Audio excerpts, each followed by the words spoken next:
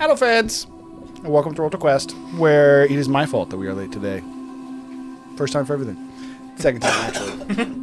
But it is what it is. Only thing that we have to unfortunately say for today is that Tiku is sick. So Tiku will not be here. We weren't playing last week because lots of people were sick, and now there's only one. But, yeah, she's sick. She won't be here. Apart from that, I still have something stuck in my throat. Apart from that, we are good. So, where we had left off last week, after arriving at Lone Peak, the Cubix Ascenders effectively following the competition to race up the mountain, Gurgle winning over Razu, however, both losing to Mirrodin. You attended dinner, we'll say. You met with Orlevel as well as a few more members of the Golden Scales, and you got to see a little bit more about how Orlevel both treats those he works with, and then in addition to that, Orlevel explained effectively his stance on Dragon's Command. He asked Tiku if Tiku did intend effectively to be the Dragon King, if she wanted to rise up to this power, and Tiku has decided that she would rather stay with her tribe, and instead elected to relinquish the power to Orlevel, with the contingency that if he does abuse it, that she will come back to take it. Let me turn this down just a little bit. That's a little bit loud. There we go. Sorry. Orlevel has accepted this power, but only as a temporary regent. Orlevel does not believe himself worthy of being the Dragon King from what he was saying, and is looking to pass that power on to ideally one of his sons. However, it is mainly going to be whoever he deems worthy to be the next Dragon King. It is simply a hope that it would be a member of his own family. After that had been, we'll say, finalized, the group technically split. Kane, Zephyr, and Tiku went to go meet with Orlevel. One thing we're going to do a little bit different. Tiku is going to have gotten her attention drawn by the chef asking her questions about the meal that she had prepared rather than accompanying Zephyr and Kane to the garden. The rest of the group, Gurgle, Mr. Clay, and Razu, met with Noboro. Noboro both revealed himself to be someone that you already knew, that had met with you before, and has been acting as, we'll say, a bit of a median between you and the gods to make sure that you're largely unperturbed in your efforts. I don't believe you guys asked him about that. He did confirm, though, he does know where the final key is. And he has said that he will tell you where it is if you save his friend, who you were able to confirm is in fact the Man in Stone. Last thing he also is able to confirm, Gurgle had suspicion of this early on, but he was able to confirm it. The elemental cores, you having the Ember core, you need all four of them in order to actually facilitate the goal you're looking for. And the Man in Stone possesses one of those, specifically the core of the Earth Elemental. So in addition to saving his friend, you are also progressing towards the goal that you're looking to accomplish. Upon agreeing to that, which he had set up, a date in the morning with the Man in Stone, and he has given the Man in Stone effectively Razu's location, along with the information necessary to find him, if you guys do not go deal with him on the next morning. But before we go to that, where we had left off is what we're doing for this is both Kane and Razu. Kane and Zephyr are now in the on the third level of Orlevel's Manor, specifically an open to the sky garden. It is currently evening. There are two individuals, Orlevel along with who you would presume to be his gardener. Worth noting, you are not super familiar with this individual. The third floor of Orlevel's Manor is effectively exclusively his. The only person who has permission to freely go from that floor, or the only three people, are Orlevel, the gardener, and Vayu. Apart from that, everyone needs permission to actually enter the third floor. With that, Orlevel, after after, we'll say, plucking some orange tulips for this particular scenario, picking the flowers would turn back to the two of you.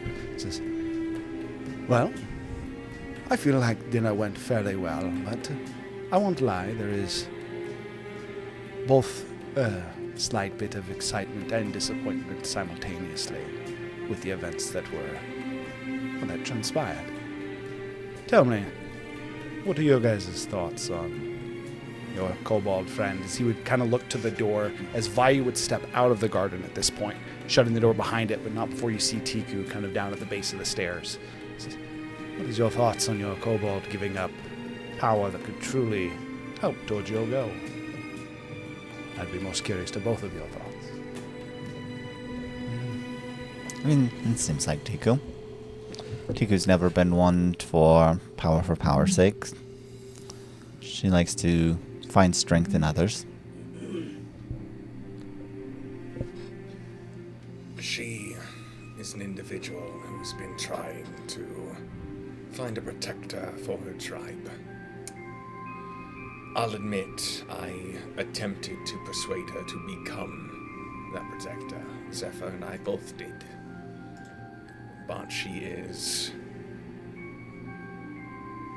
stuck in wanting to find someone else.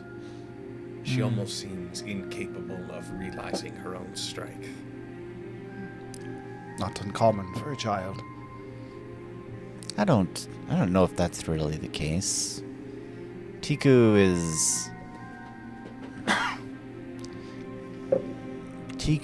knows if she takes the power that she was going to be part of a bigger world.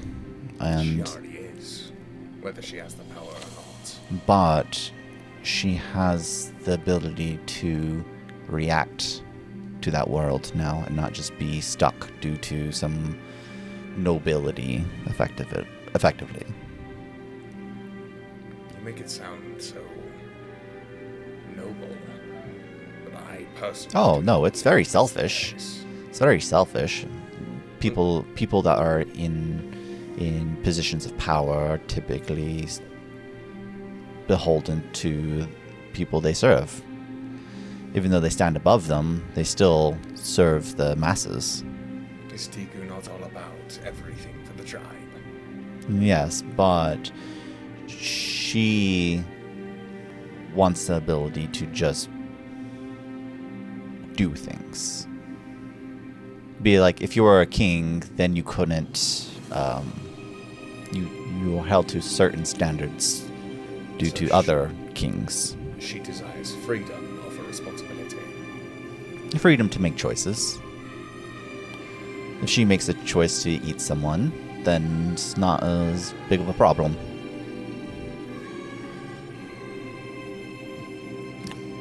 And she's also never been one for commanding people. Not the most...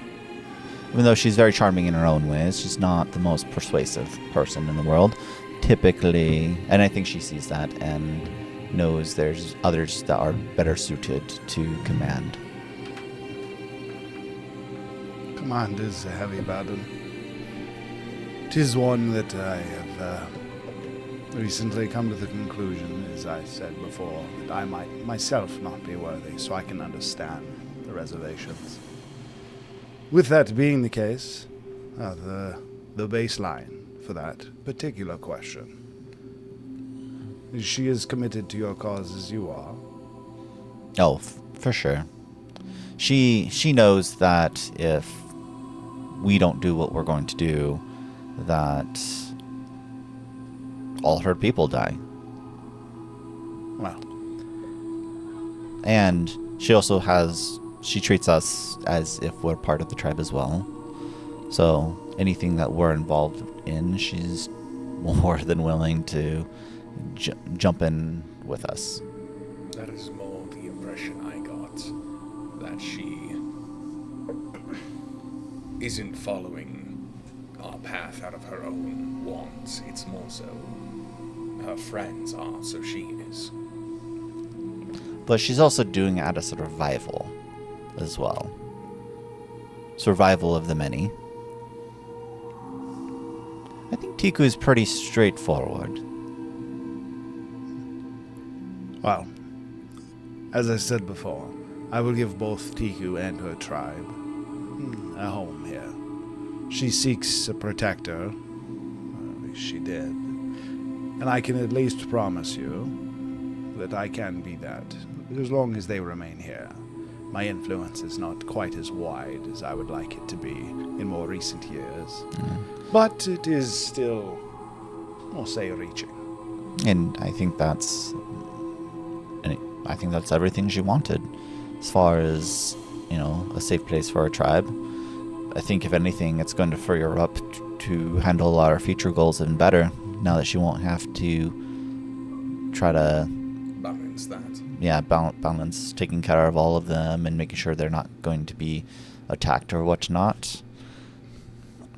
But, I can't say what Tiku will do if something does happen, so good luck with that. Tiku sometimes can be quite chaotic with her methods. Well, the whole baseline again was simply to let you know that she said that she seeks some time with her tribe. You can carry on without reservation, wherever it is you choose to go. With that said, I apologize. I was simply looking for the stance of those that have been traveling with her. A little bit more, we'll say, closer to home information. Vayu tells me you have business with me, Kane. I do. I was hoping to introduce you to someone that I found along my path, and I hope she reaches your expectations. And with that, I would take a half bow and basically moving my hand, and she would manifest in time to the hand motion. As Valrith would, typically Valrith, Malrith. Valrith. Is that Valwraith? I'm mixing up two characters. Ooh, that could be its brother. No, Valrith is an actual character that you guys have already met. Alric. It's a The name. besides the point, rather than manifesting as a dragon as she normally does in terms of stature, she typically manifests in, we'll say, proud fashion, standing high. Calling her in, she would actually spawn in on almost like her two legs almost like folded in front of her with her head down. Orlavel would walk up to Malrith, and the tulip that he had plucked, that he had been holding in his hand, he would hold out to her, and he says, I'm not someone you need to bow to. You pick up her chin. Malrith, you see that there is a clear intimidation. And this isn't the intimidation of a dragon. She is technically a dragon, even though she's like a fey dragon. This isn't the intimidation of a dragon looking at like a dragon king. This is Malrith knowing of Orlavel, mainly from you, from your memories, and from outside influence. What she'd heard as you've continued to interact with her is she would kind of like look back to you, almost like nervous, and says, well, I'm not going to. I don't know what to say. It's been an honor to serve with Kane, I think. As far as your sons go, I could not have chosen better. At this point, he would place the tulip almost like on her snout, in between her eyes, and let it rest for a moment. She would almost, like a balancing act, raise her head, trying to make sure the tulip doesn't fall. Orlavel would turn, and talking to Malrith, looking to you, and say, I believe he has potential, yes. And you're definitely the best of us in many ways. Continue to inspect Malrith for a moment. He would bring his head down a little bit lower as Malrith, still uncomfortable, would not fully raise her head. He would bring his head down to hers, and he says, if you have Kane's approval, then you have mine. Protect not only my son, but those he deems worthy of his friendship. I believe you're all needed for the world as we continue in this treacherous endeavor. I'll walk up and place a hand on her flank. Thank you again for choosing me. He as you say that, she like turns to you, and the tulip, rather than falling, seems to almost simmer and burn, and almost like a small tattoo. The tulip seems to mark the top of her snout. Malworth, not even really noticing, almost like still thinking that she's balancing this tulip on her nose. I would glance at Orlando when that happens, but not say anything. It's a gift. It will manifest with time. For now, it may not make sense, but let's say it will allow me to help. Tell me, do either of you have a favorite flower? As he would gesture just back behind him to the garden with a wide variety of flora. He himself gesturing to the tulips where he had just been. He says, my favorite is obvious. I'm learning how to grow, change them for different shades, of course, my master's help. The gardener at this point would kind of stand up and shake his head and says, "Not master, consider us partners."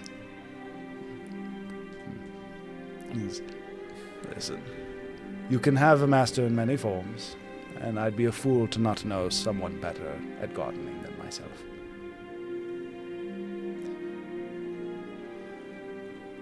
Again, any flowers? I personally find myself attuned to orchids. He would move over to a section of the garden where he would have a wide variety of color. Despite your typical, your common colors, like for a rose, typically you're gonna have reds, maybe some whites. He has a spectrum of color, from like oranges, reds, whites, blues, purples, varying shades of the same flower. So it's not just like all deep red roses, for example. You have very light to very dark roses, almost going black, including some black roses as well. Looking around for a moment, he would find one that, not quite gold, but almost a little bit more of a deep yellow, borderline on gold. Molten gold. Molten gold would probably be a better way to describe it, yes. He would pluck the flower and he'd bring it over to you, and he'd hand you the flower, and he says, "Another gift. This one carrying no implications. Simply, I guess you could say, for years missed, and perhaps years to come as friends, even partners, as we move towards our shared goal." Zephyr just having like a, hope I last years. Years. I'll be nice. I'll always surprised if I make it next week. If you're not one for flowers, that's all right. You probably wouldn't have what I'm fond of here. Mine's more of a wildflower. It blooms everywhere. I'm fond of it because it reminds me of my home upon the mountain ridges of Hethelburn. It's just a white wildflower. Perhaps I'll add it. I do love growing our flora. It's more of a weed than a flower, to be honest, but... Well, My man's saying morning glory. everything has its place. You simply have to find the right spot.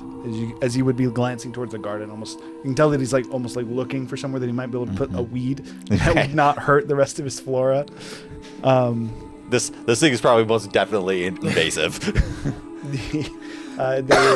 His fellow gardener, as you say that, would look at him skeptically. Start to look at some of his flowers, prune some of the thorns off of a rose bush. I'm not sure about that. Is there anything else that you needed? I did have a question. We don't have to do it now, but I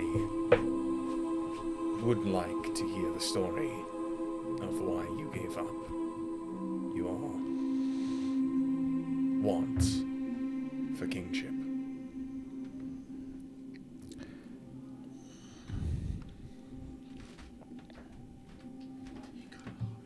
it is not as sad or grandiose as you might think. I've been watching all of you since you arrived with them, Kane. You could say I learned what my friends saw. And he would look to the door, which is now closed. He says, what my friend saw in that small kobold.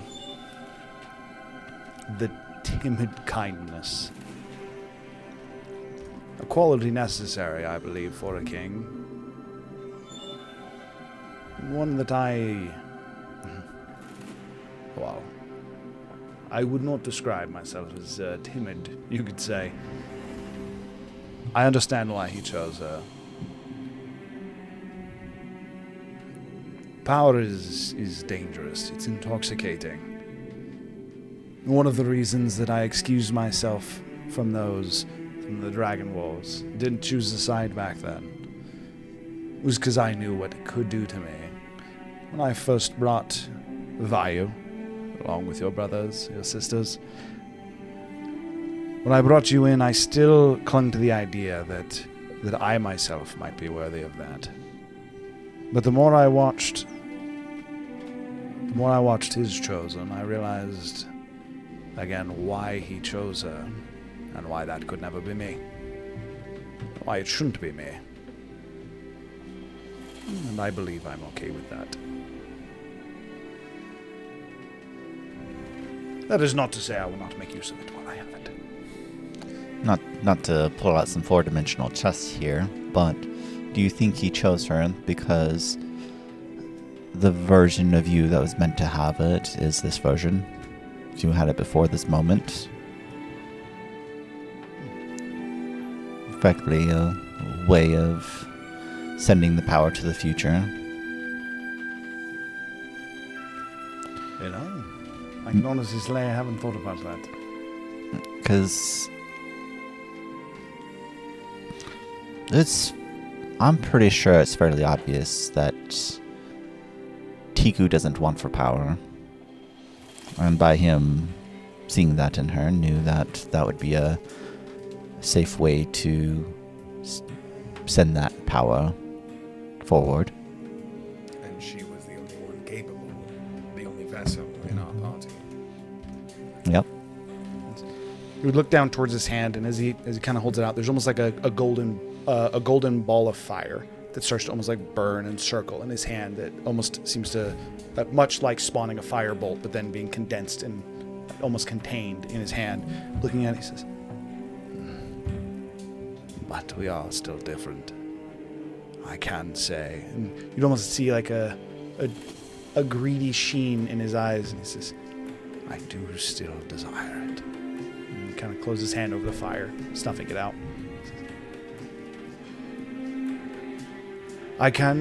What I will say, I do still hope it to be one of you, my sons, but perhaps I will continue to strive for it. Even if I must hold it, that does not mean I can't grow myself, perhaps become someone worthy of it. I must, at least for a time. Perhaps we shall compete to rule. If my opinion holds any weight, and the opinion of my siblings, I can assure you, we think you worthy. That being said, we will still fight for it as well. As you should. What is a reward if it is not competed for? What value does it hold if you're the only one who wants it? It's part of what makes it fun.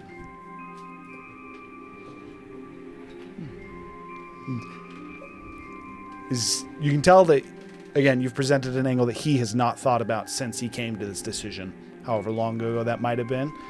And at this point, he would look towards that hole in the ceiling, up at the stars, seemingly picking out different constellations in the sky, almost like tracing them with his fingers. This is kind of... I do believe there's more to this story. And perhaps I play a bigger role than I initially thought I might. You've given me much to think about, Zephyr. And of course, you as well, Kane. I appreciate your input, and I hope your counsel will not be limited, as I intend to help you as well. One final point. And I don't mean to bring up old runes, but you are aware of the Chrono Hunter, correct? Of course. Not many, though. As he would look to, again, he would look towards the gardener, who just kind of... I wouldn't talk too many outside of, we'll say, these halls about him. I'm not saying the chance is great, but if we find his prison, there's a chance those locked inside still live. I do agree, Kane. However, I do want to temper your expectations. Easily a millennia, if not more, of what I've done since the last time we saw each other was trying to figure out a way to free my friend. And as of yet, I haven't even a single lead. But if you get one, I would waste no time, no effort. The full backing of the Golden Scales will assist you. I will salute him and slightly bow. He would bow back. He would continue to hold his hand over his chest, giving up his... If you do want to explore that further, this is not a request. This is for your information. Perhaps it could be useful in more ways than one. The Sandstone Library. You've heard of it recently, I believe. We have plans to visit.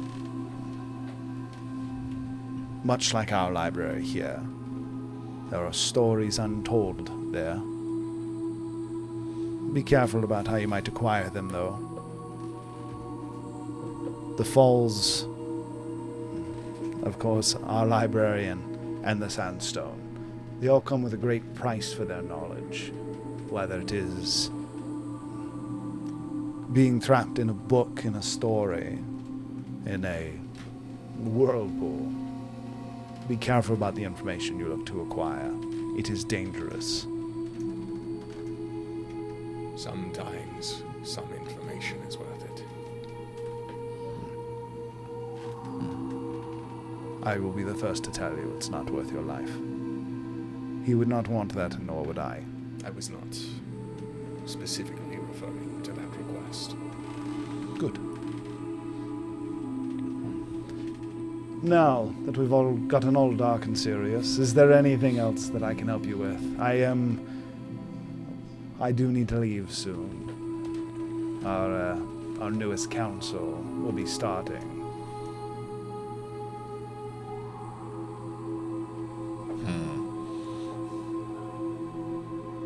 For what it's worth, I do look to meet with, we'll say, other heads of the families, those of dragons. I look to... I took a passive role last time. This time, well, I might start the war. I do have some more things to discuss, but it's nothing that Kane needs to be around for. It's just about the library some, and also I need to enroll over in Mistra's Academy, or at the tower. Well, the second request would be most easy. We have connections in, well, most major cities at this point, especially those... I will need a recommendation and a disguise. Again, easy enough. Meeting with the librarian, he's fond of you. Should also not be too difficult. Yeah, I just need to ask more specifics about how to pull information out without damning myself in the process. So I'm sure he's got some kind of propaganda and probably wants me to spread or something. A trade of service. Maybe I spend a few weekends at the library. I don't know. He's a, we'll say, quirky fellow. That one will be a little bit of a mystery for you to solve. I have a mutual understanding that I don't spend too much time in the library. Forbidden knowledge too tempting. As I said, power's intoxicating.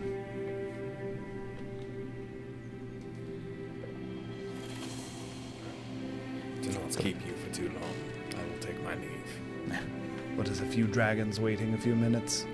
As he would walk up to the center of that skylight in the roof, and almost like a beam of moonlight would just.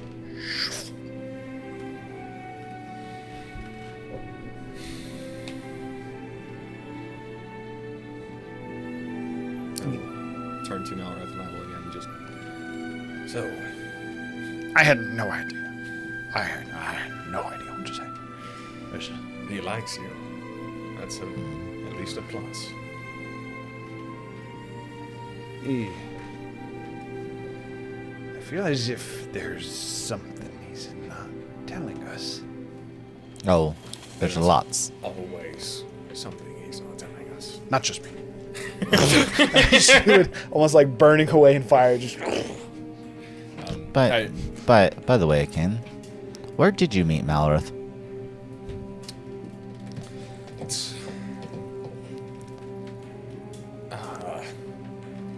It was during our stay, just after my stay at the Molten Crown. I was just dabbling in rune weaving, and I'd created something that Rudaz gave his, I suppose, blessing on. And I'll admit, I've been looking for a partner, someone to assist me.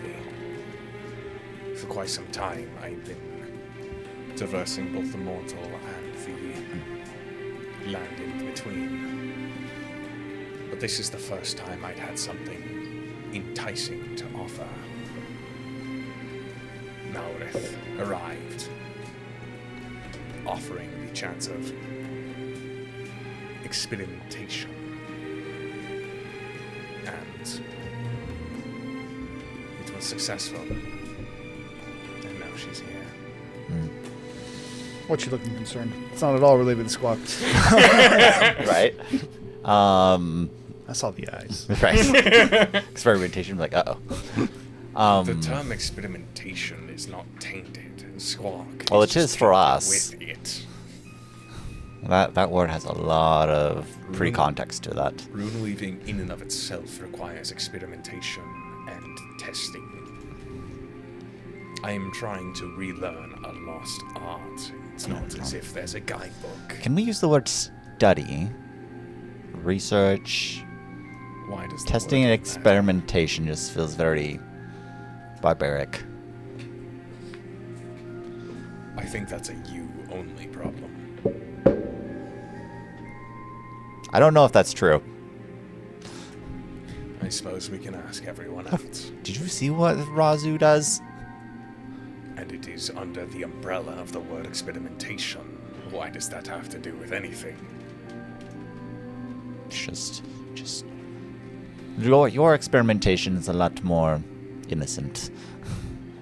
But it's still under the same umbrella. This is pointless conversation. I did want to ask you something. I'm not certain what occurred on the ride up here, but you did or said something to aggravate Vayu. I rehashed the whole conversation. I'm like, this is exactly what we said.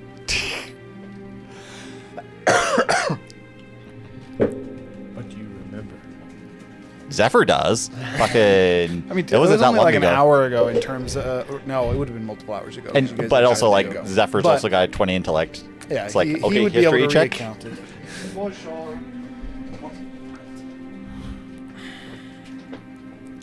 But you knew, both you and Clay going into it, what you were saying, what it would affect. I guess. I mean, man can get over it.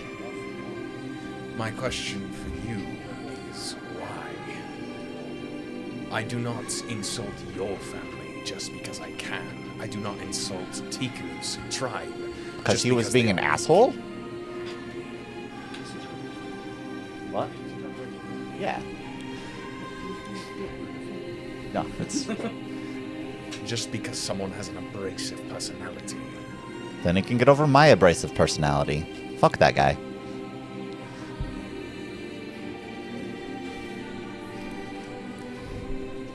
I see I'm not getting nowhere. It's true. I would have just appreciated a little bit of hospitality with my family, but clearly I was mistaken. Have a good day, Zephyr. Mm-hmm. I'll walk off. Okay. Going back down to the... leaving the garden, going back down to the first floor of the manor, you would be greeted by a familiar face who was not present at dinner. However, you would still recognize as Batal, the butler, would greet you at the bottom of the stairs. At this point, I would have the other group as well coming back inside, so you guys would be kind of meeting up in the main hall as Batal, gesturing to all of you, would say, "It is a pleasure to see all of you again. Now, do you simply wish to retire for the evening? I understand you have business on the morrow." I've actually been meaning to ask you. Evening. It'd actually be getting late at this point. You'd be going like probably 11-ish at night.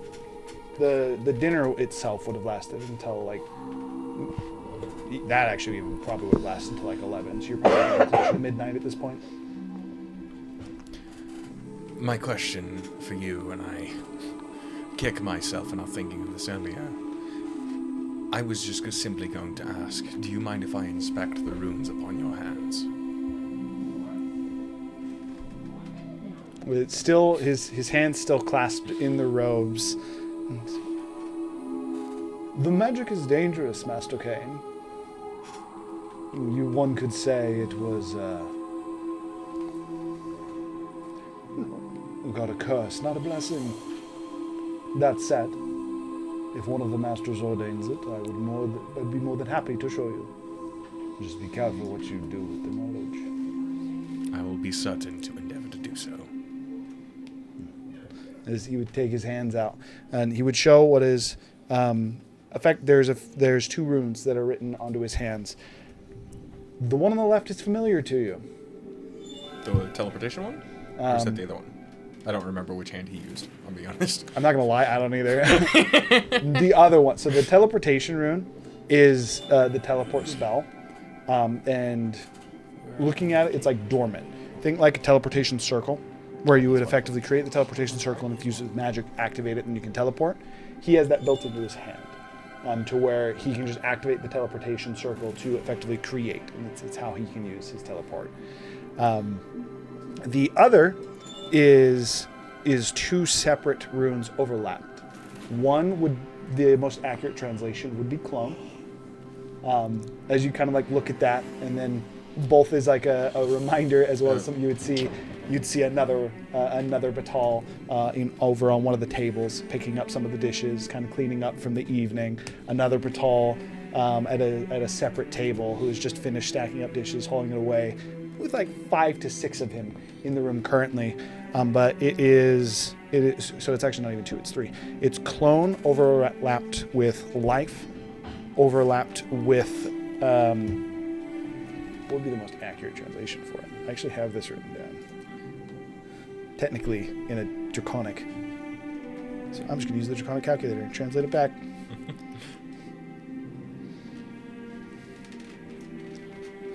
Okay, so it'd be clone along with life, along with worthiness. That are 3 runes that are not necessarily overlaid on top of each other. It's not like you just made one and put another one. They've been Seamlessly crafted blended. together. This is a mixture of multiple spells that have been built together. One might say weaved together. And the spell seems to be active. Whether or not it's always active or it's because he currently has some clones out and about, hard to say. But holding both of his hands out, and then looking specifically to his left one, which is the one that you were trying to get the read on before, but you were unable to. This knowledge, Master Kane, is, well, you could call it a baseline. You're familiar with it at its core. One might say Master Razu would be a little bit more familiar with it, as this is where his father got the initial, I will say, blueprint or guideline for what it is he created. He used to be a regular guest here, in fact.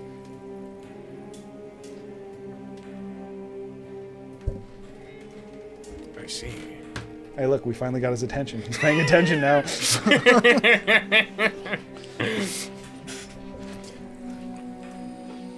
At this point, he places his hands back together. For what it's worth, I do understand the dangerousness of the magic now. Squawk understood a portion. He understood the potential of what this can do. He didn't understand the cost. That you can never be whole again? This is both an easy and a great way to put it, Master Gogo. Part of being cut into many pieces is that every time a piece returns, it's easy to say that it doesn't all come back. You'll be missing parts. And I don't mean of your personality, although that may be a side effect. The most important is that your soul fractures. When it is broken, it is almost impossible to restore. The pieces that are lost, given back as payment.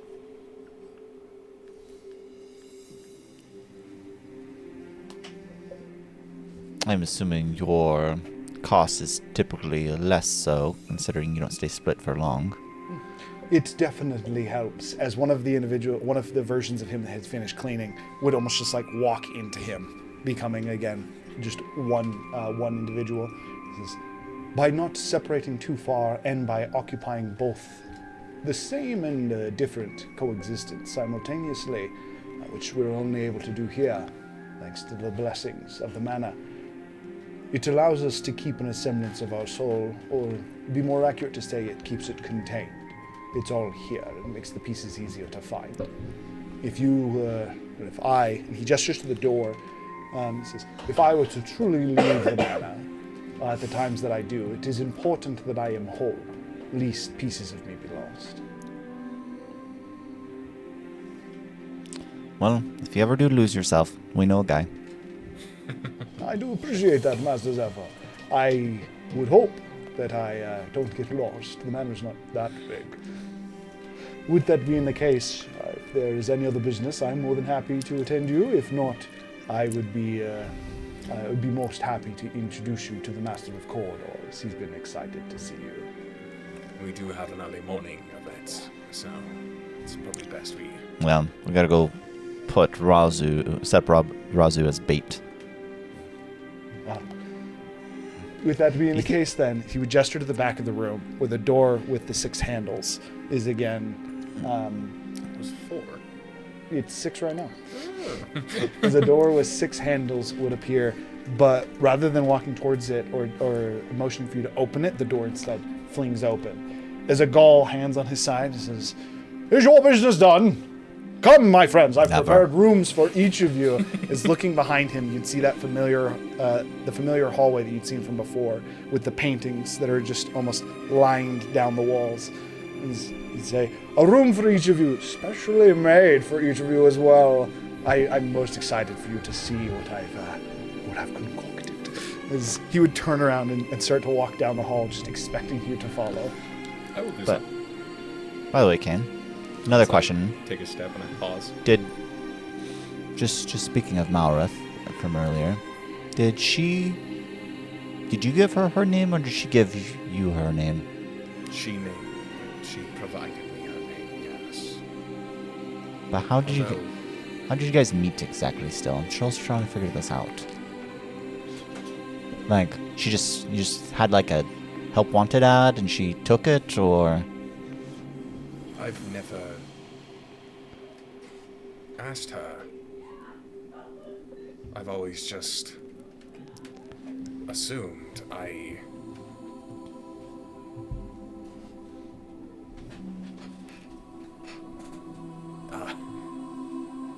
now I feel terrible. And you should. Right, Aerith? Aerith bobs her head.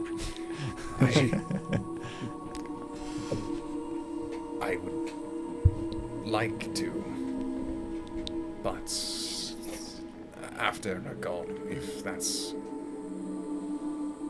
I just almost distracted walk after a goal. As following a Gaul into this hallway, first looking to the door, the first door, as you guys kind of almost like fell a little bit behind. Gurgle, you would be actually the first, as he would gesture to the painting just to the right. The painting seems to be that of a forge that has it almost looks like a pond in a side of the room. What would be effectively like a master craftsman forge with very high quality tools, as well as a pile of what appears to be different metals, both but precious stones, metals, including what would be very expensive ones, such as adamantine, mithril. There is effectively a bunch of ore that has been prepared with a pond that seems to almost have we'll say a warm temperature, not even warm, but hot, where you can kind of see it steaming. Again, this is a picture. As Agal would present the picture to you, and he says, "No, I did do my best to research what it is that you might like. I made sure for a place for you to rest as well, a place for you to, we'll say, conduct your work. But I do have to ask, before you enter," as he would seemingly almost like pull a paintbrush out of the air. He says, "Is there anything else you would like to add?" It's kind of cool magic.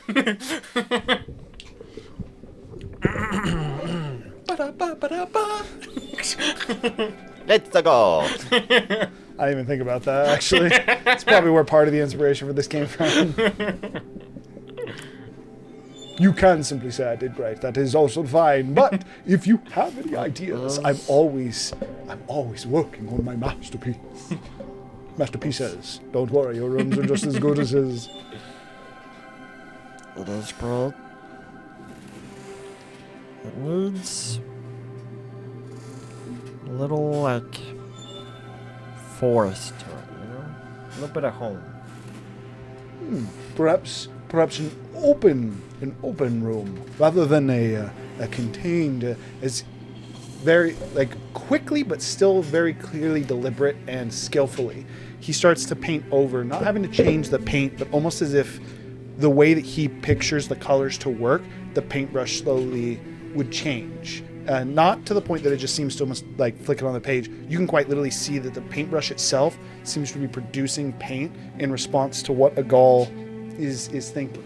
He quickly would paint over the walls, rather than having almost a contained forge. He would instead have a forge that seems to rapidly transition to a forge in the middle of a forest.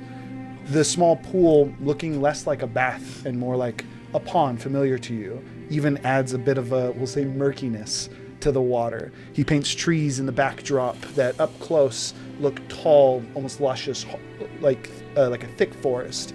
But somehow as you look between the trees, they seem to open up further into small houses, small grung further in the background. And he says, "I do apologize. You will be limited slightly. You must stay within the confines, the boundary of the trees. But as long as you do, I do hope I can give you a taste of home." As in addition if you're to... if you're trying to do that, it needs more snakes. In addition to it, the Don't feature listen that to would this the feature that would almost like looking through it, a bit excited, seeing a picture of what appears to be Gongili. The thing that would take you back the most is you have the Gongili almost village, but then off to the left, you see there's a single individual cottage. You would see your mother and father. See Tad almost like sitting on a porch with your mother at his side, and a small picture of you, a young gurgle currently being held up by your grandpa with fire images dancing around as he tells the story. I do hope it can give you a taste of home. It is. I thought about doing something like this before, but I didn't want to make it too sentimental. But if I could be so presumptuous, as he would gesture his hand out for you to enter the picture. That's great. Zephyr's like, no, this is fucking torture. What the fuck are you doing? Just freaking just live in there because you can't face reality. You can't lose them again. Entering the picture, this is effectively still a room, though. You would still be confined to the circle of trees that he had set up as almost like the border to this room. Just before you enter, though, he would look to the picture and says, "If you do wish for more changes, by all means, do let me know." And of course, and he would hold out a small key to you. He places it in your hand, and he says, "You must simply find the door. You're welcome back any time, Gogo. Now, for the rest of you, please, I must show you to your rooms." What do you mean by find the door? Are you saying we could revisit here even not inside the Of manor? course, I've gotten permission from the heads of the manor. We were hoping you might make this much like your base of operations, a hub of sorts. It is slightly limited in its capacity as of yet.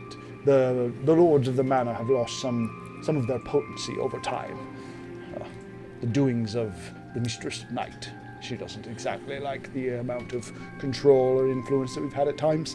But with that being the case, at least once a day, you could find yourselves a place to rest. I might have some bad news for you. I'll explain that later. You speak of your mansion. What? You speak of your mansion. Yes. Kind of already working on a thing. Well, Who's to say the two cannot be conjoined? Well, yeah, but you're gonna have to relocate. good news. We're very good at that. As moving on to the next door for you, Razu. It's more of a horror-scape. You would see what is an alchemy lab in almost a rickety house.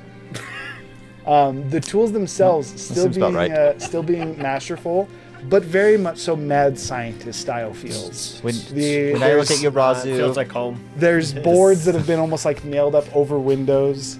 It's like a house that survived through the zombie apocalypse. Just hear this on the wind. Looking at it though, again, the first floor has what is a setup of alchemy tools as well as supplies. There's a few different crates that you imagine would have, again, more materials, things like that you would need. And then a familiar staircase leading up to the right. Dang, a door on the back side. The Dang, house is old and rickety, and it is also one that you remember. Dang, Razu, look at this attention to detail. Look at the blood here. I can feel the tension and dread. Yeah, this is where you killed your caretaker. All that aside, Agal looking at the picture and he says, "Now, I am slightly limited. These are in part a reflection of you. But this is where I wanted to ask you. Again, do you want any changes? Would you like me to fix up your old house? Do you want it to stay exactly how you remember? Perhaps you Broken want like it the to be family. slightly different. Perhaps we open it like Gorgos. Please tell me, Roger, how would you like your picture to change?" I mean, from what I remember, I had a siblings room in that house. There are many rooms. One benefit to yours being so closely tied to something that you remember It is. And I apologize if it's slightly unfair, but yours is more so a home, a house. It's more than I deserve. It'll do fine. I will go in and I'm going to start working on some alchemy stuff. I Does grab his shoulder. does the home come with cadavers? You can answer him first. I'll just completely ignore him. Alright. No, that was a real question. He's completely ignoring it. Well, good thing you weren't the one that had to answer it.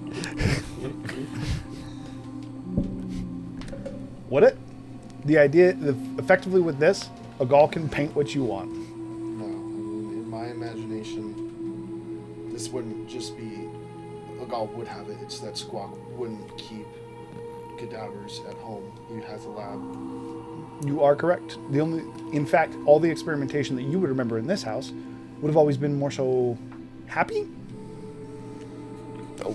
Was it? So that sounds like chop off very, the arm here. very subjective happiness. Said that he remembered. There's probably a secret lab in the basement, but he was never there. No, it's not in the basement. The basement was normal. It's in the sub-basement. It's in the basement's basement. I would grab Razi by the shoulder. I know you've not had the easiest of pasts, and maybe your statement is true. But you are my friend. I would appreciate if my friends didn't insult each other. Yeah, freaking Roger. To be fair, the heroes should often get along. And they would release your shoulder. You did hear what I said, right? Correct? Because your comment confuses me. I heard. So, just to make sure I'm not mistaken, you said smaller or bigger than I deserve or something like I that? said it's more than I deserve. Yeah, more than I deserve. Yeah, that's my comment. So you understood what I said. I just don't know what the fuck Paul's talking about. Yeah. Baby steps.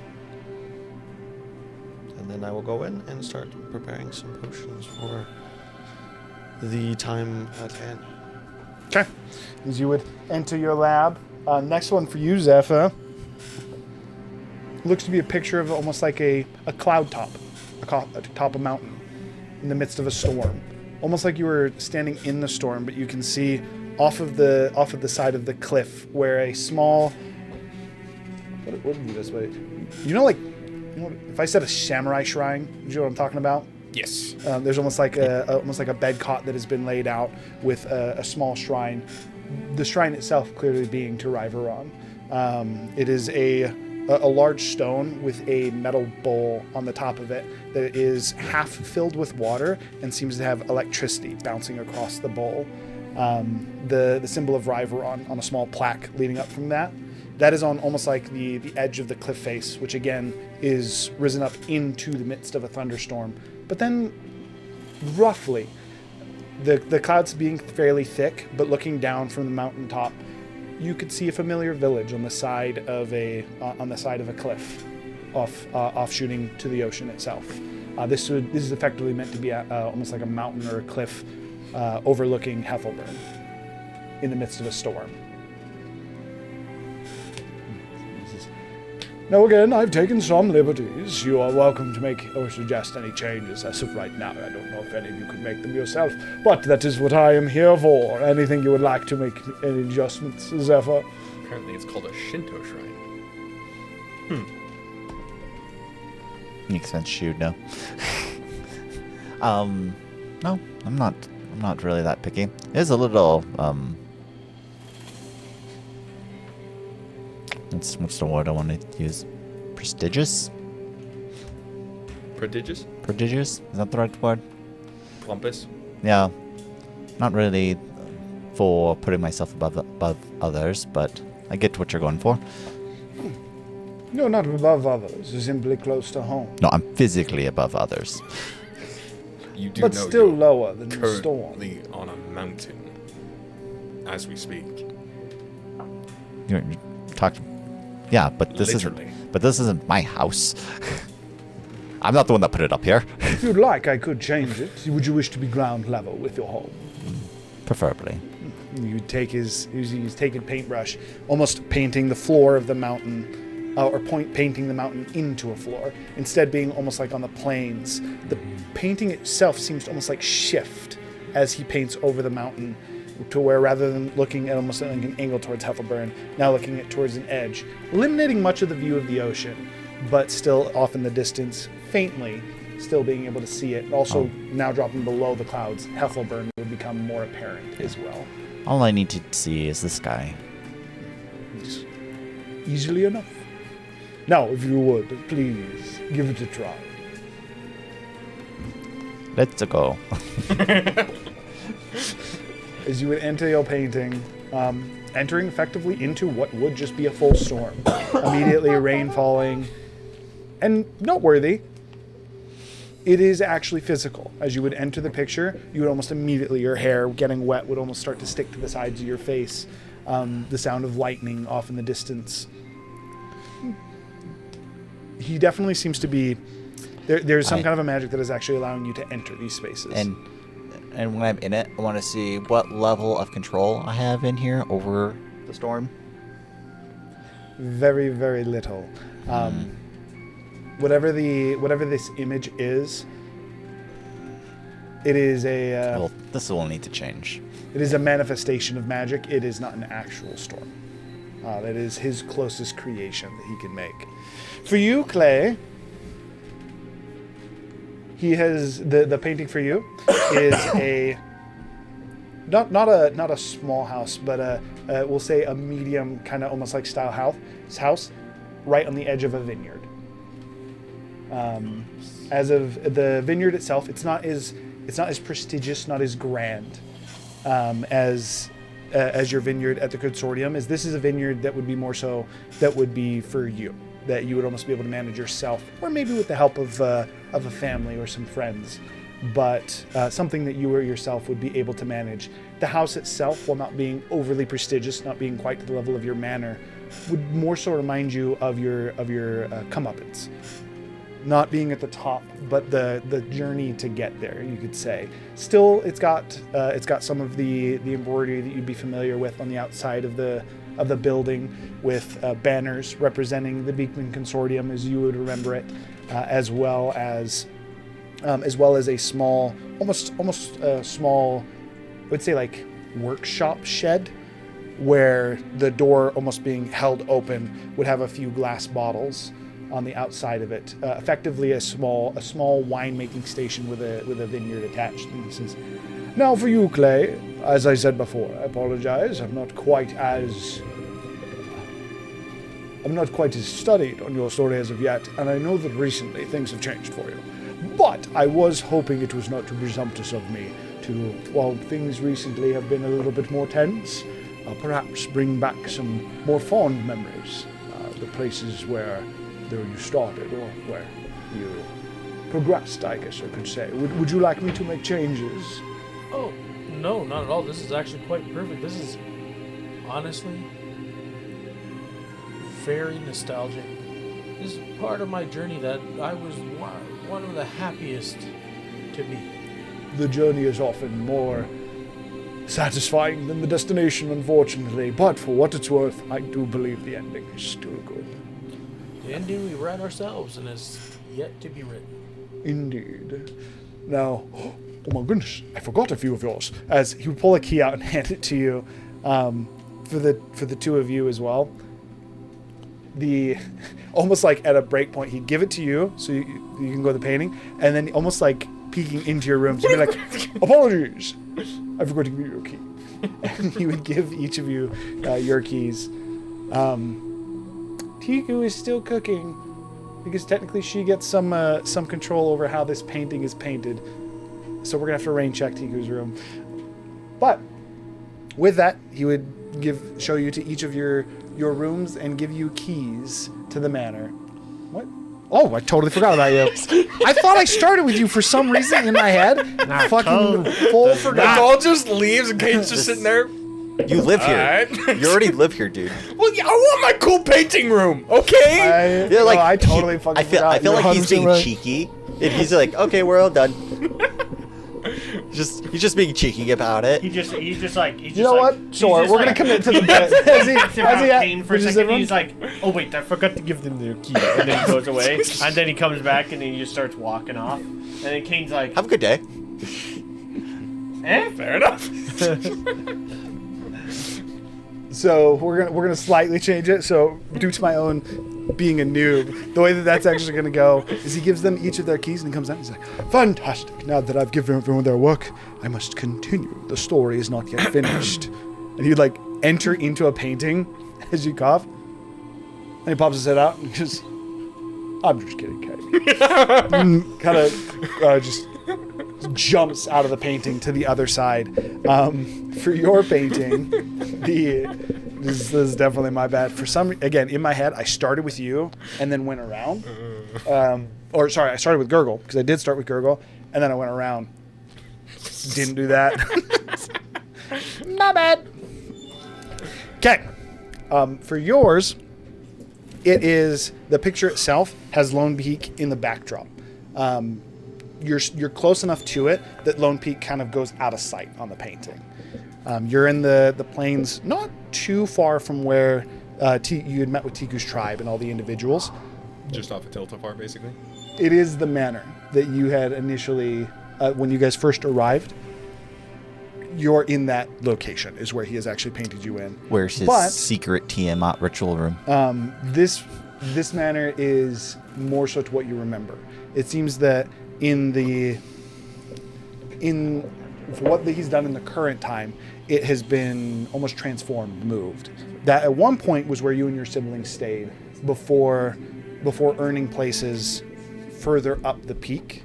As one of the ways that Orlevel would basically shows your progression in your journey is where you actually live on the peak, to the point that there are many houses all throughout Lone Peak. The closer you get to the summit, the closer you are with Vayu. Sort of the Cinderhold. Yes, very similar. This manor at the base, again, similar to Clay, would almost be like, for you, would be like remembering where you started. The halls of this home, instead of being adorned with gold statues of all you and all of your friends, would instead be the home itself. While seeming slightly empty, there are pictures that have been painted on the walls, even inside. So it has the painting itself is almost like you're in the middle of a courtyard, looking at the backdrop of Lone Peak. And then rather than there being statues all throughout it, there are instead pictures of you and your siblings as you've continued to grow. Your first interaction meeting with Mayu, Mayu? I just mixed Mirrodin and Vayu together. Your first interactions meeting with all of your siblings. The different times that you remember effectively hitting small breakpoints under Orlevel's tutelage. Effectively, similar to the statues telling a story, is instead meant to represent the journey that you've had on one side. And then the other side of this particular courtyard is the story of you meeting Cubix Ascenders. The first one of you being on the edge of the mountain pass the first time you had seen them outside of the city of Hethelburn. Then progressing through the events, moving through the cities from Hethelburn to Zotberkar to Zinderhold, to all of your different activities, to the most recent one, the kind of almost, I guess, be the last picture showing you and the Cubix Ascenders walking towards Lone Peak when you had this would be just when you had just arrived.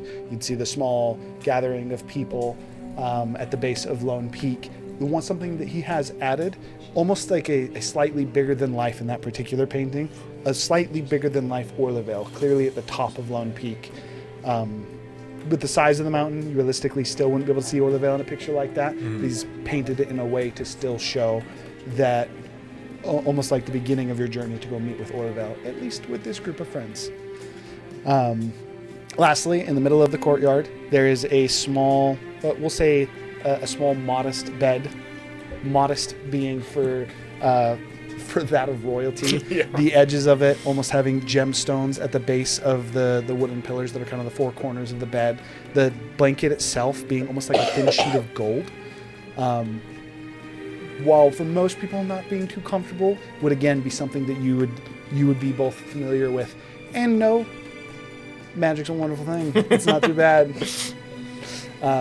Just to the left of the bed, there is a small station with quills, inks, as well as a few different books meant for arcanic study. Showing this one to you, he says, "Now, I would never actually forget you, but as I ask with everyone else, I've prepared what is supposed to be a monument and a potential." As you would gesture to the back of the courtyard, and there's an open archway with what's clearly it goes into a hallway, and then there's paintings, but there's nothing in the actual, so it's just frames. There's no actual pictures there. It says, "For you, part of how I view you, at least, and please tell me if I am off base here. For you, the journey is important, as with Clay, as with all of your friends. And that is still yet to be filled in. However, the core of what I believe makes you, Kane you, is what you are looking to accomplish. And between you and me, is he would with a slight, almost like a flick across the center of the painting, there'd be a statue that appears just before that doorway, all those pictures. That is Selfarion. Not as Tiamat, but instead as Selfarion, specifically in the human form that you had seen her from before, with almost just like slight white scales across her cheeks, being the only thing slightly different from before, or might be silver. He says, "For you, I believe the goal at the end might be the most important. And I hope that this would allow you to never lose sight of that. Now, is there anything that I could add, or if you wish to take away?"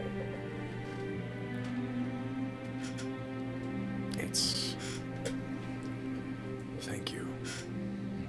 I would like to add just one additional thing. A painting or a statue of Malrith. Of course. How could I forget? As he would add in almost it's like a nest of gold coins to the right of the bed. Large pile of gold coins that has been almost slightly hollowed out to represent that of almost like it looks like a bird's nest. He says, "I can't paint her in, at least she wouldn't have a spot. But, of course, we must make a place for her. I believe she will be important to this journey." And then one additional thing, just at the foot of the bed, so I can see it.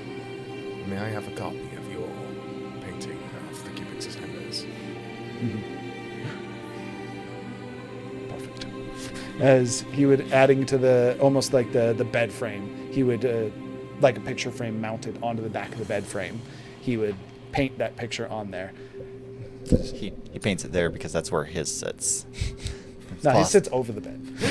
Just so I can stare at it. I picture he has like 3 or 4, so no matter what way he turns. For what it's worth, I have designed a Gaul's room, but you don't get to see that today. Okay, as he would add in the picture, he says, "Fantastic." He would hold out a golden key to you as well. Your key does look slightly different from everybody else's. And as you would kind of reach out to take it, he holds it for just a moment, and he says, "It's a slight little extra benefit. Courtesy of your father." And then he would let go of the key. Figure that out later. "Now, I wish you all a wonderful night." I would clasp his arms in the golden scales greeting. He'd take your arm, and then he would take his hand and almost kind of a tap or clasp you on the top of the arm, almost like a pat. And he says, "It's good to have you back, Kane. I know that before you didn't know that we knew each other, and I can tell you it was hard to hold back, very hard to hold back. But for what it's worth, now our relationship can foster, can grow, and I do look forward to getting to know all of you in your true forms much better. Now." Zephyr comes out and has notes. You have the notes. He kind of looks down the hall and he says, "Now I must work on my masterpiece." As he would just kind of almost like lightly growl chuckling as he walks down the hallway. In a similar fashion to how Orthervale had turned into a beam of moonlight, as soon as he walks past like 2 more paintings, he almost like like he hit a wall of something and seems to disappear. And he's gone. Well, guess these are for tomorrow. Before you re-enter, Mm-hmm. if you wouldn't mind being there, I'd like to ask Malrith. Oh, we're doing this. Okay. What's All your right. idea? I'm gonna need another page here. Okay. All right, let's go. I'll Potentially. enter my painting, and I assume I can bring people along. As soon as you would enter your painting and you walk up to the edge of it, you would hear like a knock. I answer the door. I don't know. Effectively, the knock being a request for entry. Enforce your will on it. You realize in an Mentally. instant that the spell itself is asking permission to let somebody else in. As soon as you mentally acknowledge it, you kind of placing your hand on it, which is through the edge of it, coming into the entrance of the courtyard. Malrith already inside, currently lying in that pile of coins. After coming in. Orvel's not a deity, right? No, not yet. I wonder where the space is. I'll figure it out later. Alright. The Packer also has a space similar to this, Yeah, but he's a man above gods. so maybe Orville is above gods. I love your faith in him. Because he's not really a deity, so he shouldn't have the space. No, the later questions. I would move over and I would sit down on the bed near Malrith. First off, I'd like to apologize. I should not have sprung that meeting upon you.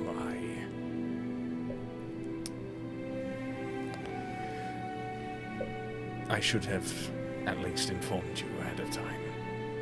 She kind of picks up her head and looks at you. A little bit cross, you can tell, as she was very, very obviously nervous before. She just still doesn't seem to have noticed almost the tulip tattoo on her snout, but would be almost like glaringly apparent to you now. What color is Malworth again? Gold. She's golden. Gold. Okay. She's a gold adult dragon. She'd be large, category large, and just glistening gold with now a tulip tattoo, an orange tulip tattoo, just on her snout. Is almost like sneering at you. She would almost like stretch her front legs out through the gold coins. The coins almost like falling between her claws, I think technically would be the term. And she goes, "Well, you gave me a gift." I need to mute that. You gave me a gift, so I suppose you're fine. For what it's worth, Orville likes his surprise meetings. It's what he did for all of my siblings. Dropped in out of the blue, gave none of us a chance to collect ourselves. So think of it as indoctrination.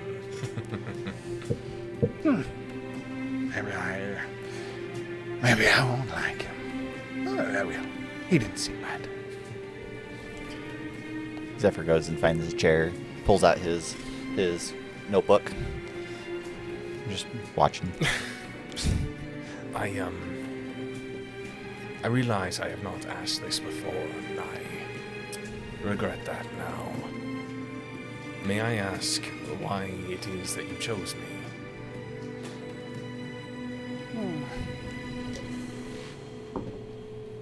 Is she trying to hide something from me? Do I need insight?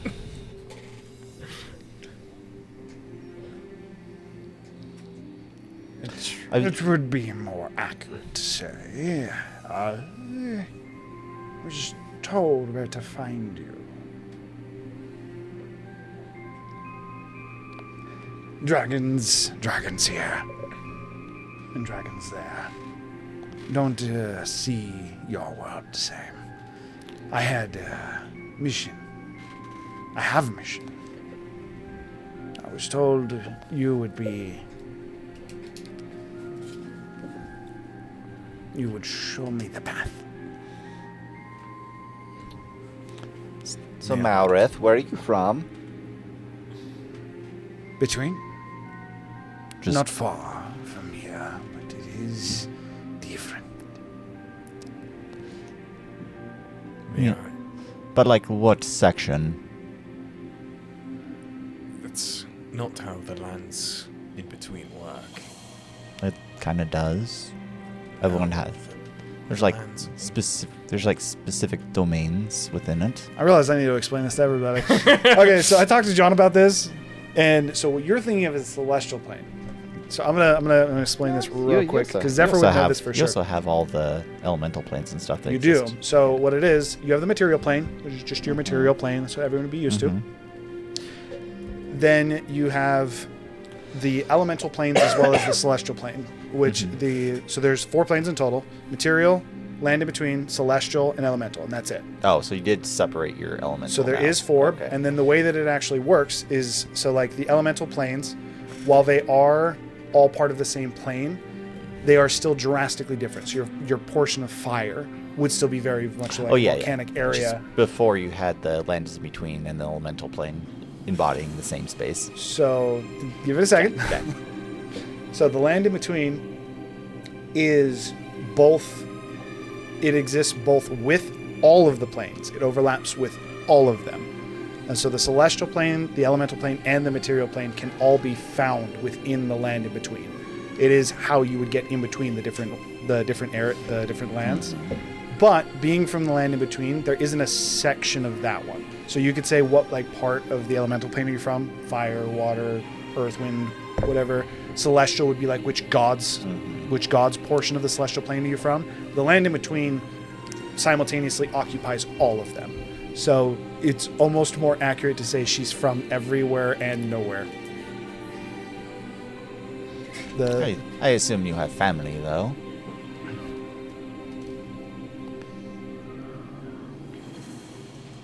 No, I don't. It's not that I remember. Not that you remember. Is there something blocking your memory? Or just time? I assume if you were told by Cain, you had to have been meeting with people, which means you would have to exist in a space somewhere. I am not sure. I just was at one point. I had a pole, a drive, like something of me was missing. I had to work towards it, and that brought me to Cain. I was greeted by one who told me where you would be, though. He was. Have you always been gold? No. She would look down towards her hands, which stretched out through the gold, and then almost like flipping her claws and picking up some of the gold. She says, I've changed, for sure. Is that due to Cain's influence or your own? Both. And she would drop the coins on the floor. She says, he is familiar, too. I've seen him in your head. Who? Tiefling. He often cloaks himself in purple. He died in your mind. I don't think Kane's ever seen Rollamon. Correct. So it's not Rollamon. Is it not Rollamon? She is describing Ralamon. Okay. I've heard the others describe a tiefling as such by the name of Rollamon, but I've never seen him. They also say he is Asmodeus. Not that I know. But in your head,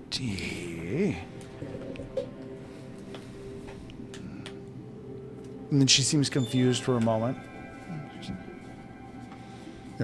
No, in my head.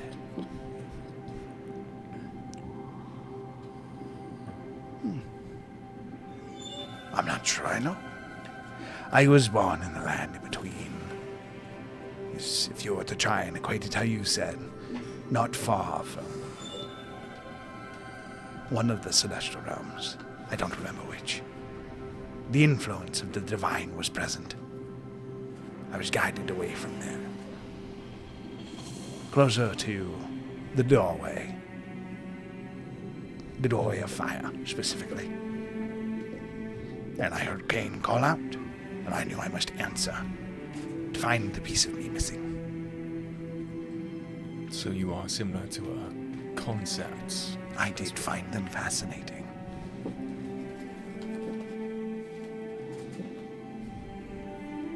Have you found your origin as of yet? No. But I felt it. Recently, in fact. Do you know what it is? No. But it was there at the meeting in the King's Hall in Zapraka. The fire genasi. And Cesarin, the one you seem to have mixed feelings about. It's complicated. It was in that room. I couldn't find where it was, though. So either Hogist or Cetharin holds the key. Do you know? Or your concept is just power and you just want to be around a whole bunch of influential, powerful people. Then it would have occurred with Ornavale. Zephyr just chuckles about that. It would have. I mean, I'm not the one that decides how magic works. Yes, the answer to you is, the poll was simple. Why I chose you is I felt as if I should, as you would be able to guide me. Do you look at Cain as a father figure or a deity? Partner. So you put yourself on the same level as him. Yes. I would as well. Do you have a deity? No.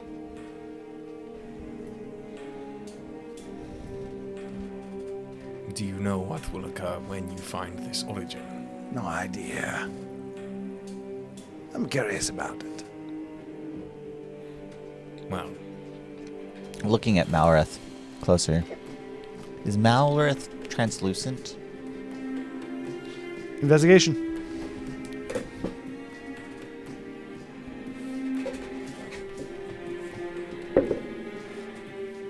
It's gonna be a lot. I have plus... It's gonna be a lot. It's at least 25. She is slightly translucent. Very, almost imperceptibly so. But with enough focus, there are portions where you can almost feel as if you can see I through get it. like uncomfortably close. As Where? you would get closer, she would pick her head up higher. I just see like, just like almost like face touching her neck. You do have weird friends, though. I'm starting to understand that. Granted, I think I've seen that look before, not Take even a couple with my own notes. eyes. He sees something, but he's not willing to explain it. Oh, just I notice with concepts they tend to be translucent as like Zephyr's like getting different angles and stuff to try to look at her until they find their calling. I don't know, something like that. And do you find evidence of such? Yep. She's not a slight. It's very slight though. I don't know if that means that she's already found most of her calling and just hasn't quite come to the tipping point. But from what I understand it, concepts, when they find their origin, rarely come back. What do you mean? Rarely come back. Well, the stone, I don't remember his name. He stated that the main reason so many of them were scared to leave was because they never come back. Well, yeah, because we were thinking they're probably dying. They're probably assuming the same thing. It's not dying, it's... He stated it as reconnecting, rejoining, becoming one with their origin again. I don't think they have to. I think those are sort of like loose strands of magic going back to its source. Not the same. But we don't know why they do it. I think they just choose. Is it as simple as a choice? Or is it... I mean, in that case, probably. magically influenced? Simple. It'd be like Gurgle wanted to become one with the fire primordial. He chose to do that, kind of. That was his entire life's purpose. It will make it much more difficult to say no. The reason why I'm saying this is I do want you to succeed, but if it takes you from my life, call me selfish. I do not wish you to die. Well, for what it's worth, I don't want to die either. Can't say it's in the plan. I mean, And if I saw that that was going to be the end of the journey, perhaps I'll take a different road. It's just... and No, it is almost as if I am slightly purposeless, but I know that following you will bring me towards the goal that I seek. well, also, I don't think it's anything to worry about too much because we know concepts that have realized their purpose and they're still among us. I can only think of one, and that's because Gurgle met them. Tornado. And isn't Genestra also a concept? No. No. August, Genestra, or Lida, none of them are concepts. Oh, They're just the one. Felt like we knew another concept. You guys have met a few of them. The only realized one that you have met, he is correct. Tornado is the Okay, only Tornado, realized. okay. He's the only ideal that has actually been reached, who then returned and continued to be an individual.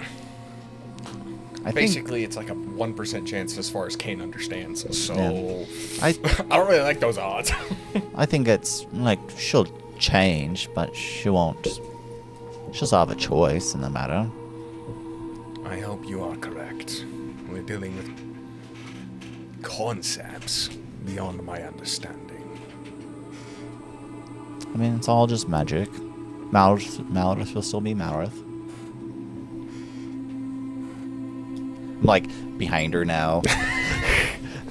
She's like, she went from what the heck, slightly weirded out, to realization of who you are, because she's also been around you a lot, as she's with Kane constantly, and then just like gave up, and then she just lays her head down to go to sleep. Okay. Measuring her muscles now.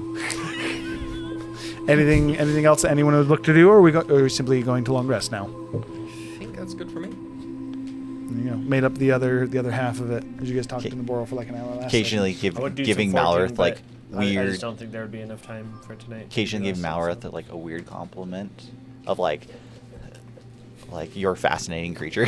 It's kind of like yeah, I am, but like that's not normally how. Your response would probably be more along the lines of like, "You're a fascinating creature." And you're a weird one. You've been working with Tiku too much. Of like, oh, this flank might be kind of tasty. Okay, well, you guys can go ahead and long rest for everyone. Aerith's over there like Well, I was weird. gonna. Oh, you did have something you wanted to do? Yeah, I did have something. I was Okay. gonna draw a bath. Okay.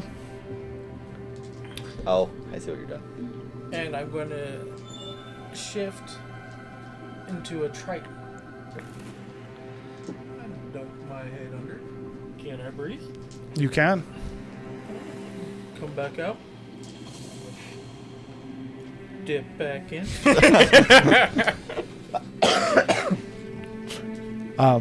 Yes, you'd be able to confirm that when you take on a new race, your features would actually swap to the race as well.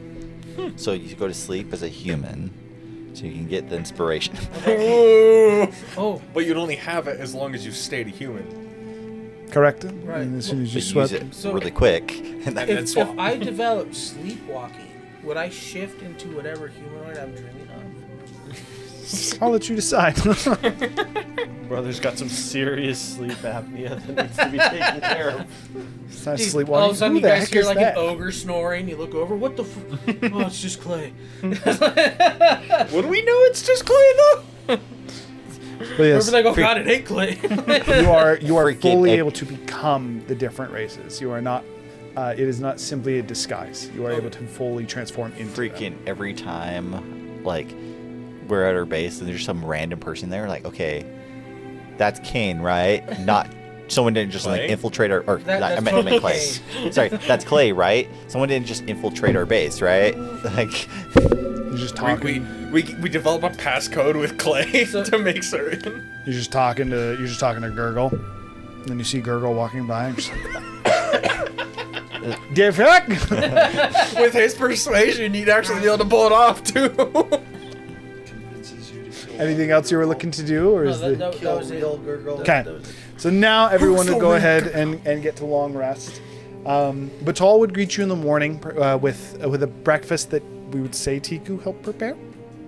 But other than that, most of the guests have left the manor.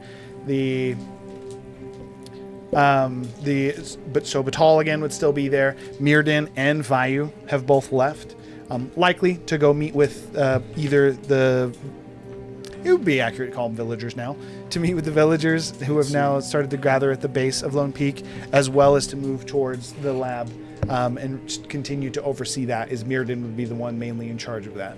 So Mirrodin's going to take care of Giles as well, correct? He did say he was going to do something there. How exactly that's going to play out to be to be found out. I really hope I'm not putting my foot in my mouth here, not gonna lie. It is what it is. Is there anything? So the full rest done. You're supposed to meet with Niboro near the ruins to the south this morning. Is there anything you guys wish to do to prepare before you head out, or you simply look to head out? I think Tiku would cook meal, but we don't got Tiku. hey guys, should we season Razu before we go? Season them. I was thinking about like dressing him up on a platter. Yeah, so like a marinade, We could do that. just lather them up. You are a psycho, Zachary. Saying that because You've been hanging out with Tiku too much. believe he's going to perish. Oh no, just make the bait more enticing. It's a man made of stone. I do not think that would do anything. That's true. What would we season them with? Oh, rock salt. Isn't all salt rock?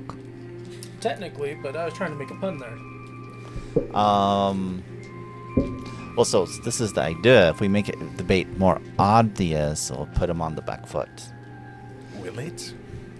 I mean, at least it'd be funny. But does he want to eat Razu?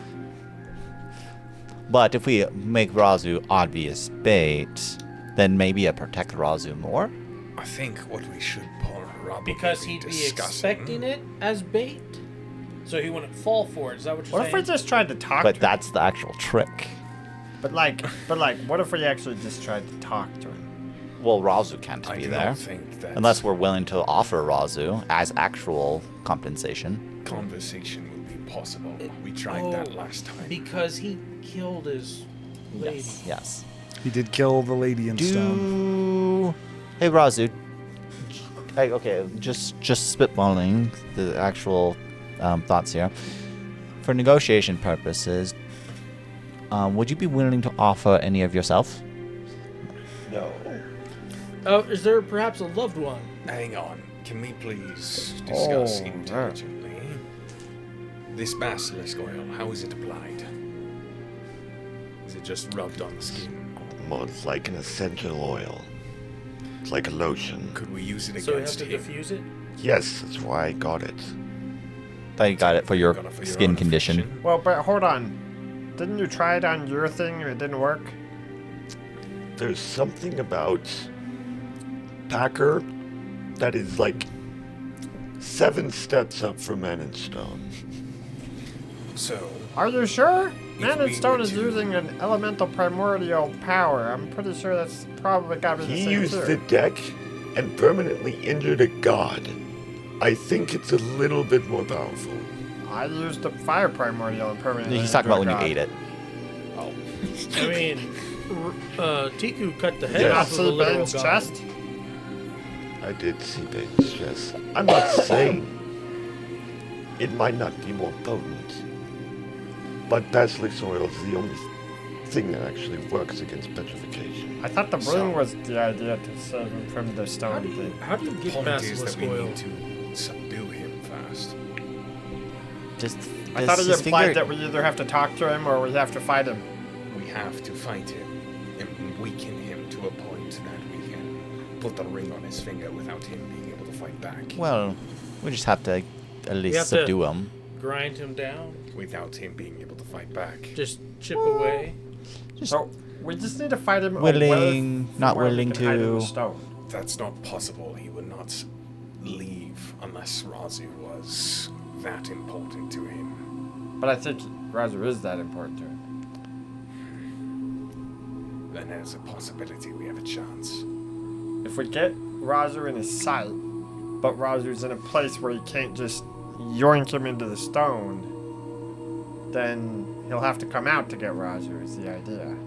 Like, maybe we just get a wooden stand for Razu to... Zephyr, What about a boat? Or Like a near boat. water, you know? do you still Right. possess the fly spell? Yes? My recommendation would be you allow Razu to take flight. We protect you. So he'll either have to go for Razu or go for you.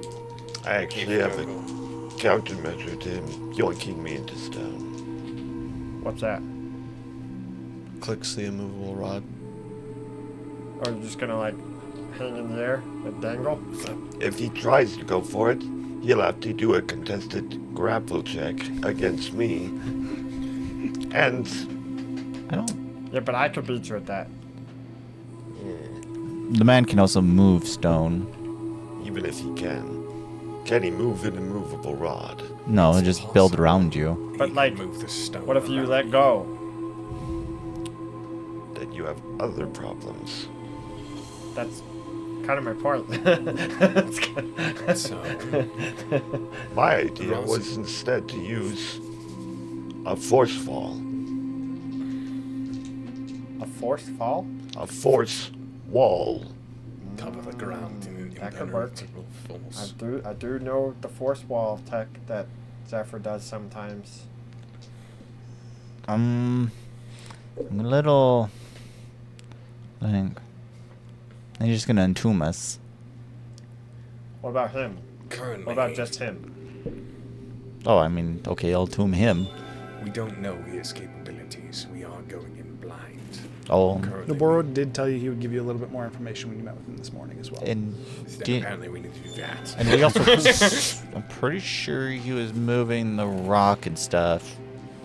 I don't think in- he ever in the moved crystal rock. eye. He just turned the dirt to stone. He never actually moved any stone. Maybe. The most he did was grab Io. I don't remember. We were worried about Hold being on. turned to stone, What if, though. Hold on. What if you make the force wall like a bucket, and you can only get in if you go over the force wall, so he has to come out and into the force bucket, so he can fight him in the force bucket. That would also work.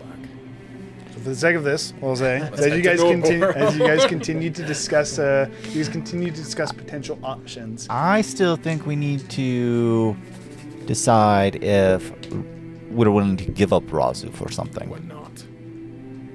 For what though? I mean, what happens if it's just like an arm? You can make another one, right? I don't think he'd Very take funny, anything Zephyr. I think Zephyr's still mad at you for chopping off his arm. So what we're gonna do for this is you guys are gonna move south to. So you guys are gonna finish up breakfast and set out to go meet with Noboro. Again, you guys are heading effectively directly south of Lone Peak to the aforementioned ruins, and we are going to go to break as we're looking to go meet with Noboro just before you'll clash with the Man in Stone. Surely nothing bad is going to happen to Razu. Surely not. Play dice. All right. Yes, we're concerned about Razu. Clay's dead. It's just how it happens. Okay, we'll be right back. We'll see you guys in a second.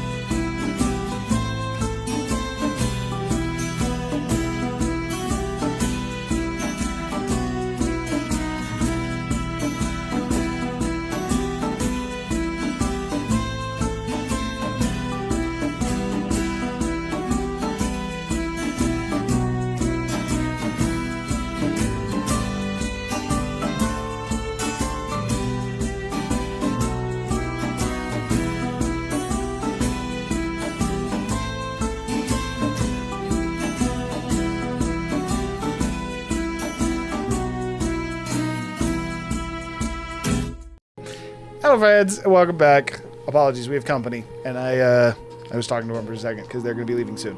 But we also don't have Kayla, so the poll didn't get thrown up. Appreciate you, Jasmine. Clay got inspired. With it being the case, where we're going to pick up, Tiku is technically with you. I have no idea what she would prepare, so she failed her check. It has no effect. For the first made time breakfast. in forever. Something anti-petrification. I'm sure it's still She delicious. failed her check. She did not discover a new way to. She did not discover the food that she tried had any anti-petrification things. Basilisk oil. It is what it is. You only have 5 instances or 5 uses of basilisk oil, and one of, as a reminder, the 5 of you have it. He does not have one.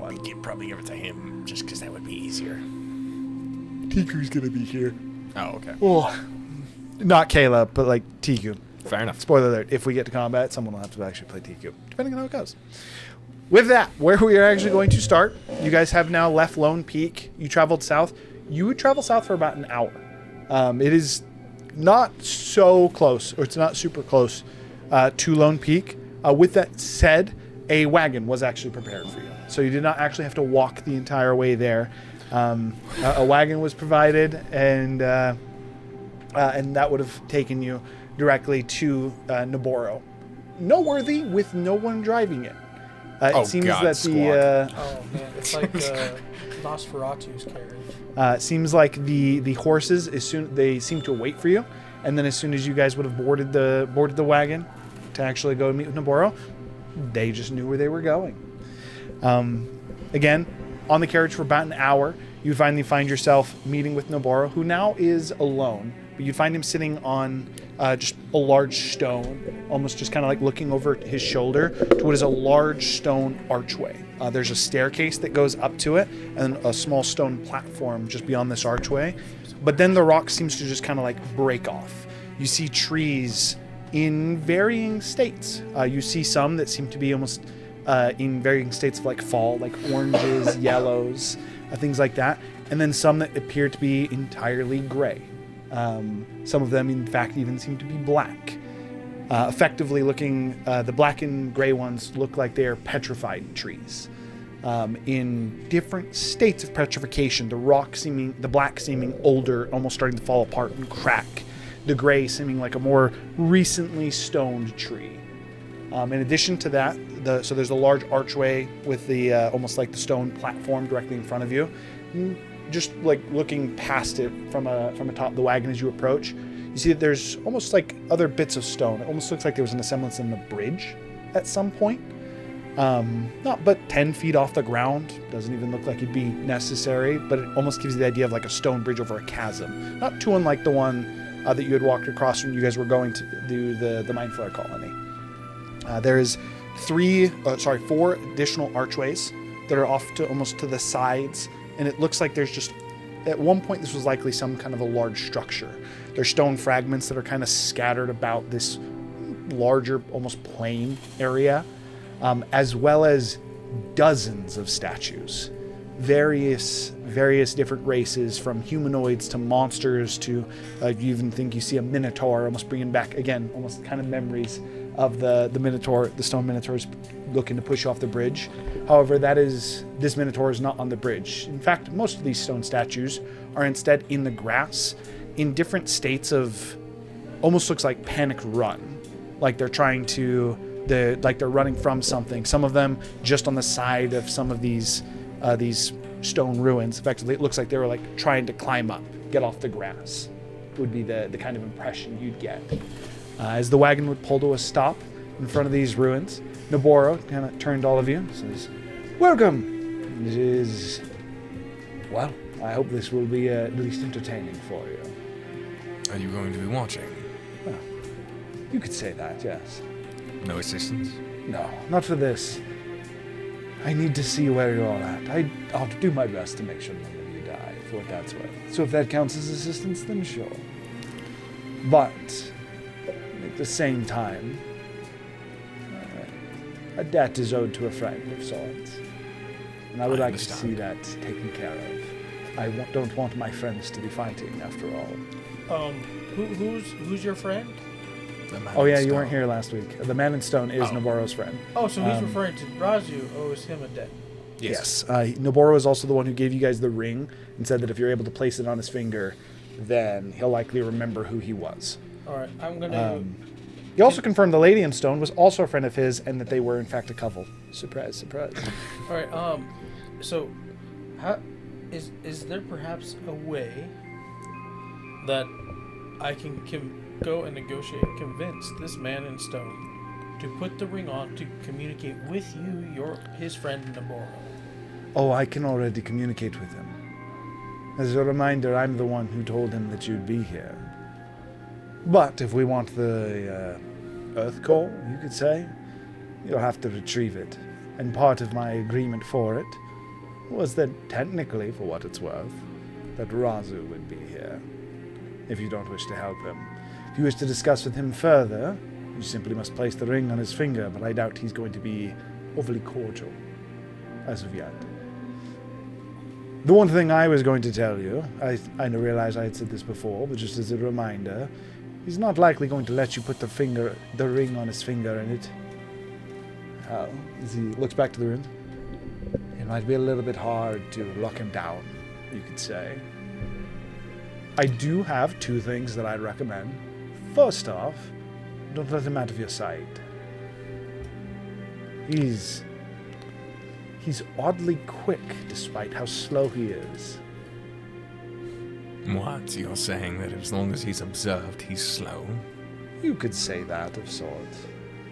It's kind of like those That said, those nightmare creatures. I will say, The weeping angels. also nearly impossible to kill. Well, it's a good thing our goal is not to kill him then. No, simply to, we'll say to find him. Apparently he's gonna come to us just fine. I mean, he is waiting.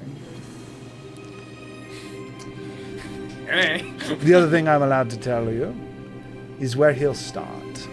Is he would kind of point in. So the staircase goes up and again to what is that large, almost like stone bridge. But on the far side of that stone bridge, there is what appears to be a. It almost looks like the end of a cathedral. It is a circle enclosed with what looks like at one point was a lot of stone windows on the outside of it, but have since been almost like the stained glass has been broken and fallen out. There is a single stone statue that you can even see from here, despite it being a good 150 paces away. A stone statue of what appears to be a humanoid, a familiar one that you do recognize. The individual seems to almost like leaned up. It looks like a normal person leaning back against the stone, but it is a statue. So, strategy-wise, Aerith keeps an eye on him.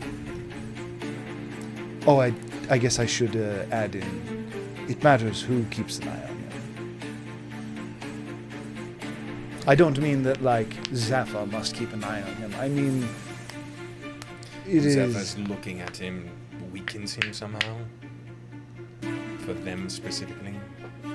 Well, it will be easy for Razu to deal with him when he is on the side of Razu, but the rest of you may find difficulties. But if Zephyr can see him, perhaps it's easy for Zephyr to deal with him. Well, everybody has to keep an eye out for him, is what you're saying. I assume you're being vague on say that. purpose. I'm not gonna lie, I don't fully understand it myself. Part of why I'm observing is to see if I can figure out how it works. I'm curious. I can tell you that he likes to move around as he would point to the different statues.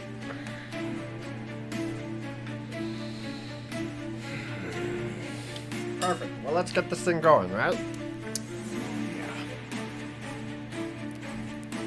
I summon Aerith. Okay? Mouth spawning next to you. Anything else you'd wish to prepare is all you need to get this started. Is ascend the steps. Out of curiosity, when he was attacking last time, he did majority bludgeoning damage, correct? I don't think we really saw him deal damage. We just saw somebody get yoinked. I don't think we saw anybody actually take damage. We just saw Kane. Might be right. We just saw Kyle get into the floor, and that was it. You're right. I thought we fought him for a little bit, but I think you're right. We ran from him. I think everyone just dipped after that. I think Kyle busted in. He's like, "Shit, we gotta go!" Yoink! And then we were like, "Shit, we gotta go!" And then that was it. Oh, that's right. Yeah, the intern that wasn't very impressive. I don't know what you mean. He was probably better at runwaving than I was. He didn't. He was down there for a press his really buttons. long time. Also, he was a little bit mid-max, so I'm pretty sure he was doing more damage than like all of us currently. Maybe not Zephyr because I love spellcasters. So. Sorry, but that's like it's kind of chilling. So I'm just gonna ask. So Wow. if someone blowing mad. spots him, you're saying there's going to be something magical preventing them from informing everyone else. I believe you'll be able to inform each other, but Only one can see him at a time. No, not that. He just says you have to see him to be able to hurt him. no, actually, if you can see him, you can. Does he have any? You said that if you could see him, it would be easier to deal with him. Oh, it is. But that's not necessarily hurting him. It's easier to manage him, you could say. But again, it is hard to explain, but it is. You are currently speaking in riddles. No, I'm speaking from a point of confusion. I don't know everything. The person who focuses on him. I don't know, don't blink. I actually don't have eyelids. Just like a weeping Actually, angel. never mind, I do have eyelids. But I don't. Inspired by, for sure. I have 2 eyelids. I can see through my eyelids. I can see him double. What are you, a camel? No, he's an amphibian. They have. Alright, I'm just going to go under the assumption of we'll figure it All right. out. Well, Mr. Navarro, does he have any immunities or that you might know of? Well, he's immune to poison. Most effects that you could think of in terms of Can't be prone. charmed conditions, we'll say. Poisoned, prone, as Zephyr said. None of those would work. Weapons don't seem entirely effective against him. Perhaps more bludgeoning types might find more success. He is made of stone, after all. Apart from that, resistant to most magics that you could think of in terms of damage. For all intents and purposes, he's a construct. What about the mind? It's particularly vulnerable there. And a singular purpose. You might be able to use that to your advantage as well. Effectively, psychic damage is what I was referring to. I think I'd go with force myself, but All right. I know that can be a little bit harder to come by. Can he come up here? What do you mean up here? Like, because we gotta go in there to. Oh no, as of now, he's confined to the ruins. But if we run, he can follow. Only him. Only what? He can only follow Razu. That's good. Okay, I'm gonna set up a magic circle by the entrance. The teleportation circle? No, What- a magic circle. What's his magic circle do? It's the you create a 10-foot radius, 20-foot cylinder, magical energy center of play. This thing I use on the devil. Gotcha. But I'll choose. I'm assuming he's an elemental. Maybe? Is Gurgle an elemental? I don't know, unless he. Kind of. I'm not. Well, I don't know if he classifies as elemental. This is just in case this happens to work. It doesn't cost me anything to do, and we'll just set it up. It's just a fallback point for Razu. Because if he does classify just as a construct, then it won't work. But if he's an elemental, then it will work. So I can set it up for elementals, phase, fiends, or undead. So we're doing and celestials. Change my scythe into a warhammer. So Okay. effectively, by the entrance, there's just this circle that he'll have to. Let's see. The creature can't willingly enter the cylinder by non-magical means. If the creature tries to teleport, they must succeed on a charisma saving throw. And the creature has disadvantage on attack rolls against targets within the cylinder. Targets within the cylinder can't be possessed by or gain the charm or frightened condition from the creature. So Okay. that's what it does. And it lasts an hour, so I'm pretty sure it'll be done before that. All right. Easy enough. Anything else we want to set up? What's the dimensions look like in there? Before we 50 by 100. before we walk into this, can you tell us anything about the room? The space? This is gonna take way too long to explain. We shall Okay. I'm just preparing to, because we're effectively walking into a trap.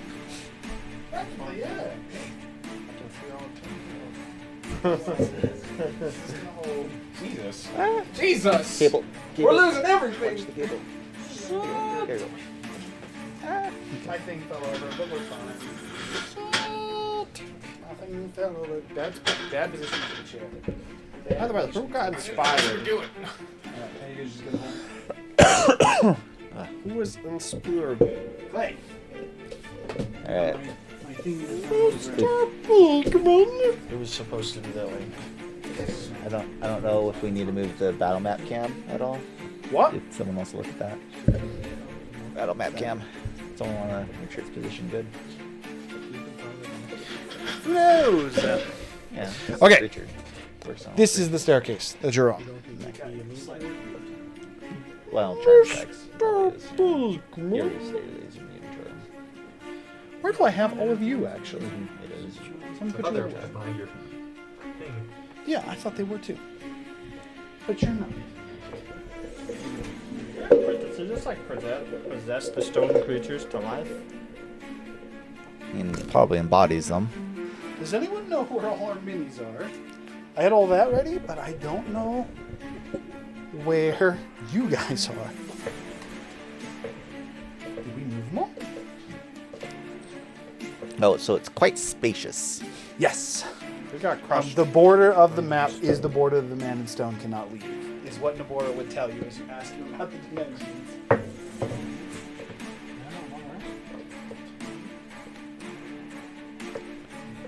Where are all our minis? That is a good question.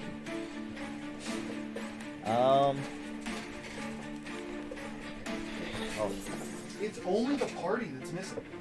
I have everything else, but you guys are gone. And I'm confused why or where you are.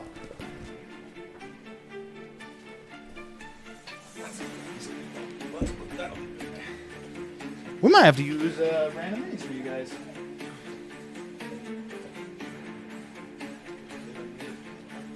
Okay, I'm gonna real quick go see if Michaela was showing them off to people. Right Why?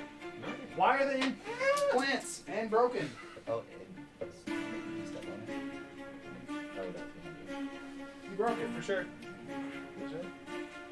Someone's dead. Who was that? Do you mean? Who died? Was that? At least they're involved in the fight. No, let's see. missing a sword. Is that something there? That was. Well, Rest in peace, brother. Not anymore, it's not. It's not rest in pieces. Alright, so for the sake of this, this is where you guys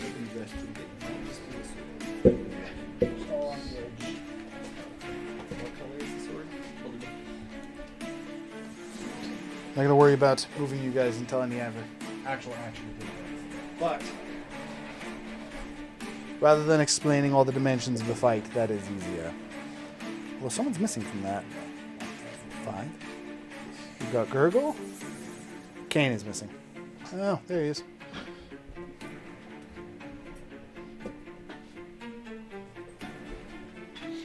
I mean, as long as you don't step on it. Yeah, I think we should deploy it afterwards. We dropped a mini, and he's very broken. And by we, I mean John. Okay, first of all, someone put them there wrong. Someone did store all the minis in the plant John's old section. character. He did just kill Cytherin. Cytherin is dead. You heard it here first, folks. It was my character. I brought him into this world. I'll take him out. He did take him out. That did happen.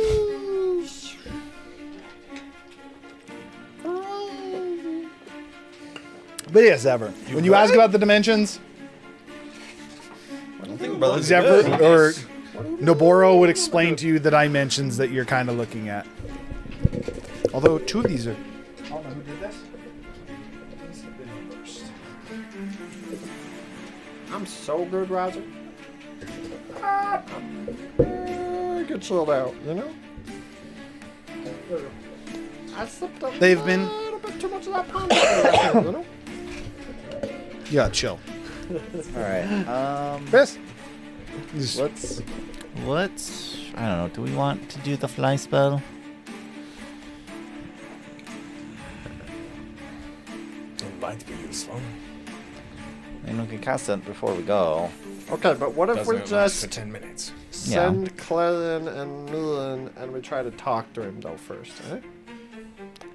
Again, he's Think- unlikely to talk to I you. think and the tell you condition what they're is doing. that Razu has to come in with us to initiate anything. Would he be willing to talk to Razu, or do you think he would just attack Razu on sight? Attack on sight. I'm pretty sure as soon as I walk through that door, that gargoyle-looking thing's gonna hit me. As you gesture to a stone that is atop the stairs.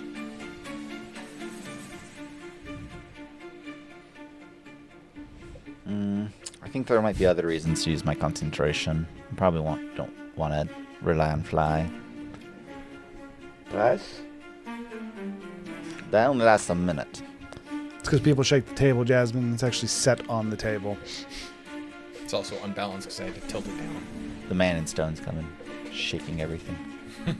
True, the world shakes. All right. No. Okay, let's go. We I can set only the circle. Strategize for so long. Buff up, buff up, buff up.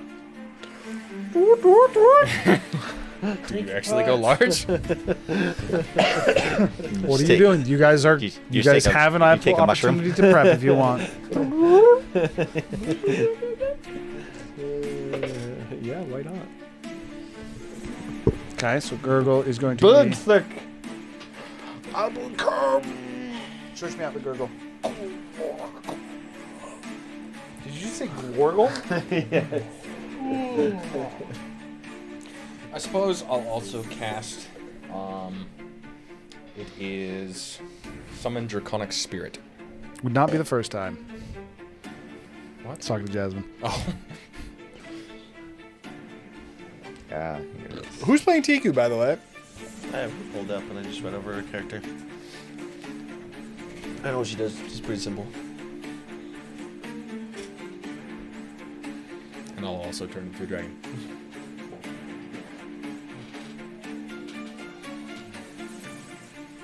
This king also is swapped out. Because why not? Hey, if we got prep time, might as well use it. Carry on. You do? Does he know if the man stone has legendary resistances? Yeah. I am currently concentrating for what it's worth. Gosh, that kills like 100% of my plans. Vault monster! I had like several, but like For what it's worth, you can have prepare even more. As long as Razu doesn't enter, you can even position how you like. yeah, but Yeah, that gargoyle gonna hit me. he's just going to resist everything. My summoned dragon fly up here. I will fly over here.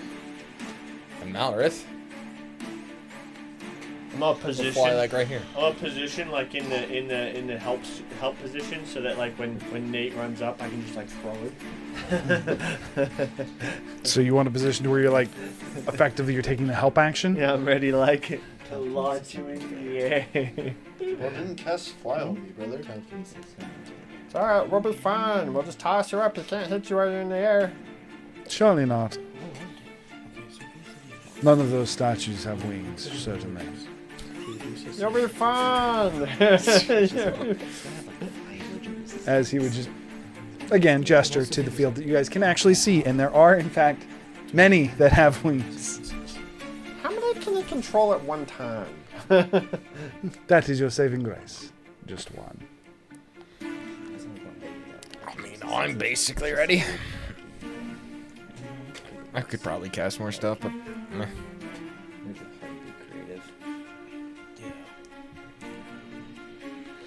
Do a perception check and like see if the gargoyle's looking at me from the top of the stairs. Is that a Dudley holder? Go for it. Make a perception check.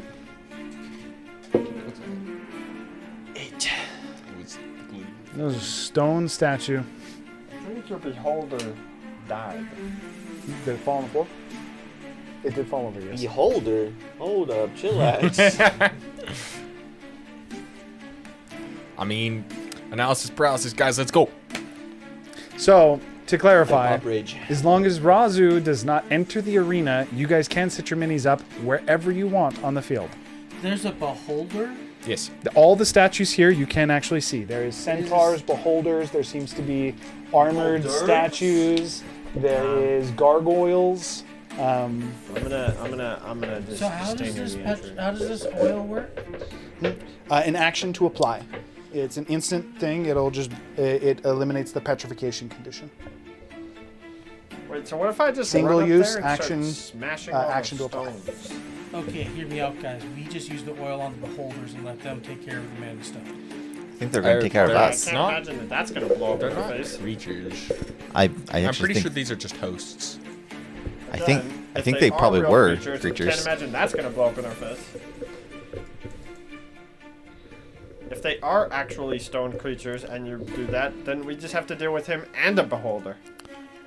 Well, I think these are probably creatures, and he can probably control them because they're stone. So we just. But he probably we're has to gonna embody say them. Okay. Again, you guys can so see all of them. Thought process. The What field if- is accurate. What if I just crush all of the stones? I'm just not standing up and stuff because I'm not quite. Like, you can't possibly just let me crush all of his enemies, right? You're welcome to try. You kind of want to. Wait a minute, I have a genius idea. No, I get in there. I'm in there. Hop in. That is the rock that Nomura sits atop.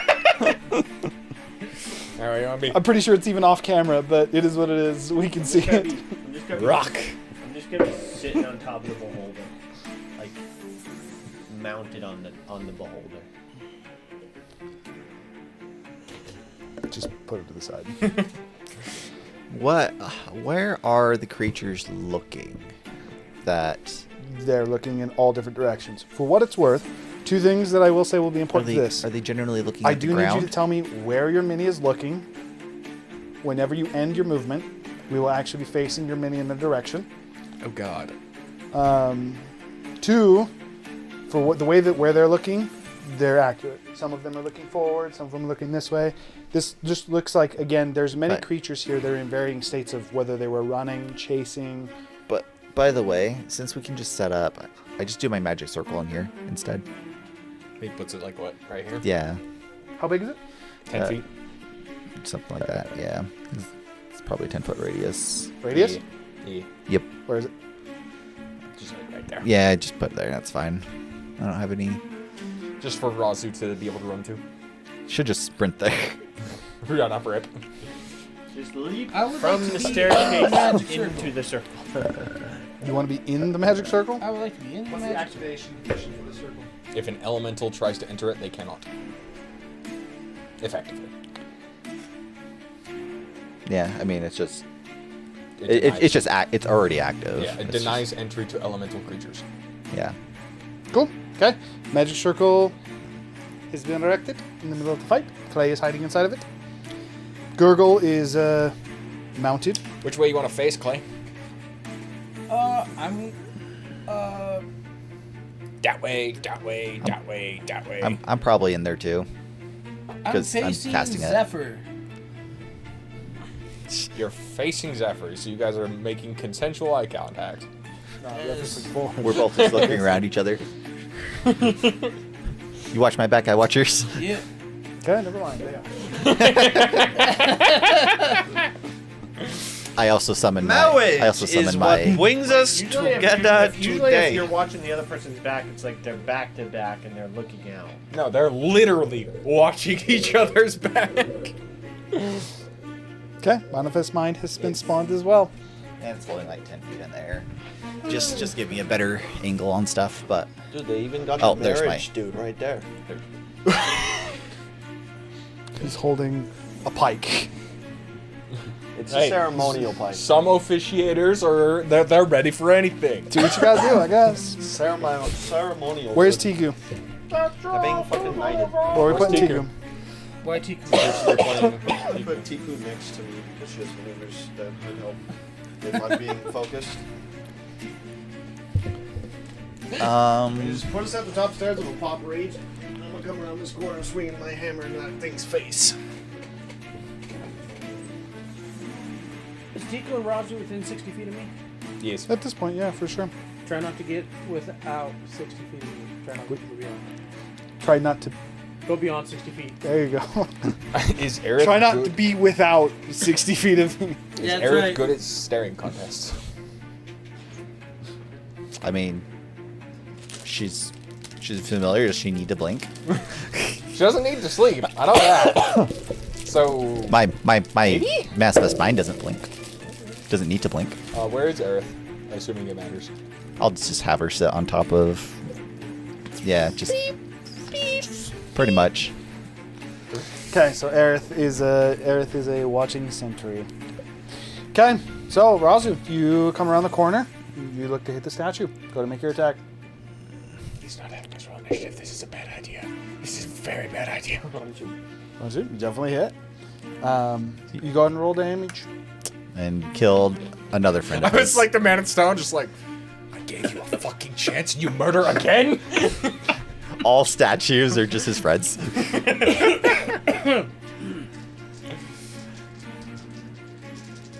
I let you come into my home. Again. This just gives Razu PTSD. Next time he's like in a museum, he sees all the statues, he's just like, Freaking garden gnomes. Separate radiant damage. Sorry, one more time. Do I separate radiant damage? What's you're doing bludgeoning damage with the war pick, right? Warhammer. Bludgeoning, and then radiant. Not for now. What we got? 4 damage. 34?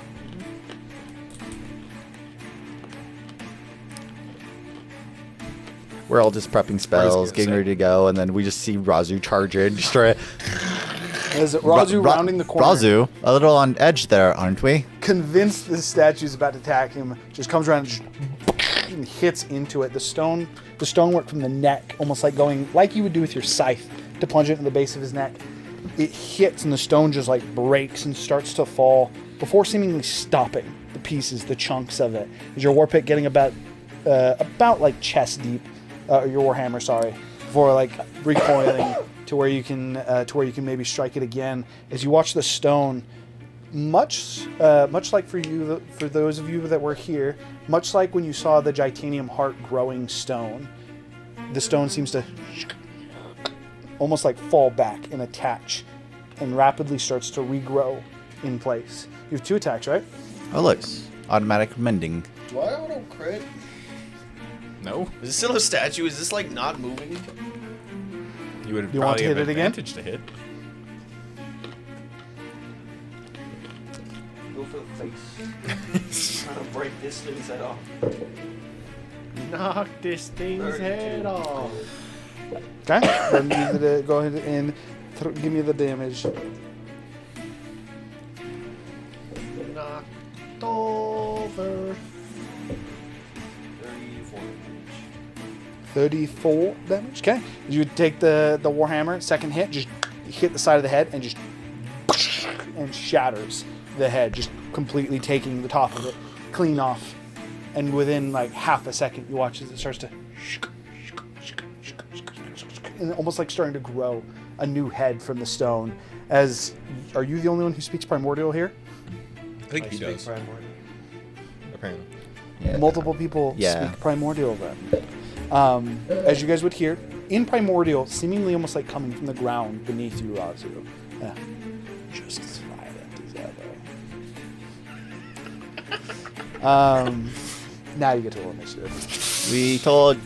We know. By the way, hello again. Number to beat is a 21. Really? Oh, I can't beat it because I have no pluses, so. Got a 22. You beat him. You did? Out of curiosity, does a 7 win? Also roll for Tiku.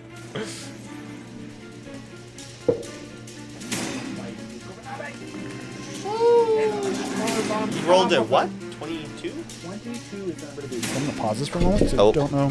Remember when you said you thought you were going to fall? Ulysses down. My brother arrived and he need to took move out the this. camera. We Hang just on. hit the table. No, it was There. the cable here. Oh. Our great and powerful goddess of wisdom has fallen. I'd help, but I'm still feeling a little rough. It's facing the wrong way. Camera down! Camera down! We need to like put something over the... I don't know why it's just a blanket, personally. No, I just think we need to put something over the base of the It tripod. absorbs the vibrations when people on the table. Well, you still have the blanket. Just put like something flat on top of it, like a piece of plywood. It made it worse. It makes it shake more. But if we put something over it, it might not. That's what I'm saying. Like another blanket. No, try that. No, I was thinking like another blanket. Doesn't matter as of right now. Okay, so Clay beat a 22. Just Clay? You roll for Tiku? Yep, you did. All right. Cool. That means you get to go, Clay.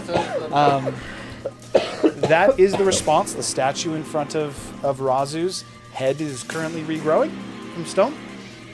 Do I recognize it as the man in stone? Looks nothing like him, in fact. It's nothing like him. That said, again, you guys do recognize the man in stone.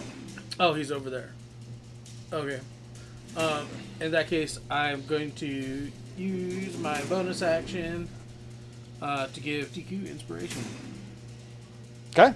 Tiku is inspired. Do you want to move out of the circle? Oh, hell no. Okay. And so are you guys back to back, or like how are you actually doing this? Is I'm where your now minis- facing Tiku and Razu.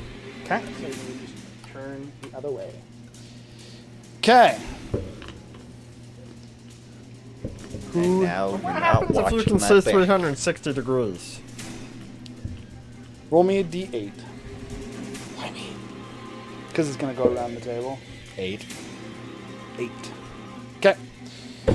As Mr. Clay would turn to look, and you see again Razu standing over the head that's starting to replenish, looking to keep an eye on the Man of Stone, as you would just hear a... Which direction are you looking, Gurgle? Like, well, I mean, I would be looking that way, but like it would be that way. But also, technically, the way that Frog's eyes are structured is 360. Grung's eyes work just like humans. I already looked it up.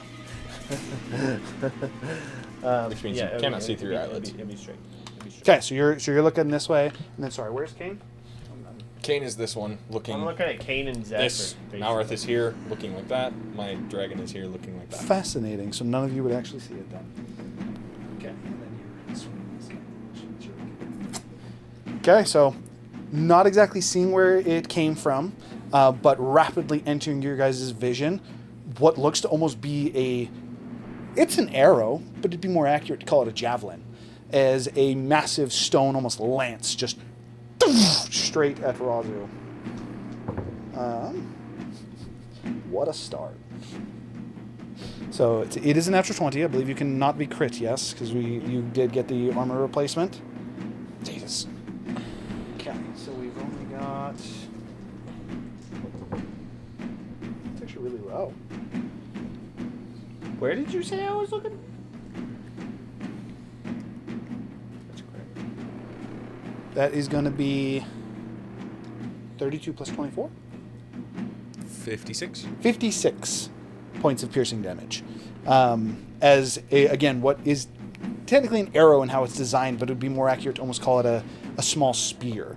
This arrow just and doesn't quite stab into you, but kind of cuts across your back, almost nicking your spine. As it cuts, the wound does not bleed, but dust starts to fall from Razu's back. Like he's crumbling? Yes.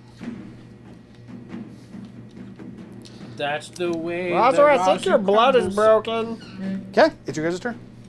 Can we see the direction the arrow flew from? Very much so. It came from this direction. Okay. It came from right about. Wait. Wait. My manifest mind didn't see it? Oh, you can see through your manifest mind Yeah. at the same time. I have double vision. Yes, your manifest mind would have been able to see the centaur shoot it. I'm like, okay. Came from the centaur. I wouldn't have been able to see that. I'm also curious how I wouldn't be able to. I don't know how it works. You guys can see the centaur. We didn't see it draw or fire? It didn't even seem to move. Oh, God. It's your guys' turn.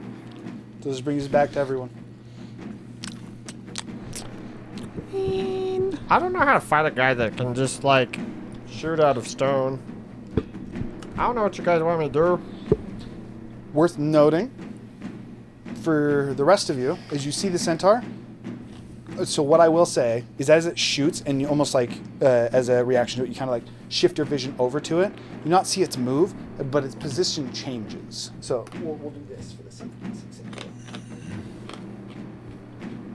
It's almost like you blink and it is moved into a new position. For your manifest mind, though, your manifest mind actually saw it and then launch.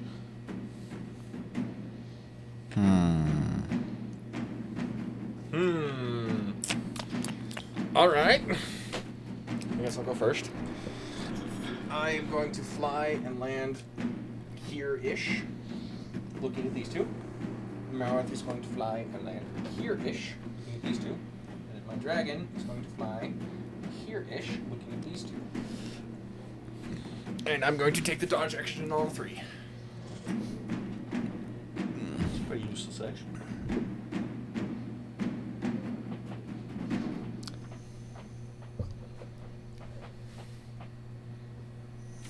Which is more intimidating to your dragon, or more important between the beholder and the gargoyle?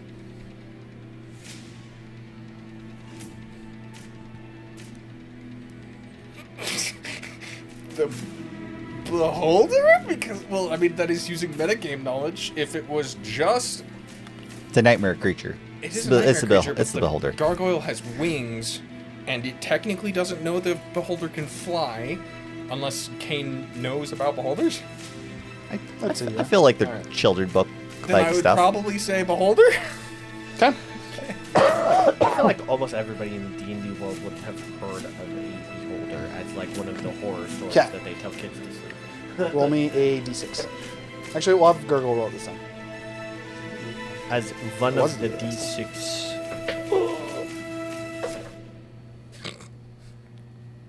Six? Yeah. Good choice. As that would be the beholder in this case. Oh no. Okay. And I get to roll this one. It did dodge action. Disadvantage. It's not attacking you. Okay. Razu! Dexterity saving throw. If the beholder's doing something, I would call out to Razu that it's doing something. That's how I'll lower the DC slightly for that. Okay. I'm also on top. Indeed. I'll explain what happens as soon as he actually tells me what he got. 22. Okay, as the, Calling my turn useless. It did. You dodged. for We were told he's focusing me. for your dragon specifically, it watches that the beholder just and one of the tendrils just moves and then shoots. For you, Gurgle, on top of it, Kane calls it out, and you look down to see almost like a snapshot. It wasn't quite this way, and you were kind of focused looking in front of you. As soon as you look down, the tendril has already moved. The shot has already been fired. Rozu, beholder! With that, you would successfully dodge as a accurately green, almost like a green glimmer of magic hits the stone next to you. As you would watch as the stone just kind of seems to almost start to age. Piece of it falls off. It's like,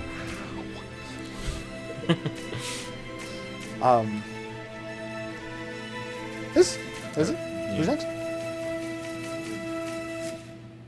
They go after Actually, every single one of these. I'm gonna bonus action healing word Razu. Where are my spells? We'll do it at second level. So did what the beholder just do? Interrupt Kane's turn? You gain 17 life. So he would have finished his turn. He would have done that, then that would have happened. Legendary action. You could say that, yeah. 17 health. You get mad if we kill all your friends. No response. I do say in primordial.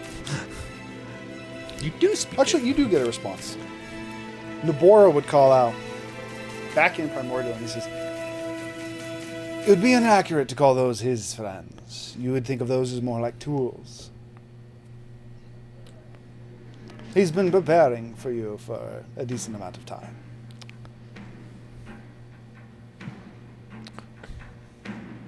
Never mind, I'm not going to say it. This man's got a lot of time on his hands to move a whole bunch of statues over here.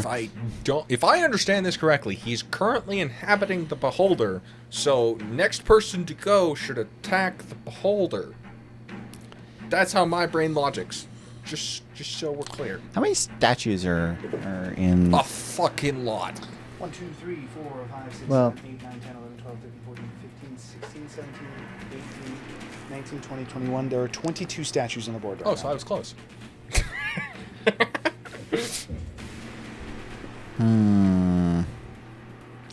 Gosh, I just... Do I just hit all the statues? Hit all the statues? I mean, it Feel could. better, Jasmine. Thunder damage. Chain lightning.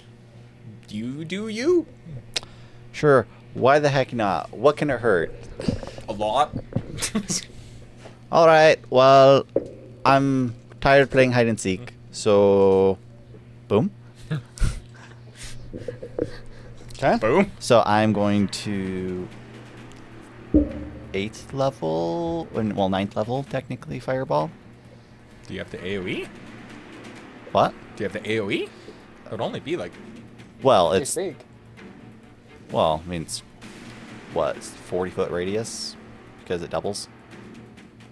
5-foot radius? That still doesn't seem like it would, I it don't would know. only hit like half the field. However, it's the fairly largest large. the largest sum of statues I can hit. It'd probably be that cathedral. So I pretty much can see all the statues. So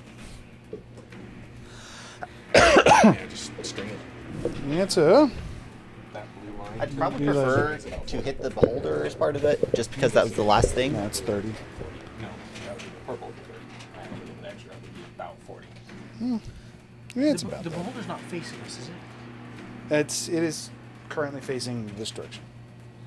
Like down this line. He's knocked over. I But need to make a 40-foot radius But we're not circle. in a cone. yeah, we don't have a 40-foot radius circle. I don't even know if we have a 40-foot radius. No, you could just hold the string and then do 60. This is the 20-foot radius. Twice this size. So had put two of them together. I mean, that would technically be a radius. Yeah. That would technically be his diameter. So he's hitting that much of an AoE. So you can hit either this half or that half. We'll go this half. Because I want I'll do the beholder. 1, 2, 3, 4. Where's the man Stone gold in here. That is the one that looks like the Man in Stone, but again, it very much so actually looks like stone right now. The only two that you have seen move so far are the Beholder and the Centaur. You will hit more targets choosing that half. Okay, fine. Let's hit that half.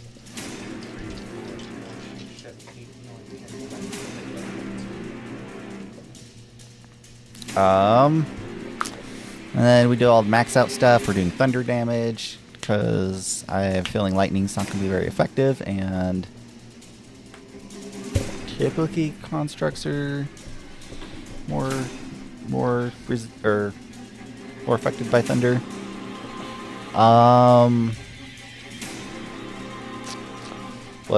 What's a nice level fireball?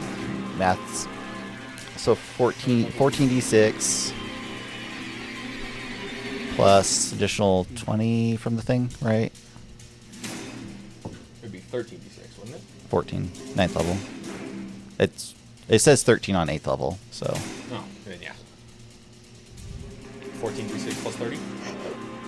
Yeah, I think it's 30, maybe. I remember what the item does. Yeah. Okay, and there's 9 targets in that. All right. It's going to get really loud, guys. Or 10 targets in that, sorry. 10 targets in that. Okay. Do that. Hopefully this gets things started. Technically it would be 11.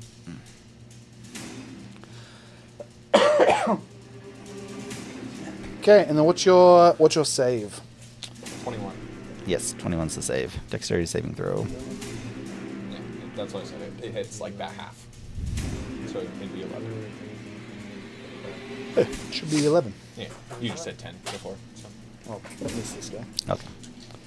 Okay. It definitely looked like it got that guy in the radius. It did. No, he said he missed that guy counting. I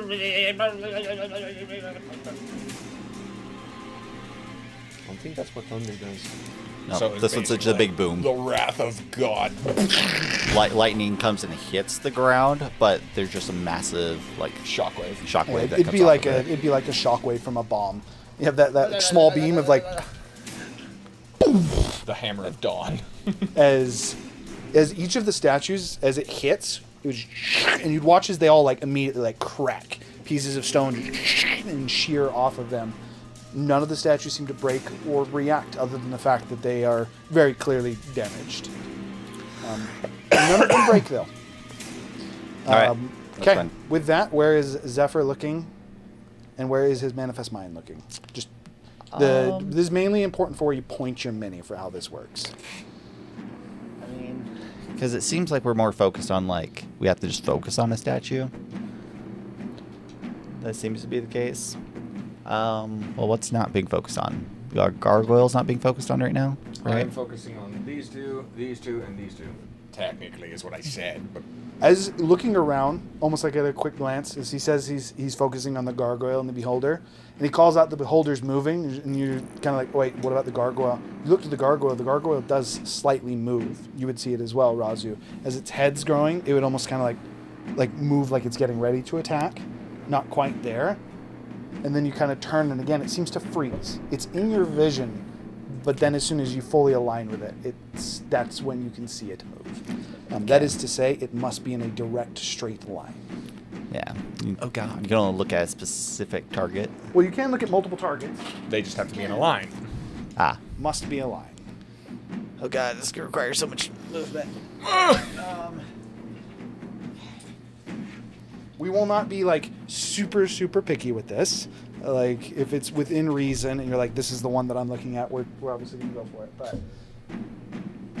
But you cannot focus on multiple targets simultaneously unless you can align them. Alright, so let's look at these two. Okay. It does not have to be perfect. It's just generally it has to be in a line. And then I guess my manifest mind was keep looking at the centaur and the man stone. Okay. And then for this one, it would be a D4. Nate, you get a roll this time. He's gonna attack from places that we're not looking. 2. Okay. So Zephyr is looking there. Girdle's looking there. You said you're focusing on the beholder? Yeah, so my dragon would technically be like that.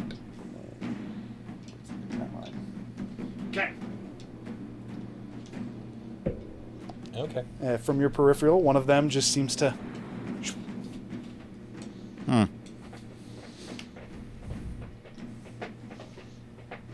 Who's next?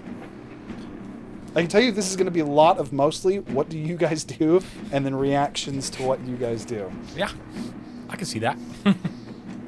To the point that if you guys would like, and no one knows what they want to do, I would even allow you guys to go twice. Right now, it's a puzzle. Right now, it is a puzzle. I think I'm going to cast Fireball. Where? On the horsey. On the centaur? On the centaur. Okay. What is your save? My save is 18, I believe. You could hit like 3 yards. So I was rolling really, really bad last time. It's the exact opposite. It's a 20 on the die, so it is a save. Do you go ahead and still roll your dice? Where'd it go? Where'd it go? There it goes. Apparently someone has dexterity saves. Uh-huh. Well, I think it's more so of like it doesn't take damage. I will tell you, they are not moving. That is to say, they are not actually using dex. 18's the save. So then it failed. Well, 20. It rolled a 20. It passed the save. That's half damage. Well, he said that not using its dex save. There's no other save, so if it's not using dex, it fails. Unless he specifically has an ability that says whenever you roll a dex save, roll a strength save instead. Actually, it says instead of rolling any save, roll a con save instead. Or that. Did you just want to hit the most amount of targets? No, I'm just trying it on the horse. Okay. When you're So using fireball on the horse, do you want to hit This is a Dude. puzzle, so we're using He's different he's things. trying. We tried just- the multiple attacks, now we're trying one attack. What's the damage? I don't know, it's not... Well, yeah, it's doing it on my screen. Is it? Really? It's not doing it on mine. The first one was 29. It did 29. 29. Okay. Half to 15. Again, they would That's a lot of dice. but it would not break. Yeah. It's fine. Okay, and then that would still hit this one as well. Centering it on him. Actually, look at this side too. Did you put it back? The dead center on him. Nope, just like that. Okay, so the two of them would be hit. 'Cause again, stone cracks, almost like seems to chip off. Does not seem to break. Are you still continuing to But look in it's the same? still taking damage. The stone is breaking, yes. How lenient of a line? One are we might talking? say you could brute force this, but based on Probably- how much damage they've taken, It's probably within they're- 5 feet. They're quite strong. At this point, I'm going to bonus So is action. it like? Let them finish. I'm going to bonus action give Probably. So. Kane Adjacent spurs, probably. Bardic Inspiration. Does that remove from Tiku? Can you do No, multiple he can targets? stack No, multiple. I can. Okay, just making sure. You're good. What was your question, Rosa? Is it like a 15-foot line in front of you or a 5-foot line in front of you? You want to test it and find out?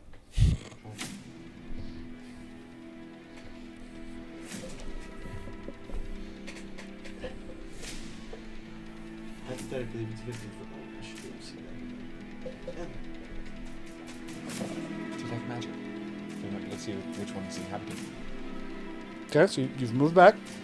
Okay, and then. Well, actually, apologies. No, sorry. There is a reaction to his performance. I'm not going to worry about you.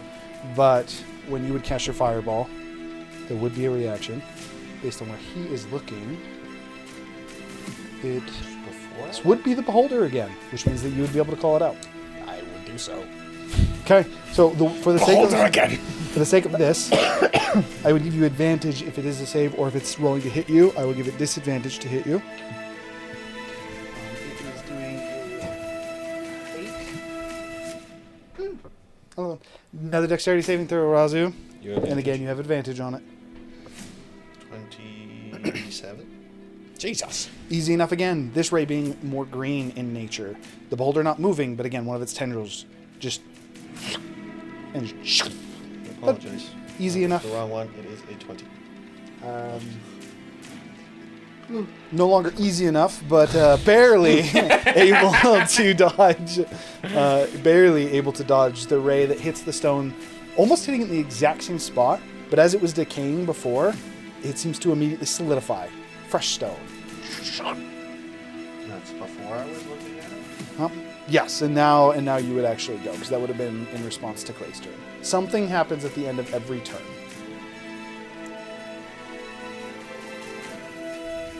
So Manifest Mind is looking these three? No. It's looking at those two. Zephyr's Straight line. Zephyr's And then looking. Zephyr is looking this way. Yeah. So Zephyr would be looking this way, this guy? He's looking down this line. I'll do that. And the gargoyle said it looks looking like he's gonna attack, so I might need him. Okay, go How ahead. does blind sight work with this? Here you go. Just to inform you, Malrath has 10 feet of blind sight. Mm-hmm. Okay. 26 to hit. 26 definitely hits.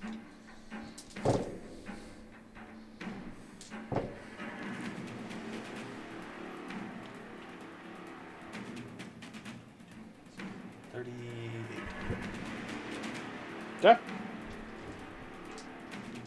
22 to hit.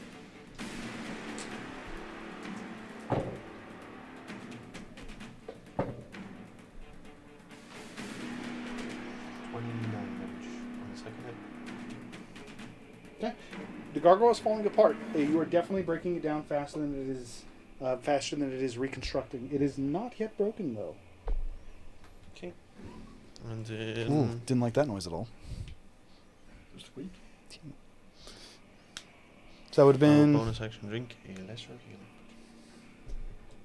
okay. At the end of Razu's turn. I don't have to roll for this one because he was waiting. End of Razu's turn. Jesus. I know they're fucking fast, but I didn't realize they were fucking fast. Worth noting, it does not come out of the stone. For you, Razu, is I would actually say you're the one who really notices this, Clay, as you're really looking. In fact, it's odd. As Razu is attacking this gargoyle, for you, you almost like in an instant, like a flash, is just this stone, what appears to be almost like night, is swinging at you. For you, Clay, you feel like you can see it fairly well. You see it run up the stairs. It's fast, but you very clearly see it run up the stairs, get ready to swing at Razu. And as you're looking at Razu, he just swung at the gargoyle, and as he recoils back, as this creature moves towards him, you swear Razu is now recoiling extraordinarily slow.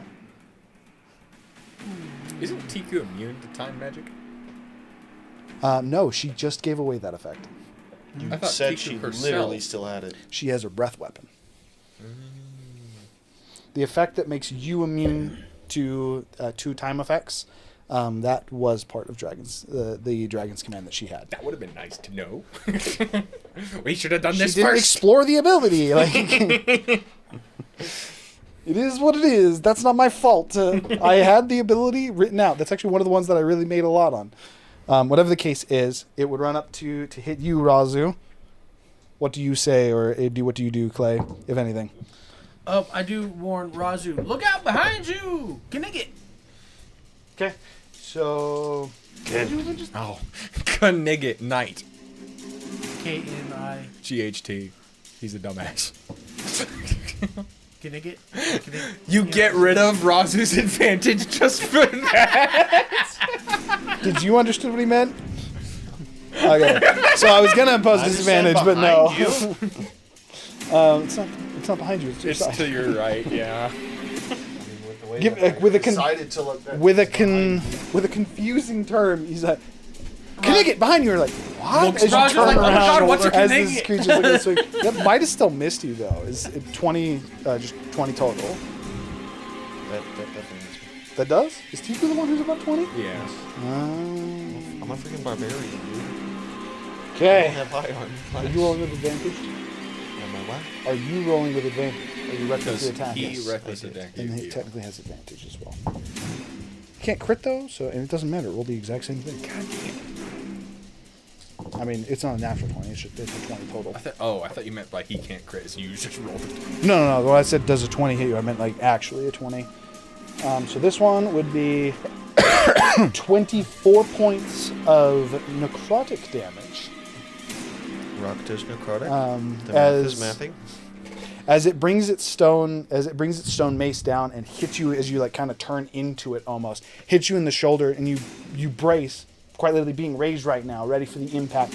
The stone itself is almost softer than you'd think. It hits and almost starts to squish into your flesh, like almost like it's sinking into mud before it pulls out, and a portion of your shoulder that, again, similar to your blood from before that was bleeding dust, as it pulls away, it's almost as if it had fused with your shoulder and is ripping away a portion of that. Again, the portion of skin that's missing, that skin and muscle from your shoulder, does not actually bleed.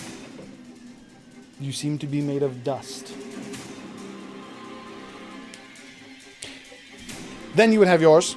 Do you still want to move with that being the case? Or do you still want to do the way you were doing, or do you want to change? Okay, so you're turning. I look different. Okay. Now, You're still turning? Where are we going? What are we leaving? I mean, that was my turn. I drank a potion. Any insights, Namoto? You're not doing well. Thanks. That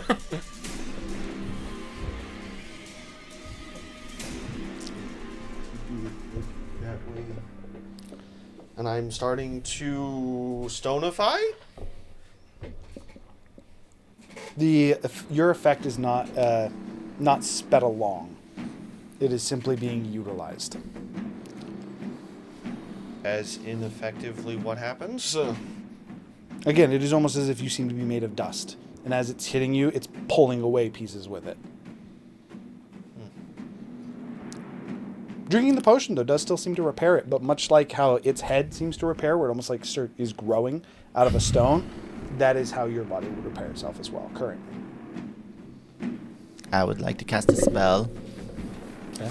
Do you want to give Gurgle a chance if Yeah. you know what you're going to do? I am going to start moving leeches. Okay, so you're currently on the beholder. Just pick them up, put them all in a group. Look! I do need an athletics check to attempt to move this. You do still need to make an athletic check, as the beholder is large, and then based off of... He's also, I think you're huge right now? He's huge. He is.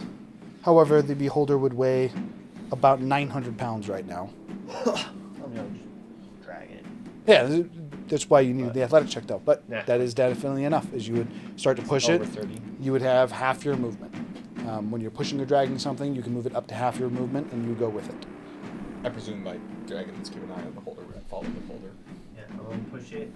I believe you. That You position. mean your dragon, like watching it? Or is Me. it? Yeah. Okay. And then I'll hop over here. 5, 10, 15, 20. So that's 40 feet of movement there that you just used. Yeah. And that would put you here. That's 40 feet. How much you got? So I'm going to That is 65. I'm going to start dragging this forward. What's your total movement right now? 70? So I used jump spell preparation. So I have 55 initially, and then I can bonus action dash for an extra 35. So 90. So he could move it 3 squares? For future reference, you do need to say that. I said you could prepare, and you totally can. You do need to say that you're doing it still. Cast it. I think I believe you. He didn't know you That's did why that. I said for future reference, you must actually say it. And it can even be, because sometimes Trinity doesn't want me to know what he's doing. He's like, I do something. I've communicated to someone else. That is also fine. If you don't want me to know what it is, you just have to express that you are doing it. I would have done it. Yeah. So I just move it. That also means you're concentrating, if I'm not mistaken. No, jump is not a concentration. nope, it's not. Okay. Bonus action and no concentration. Okay, and then what's your total movement right now? So it's 55, but it can only be used once per turn. So it basically just adds 20 feet once per turn. He's talking about his jump specifically. So then your base movement of 35. So if you're dashing, you'd have 90. No, that's right. Okay, so you'll be able to drag him 15. 1, 2, 3. Right here, and he would be right here. Can I swing? No, that would be more. That'd Tech- be more movement. Does- Dragged him 3.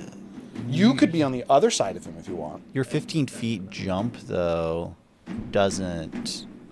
I don't know You if might it'd get be him on a affected square by if he goes to the other side. don't the need same it to movement rules.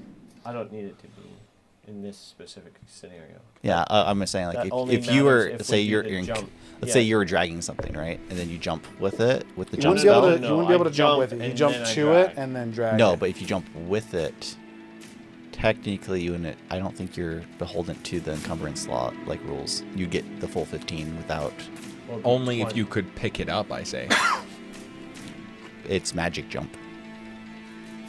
But it's a level 1 spell. Well, Just it's like- actually so it's It just lets you jump. I apologize. So, For 5 now, feet of he's movement. jumping to the it's things. 30 feet, but it costs 10 feet of movement to do it. Yeah, So it yeah. is gained 20. Yeah. Yeah. So it's a gain But- of- Okay, so you've dragged him. You said you wanted to be on that side. Are you looking at him as well? So you're looking in this line? Yeah, so I'd be looking kind of like at those 3. Cool. Okay. So Gurgle And dragging the beholder actually, and then I'm moving gonna him as well. use my reaction.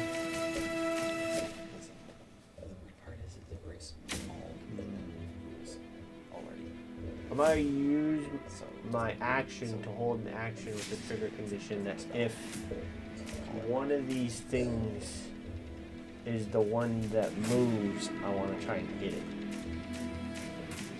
It would have to be in range with you. That's only the one in melee of you right now. Could you do that? Unless you're making a ranged attack. I can't hold a ranged and a melee attack at the same time. though. Correct. We're just gonna do a melee attack on the one close to me if that's what it is. Okay. Well, you get to pick because it's 1, 2, 3, 4. D4.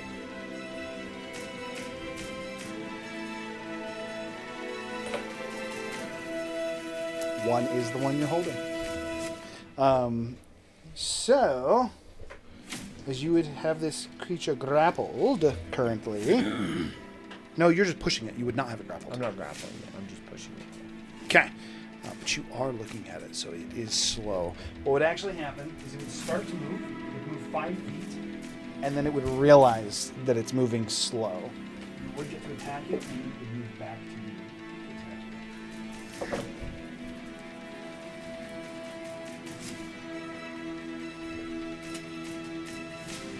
I believe it's 29. 29 definitely hits. As it swings at you, in a similar fashion to when Clay was looking at Razu, but this time for you, the creature seems to be moving slow, as it would be attacking you at disadvantage. Jeez. What are the odds? God. Motherfucking damn. It missed. We got the good old natural 1 and natural 20 combo. Good times, good times. As it would, again, moving forward like at a very slow pace, starts to move, realizes it, turns around as you would hit it with. You're still wielding a whip, yeah? No, he's kind of transitioning into gauntlets just because I've been playing him more like a grappler. Because you would punch him with brass knuckles. I'm thinking more like a spiked glove kind of thing. It's the same principle as brass knuckles. Easily enough, though, as you would swing into the statue and hit it, and then it kind of bringing its clawed wing up to hit you. But it's, again, almost like Spider-Man-like. It's like... And you were very much so like him, or like... The heck? As looking at the creature as it attacks you makes it do... it struggles. It struggles. That is... Do you want me to separate damage types? Only if you have bludgeoning damage. It would... Well, Gauntlet would be kind of bludgeoning damage for the most part. Not if you're spiking them. But, yeah... well, I mean... That'd be piercing damage at if that it point. was going to be stone, I would probably make it a bludgeoning weapon. It can change. You can say you actually just have fisticuffs. So yes, I need the bludgeoning separate this one, from everything it would else. be in this case, it would be bludgeoning damage. So it'd be sneak attack is always just the damage type of the weapon, right? Yes, I think so. Yeah. That's correct.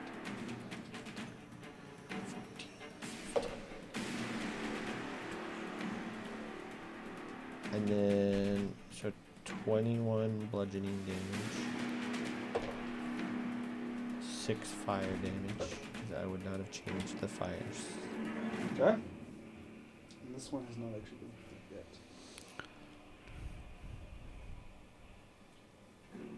Oh, actually, I don't need you to split it up. You're looking at it.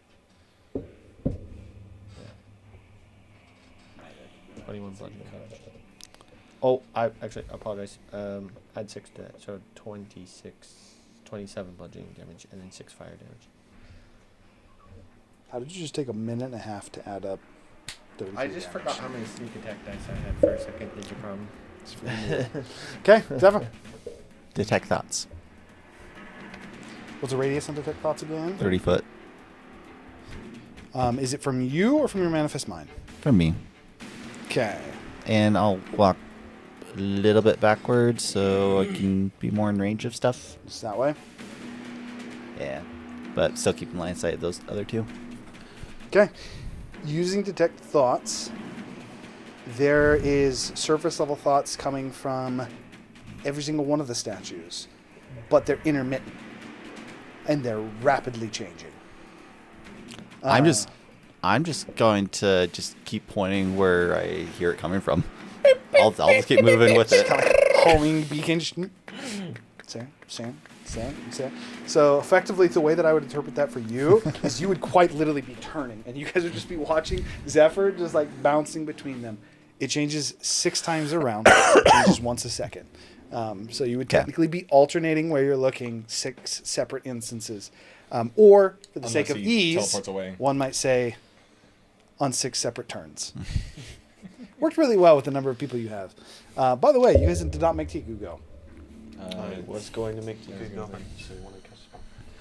Okay, so you've got Detect Thoughts. You've moved slightly. You're now starting to track it. I mean, that's kind of all I can do for now. Okay, if it is within the range of your Detect Thoughts, you would actually just be able to determine which it is. We do still have to roll for which one it is. Because you are quite literally tracking it. It would literally be any option within your 30-foot radius. Mm-hmm. Okay. My goodness. Tiku's going to be...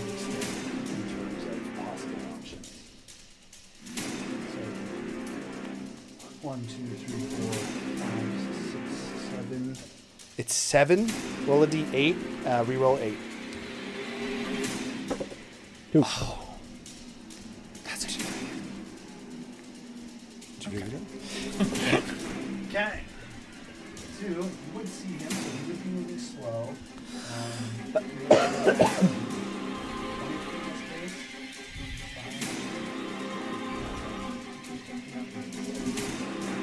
When you use an action to hold Tiku was next to an attack, it uses a reaction to trigger it. Right? Is that? When you use an action to hold an attack, it uses a reaction to trigger it, right? Correct.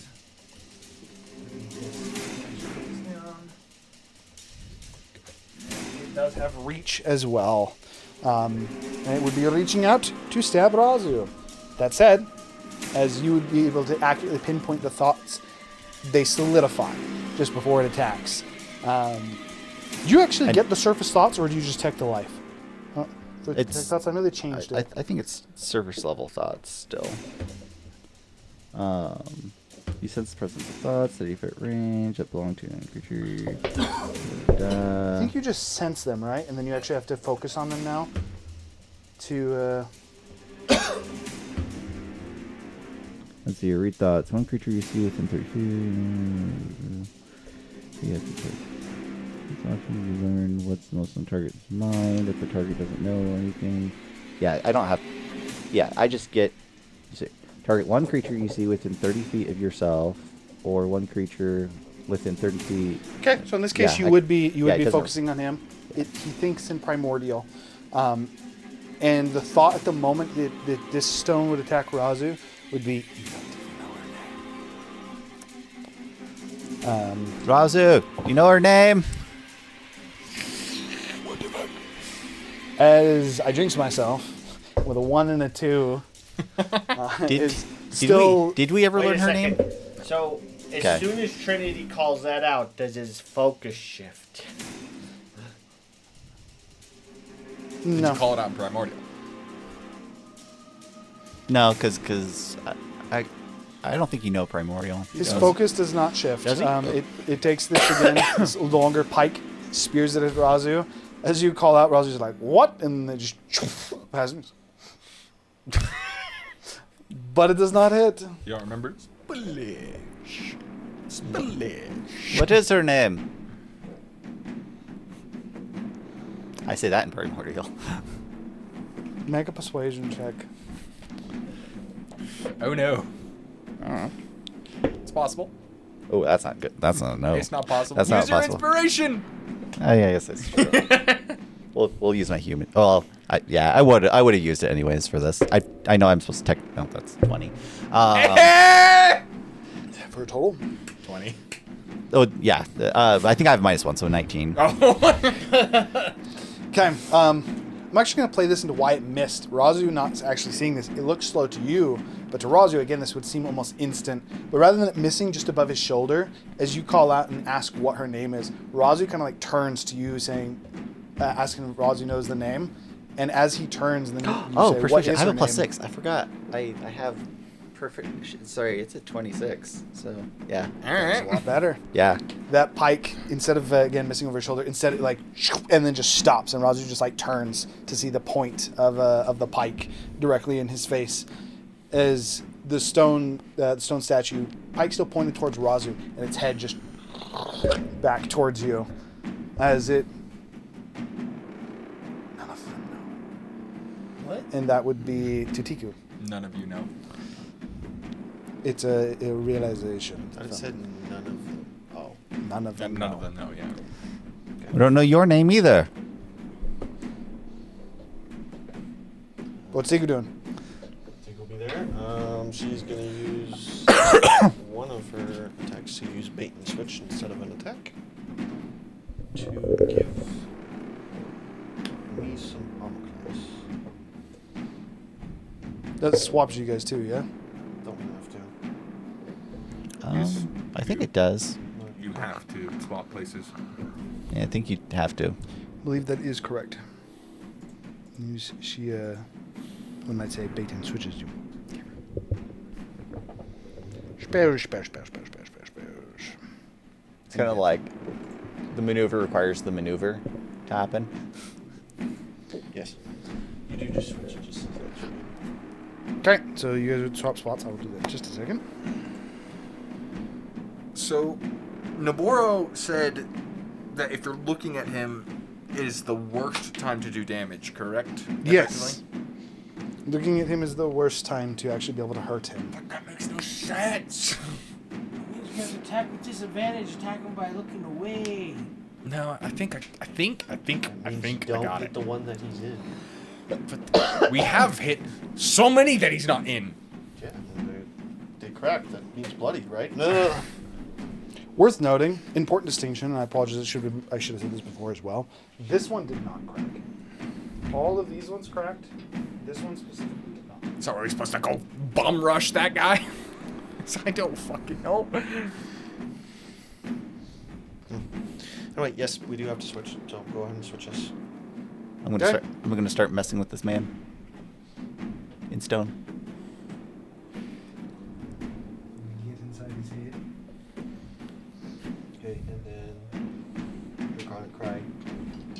Everybody in 10 feet. Every creature within Is 30 it 30 feet or 10 feet? 30 feet. 30 feet. Jesus. I think. Which is a 22 to hit for her on the gargoyle.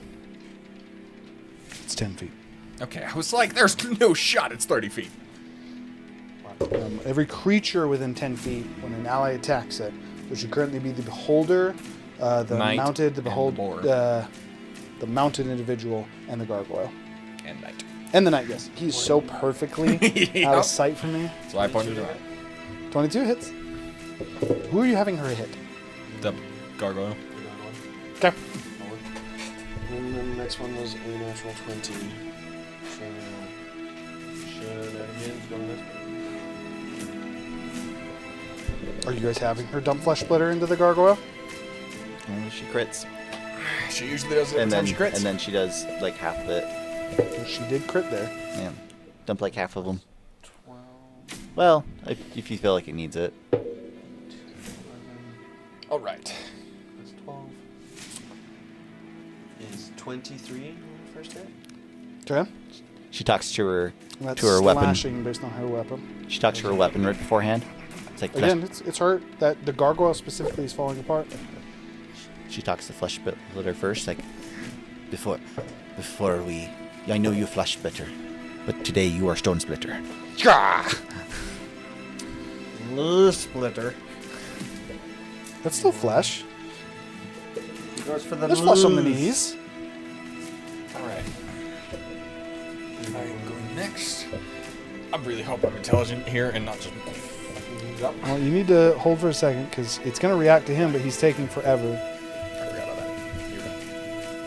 that. 31 plus 32, so that's going to be 63 damage on the next hit. That would be enough to break the gargoyle into pieces. Just turn him down.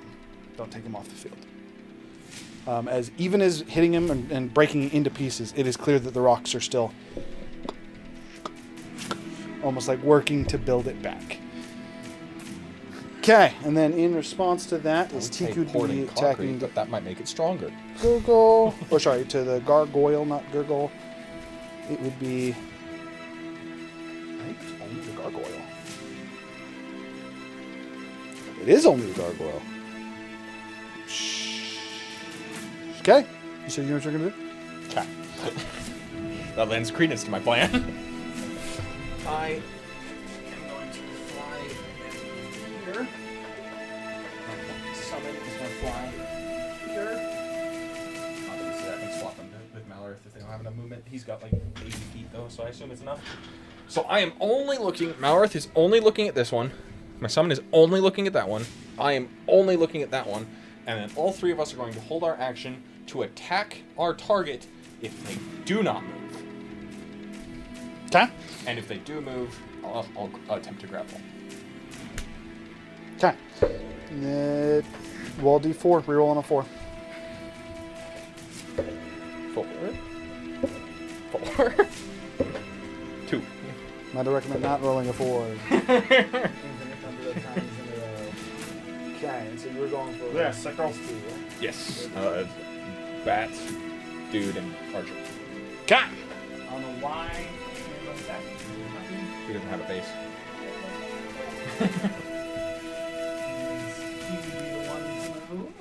Alright, my thing is going to attempt to grapple him, and I and Malorith are going to attack ours. Let me grab the summon stats.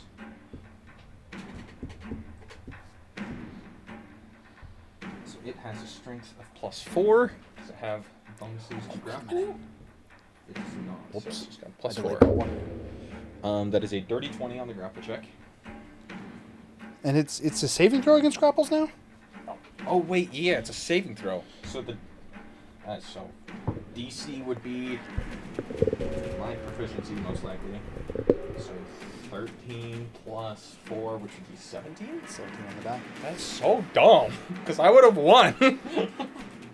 Wait, what? All right. Grapples are now just a Saving throw against your athletics. no. It's 8 Is plus. it? Grapples are just a saving okay. throw based off of your initial modifier now. I'm not sure I like it, but as of right Wait, now, I don't wait. want to overturn the rule. Could he still use my inspiration on that? No, because Actually- he's not. This creature is making the saving throw. But it is my summon, so it's my spell. But you don't roll. They roll. Right. Well, that is messing me up so badly. All right. Malorith is going to breath attack. Is 10d10. It needs to make a, I guess, con save.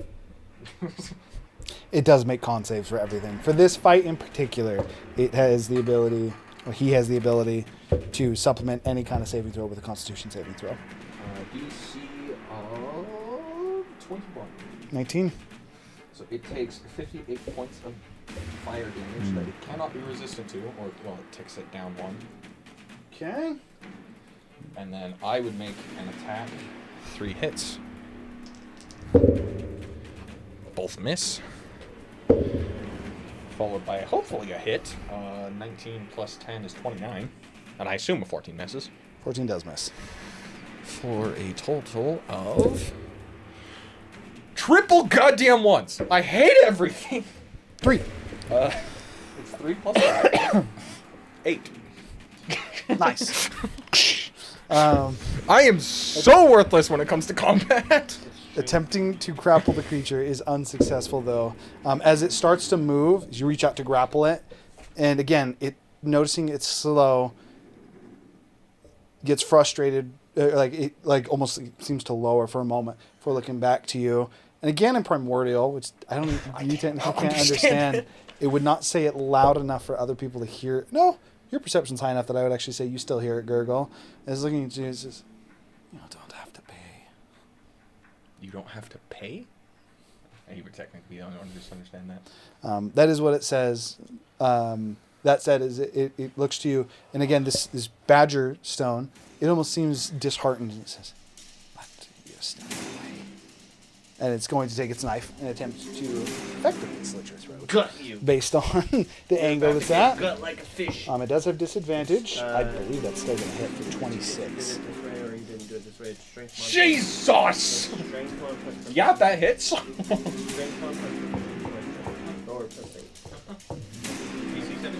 God dang. You want to see the opposite of what you did? No.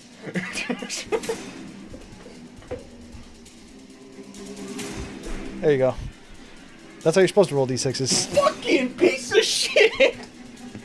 Okay, so that is...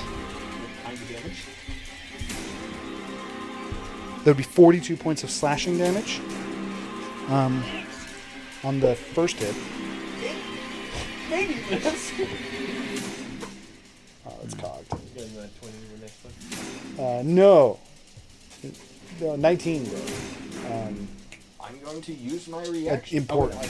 No, 19 was the die I rolled. The 22 to hit. You would not have your reaction yet. That is another 22 points of slashing damage. How do you want to do this? I mean, again, it's going for the throw. It just kind of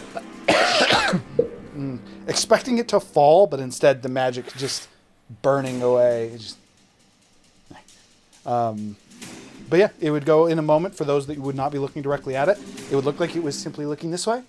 The next instant, the magic would fade, and it would almost be like in the end motion of a slice. Target the ones you're not focusing. That have an opportunity to be hit. Okay.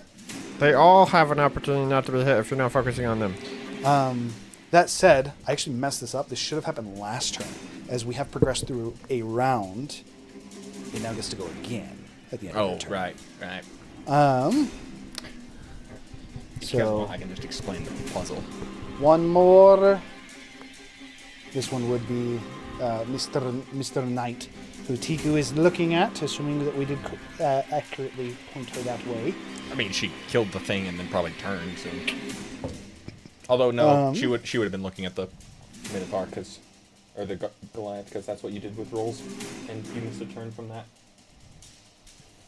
Literally turned her towards the knight because that's where she would look. He is control. Then the Goliath would have gone, but That's a or the gargoyle. gargoyle would have gone. But fair enough. It got dropped, and then she turned to the knight. Okay, so it's still going to go for Razu, as it would. Her wings are in the way, but it would be able to kitty corner move. It has very little movement, but it would still be able to move up the one square it needs to. Attacking with her still looking at it, calling it out for Razu though, would impose disadvantage on him. So he's going to be attacking Razu with disadvantage. It doesn't matter. It's a double 18 on the die. What's its roll? Don't you have a thing that needs to be rolled every time you get hit? 28. Doesn't he have a thing that he needs to roll based on the thing that we did? No, it's his stone curse. It's just every time he gets hit, he either progresses or regresses. But I thought that was a roll that caused that to progress or regress. I don't think it was a roll. I was just thinking it was just based on the hit. Oh, it is a roll. Oh, okay. It's not one that he makes. Oh yeah, because you got bait and switched. Okay, so it's first attack, and then it does have 2 attacks. the other one's definitely going to miss. Total of 12. So the first attack would simply be 29 points of necrotic damage. What does he do slashing, but he do necrotic? This is bullshit. It's a bug boil. Well, again, as it seems to almost like pull pieces of Razu away as it seems to strike at him. So apparently he only does necrotic damage to Razu. Correct. This is dumb. Who's after Kane? What we do? I'm kind of letting other people go because I technically already went twice. So. Same. I mean, technically, It's twice, or Twice, once. no. Clay went first round and then he went second round as well. Oh, I think thought the that was only- that was the beginning of the second round. I went. He technically rolled high on We're initiative, just- so I mean, that's why he went twice. But yeah, fair First team round, but anyway, technically, he's also gone twice. I'll hit the rider. Everyone's gone twice except Tiku. enough. Has Gargoyle gone twice? I thought Gargoyle's his only gone turn once. was dragging shit. No, you're right. So Yeah. Tiku and Gargoyle are the only people who have not gone twice. That is correct. Oh yeah, Razu went twice. Very, very beginning. We're gonna go even bigger. Doot. And then we're also gonna enter a prophetic state, so the eyes start glossing over. As storms. Okay. I just barely noticed how on the side of that model's head the eyeball is. It's looking into my soul. Okay, so that would be your action and bonus action, I believe. You moving?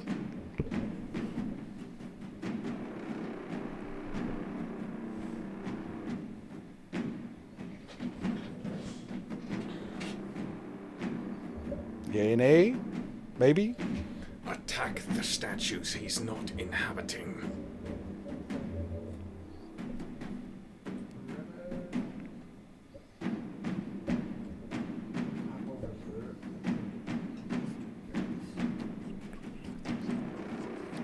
.60 movement to get there. Okay. Alrighty.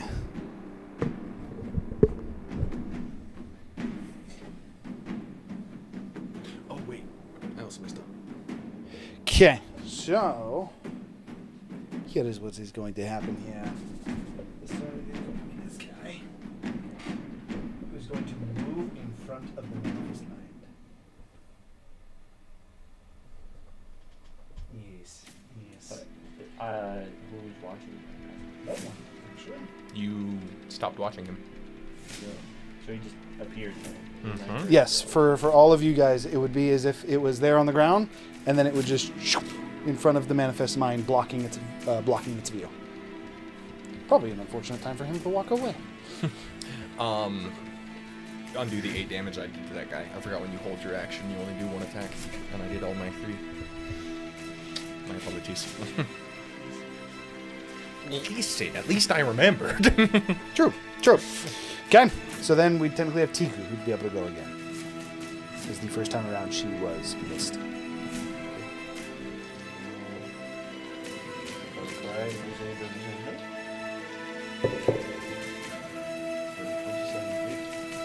Mm-hmm. The knight. No, I just went. John's out here. How does this work? Nate's out here. Hit it. I know how it works. I've figured it out. Kane is just the worst person to have figured it out. She will hit the rider. Okay. The knight was the most recent one that went good. Technically, that one was. This guy. What broke thingy?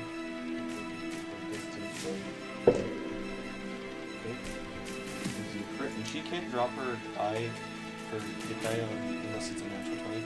No, she can. She can do it whenever. It just maxes out the dice if it's a nat 20, so it's only truly useful on that 20. I mean, it's still extra D8s. I think it's got. Is it 8 D10s that are stored in it right now? No, it's No, equal it's your to short her rest hit die. And she's level 15, so she has 15 D10 available, which is a lot of damage, but it's only like it's 50 damage if you crit. It's If you need 25 to go if you don't. further, is that? This is what I was trying to. Yes, that is Rogan. I was just trying to make sure he's Is he? because I'm one side taker. That is huge. That's what the bottom one is. You are the clear one. This is large. Right. That is huge. Right. So I believe he is fine. In fact, he's closer to me. You know, remember how I said, like, I wanted Grazu to walk into the circle? I don't. Razu doesn't believe in following the plan. You still have to roll the d10s. Right. I thought you just said you don't roll it, you just max it out, and that's it. You don't get to roll them again. That's only if she crits. She did crit. Again? Mm-hmm. So you only add the d10s. You don't roll them. So if you crit and add the flesh, it's just 50 damage. Crit, you just max the d10s, and how hard and balanced it is, you just don't roll them Correct. again. Correct. So it's just 50 damage. 85 damage. How many of them has she dropped in total? She's dropped 10 a at this total point. of 8. Because her hit die is equal to her hit die, which are d10s. Correct. How Why many would- dice has she She's used? used 8 of Okay. her hit Why die. only 8? You can drop 5 at a time. You could drop 5 at a time. She can drop as many as she wants at a time. But I kept that 5. Why Kiku drop 85? it? Yeah, 85 is it. Why Kiku drop it? And she's attacking, you said she's going for wolf. And then the knight you swapped. I don't know. Okay. And then she would just use bait Worth and noting, switch for her as third she attack. would, swap me, Razu, and Tika. As she would hit the knight, not nearly as effective. As Fleshbetter would hit the slash, typically Tiku is very used to cleanly cutting through, especially knees. As she goes to cut through the stone, it's like, and it more so just like carves along the surface of it. Slashing damage is definitely not as effective, particularly on this knight. In fact, it seems barely effective on this particular individual. Okay, so that would be the end of Tiku's turn. Which warrants a response. Important note, you walked away right as this happened. This gargoyle flew up right in front of the Manifest Mind and blocked its vision. It would almost be as if it appeared there. Okay. So he that wants is- to move. That is what happened there. Tiku would then move.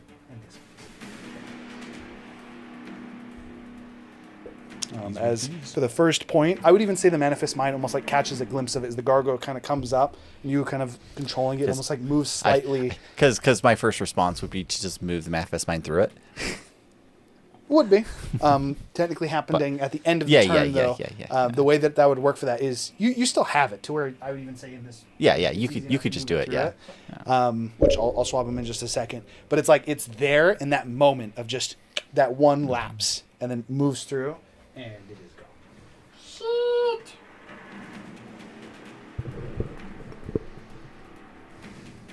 There we go. Okay. With that, who's next? Now everyone's gone twice. So now you're back to the point where All right. everyone go. Am I within 30 feet of 5 of these creatures? Yeah. Easy? Okay. Cool. I'm going to take out my dagger. I'm going to flourish it as I cast Still Wind Strike. And I'm going to make an attack roll on each of them. You're actually in range of 7 of them. Does it max out or No, it's 5 targets. It's 5 Caps at targets. 5. Who do you not want to hit? So you're in range. I want to... Which one do we suspect is being inhabited? Zephyr just knows, and currently none of them. Zephyr, if it's within 30 feet of Zephyr, would know. Which would be the same as you. And there are none of them that are currently pinging within 30 feet. I will say, though, is Zephyr just saw one of the individuals disappear. It's this one. Decent to know which one he is. All right. Hey Zephyr, which one should I not hit? I think you can hit all of them. That I can tell. Your main thing to decide on would be, so this one has been hit, this one. No, they haven't. No, they actually haven't. I want to hit the 5 that have already been hit. Okay, so you're going for Beholder, Wolf. We're just going to say this half to keep it easy. Centaur. Oh, wait, no, these two have been hit. Do the fireball. So it'd be Mhm. click, click, click, click. You hit the Centaur's centaur. not within 30 feet of him. Yep. So it'd be guy, this guy, that guy, that guy, that guy. Okay, go ahead and roll. Alright, so first attack. Okay. Did it show up on other people's screens? 16. 16. Is that a hit or a miss? Or that would be a hit. 16 does hit? I would have actually hit. I Alright. didn't think I'd do it. So that's one hit. So, matter. which order am I doing this in? I'm just going around. Okay. So that would be that gargoyle. Next target would be a 22. That's, yep. And this one? Target would be a 19. 31. It's 21. This guy. Yep. And this guy. That's not 30, that's 29. And the last one. 28. 28. Everyone hits. So they all hit. So first one's going to take... I would say just Jesus, roll once, that's do it to loud. all of them. Yeah. Why is that? Because the dice sound is coming up from me. Yeah. Yeah.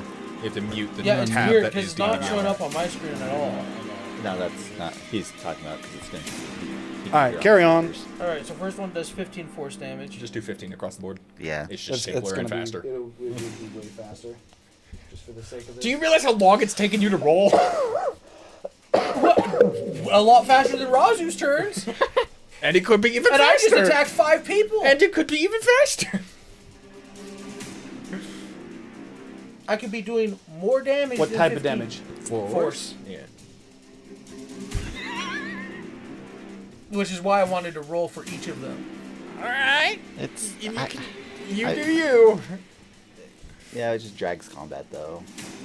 For the sake of this, because we are already dragging, we're probably not even going to finish this tonight. I'm going to say we're just going to do the one individual roll, just like we do Alright. for a large spell. If you have multiple targets, and this is just going to be a forever rule. If we have multiple targets, probably I'll let you decide before you roll if you want to roll to hit each individual, but for damage, we'll just do it across the board. Same principle as a fireball, even though technically I think with a fireball you're supposed to roll individually. I don't think you are. No, you just roll the one. Just one for all of them. These are why it was individual because they're 5 individual strikes. Yeah. For now, we're not going to worry about it just because we have a lot of people here. But force damage seems incredibly effective as it hits, and each of the different stoneworks just like large pieces of it, almost like when you throw the dagger, it just like punches a hole. Think like when Aang uses an air current to punch a boulder, kind of that same feeling as it, and it seems incredibly effective, and would be enough to drop the wall, or the mounted target. No, that one was destroyed with force damage. That one's gone. As that one seems to fully into pieces. Well, does not regenerate and well. does not seem to show any signs of it. Oh, that's fun. I was just curious, since I destroyed this one the proper way, was that one still regenerating? No, actually, the gargoyle is the only one that would currently be So- repairing itself. And you this guy? Yes, you can. And then... I mean, I'll just... Nope. Oh, right. I keep End of forgetting. his turn. But Who's is anyone within 30 feet of me that needs help? Razu? I don't know if Rosu is within 30 feet. I'm gonna be right on the cusp if he's not. Find out. Goodbye, Zach. You can move like 10 feet, You stay could in the go field, flat and in still to be. the edge of the zone, and then Razu would be within 30 Except for feet of you. Star Be in the zone. Strike also allows you to teleport to a target you hit if you Well, I'll want. just use a bonus action to cast mass. Oh wait, no, I already just cast a spell. Correct. Okay, so Hey, Razu. What would Bigman do? you are inspired. As you look get to in Razu, the damn circle. As you look to Razu, If you can't tell, I got shot by a giant snake. I think your circle's pointless. Well, I just destroyed one of the statues, so I mean, like, well, as you look to him and you inspire him, you watch around his ankles. Yeah, just- yeah. I was gonna call it too. I was about like, oh, after you said it was useless, I'm like, I actually can't put look at your markers feet. right now, so I'm gonna put him right here in that crack, Oh. representing that he's beneath Razu. Razu, the floor is lava. Floor is lava. As attacking from a concealed position, as for this one, you were not looking at him, you simply notice it. It still gets to attack with advantage, as effectively he would be attacking from stealth. That is cocked. Maybe a good thing. 22 to hit. That is a failure. Okay. He has one more attempt. Do you get, if you attack from stealth, is it the entire attack Just the action? first attack. Just the first attack. Just the first Question. attack. Because you break stealth. You break the hide. Since my shield thing, you gave it a range now. Could I shield Razu with Malrith being glad? No, it does have to be cast from you, because I don't Okay. believe you can cast spells through Malrith. That is specific. Oh wait, yeah, you said that was a Malrith thing. Yeah. Malrith specifically cannot be cast through. You're right. Yes, that is a specific thing of. I don't remember the If spell. I but I know find you familiar, can cast your- Find familiar Yeah, can Malrith do base touch is spells not through familiar, it, she's and then no longer- manifest mind. I can just cast a spell. As a, She is an individual creature. Your benefit, she has the stat block of a dragon. Yeah. Downside, change the spell.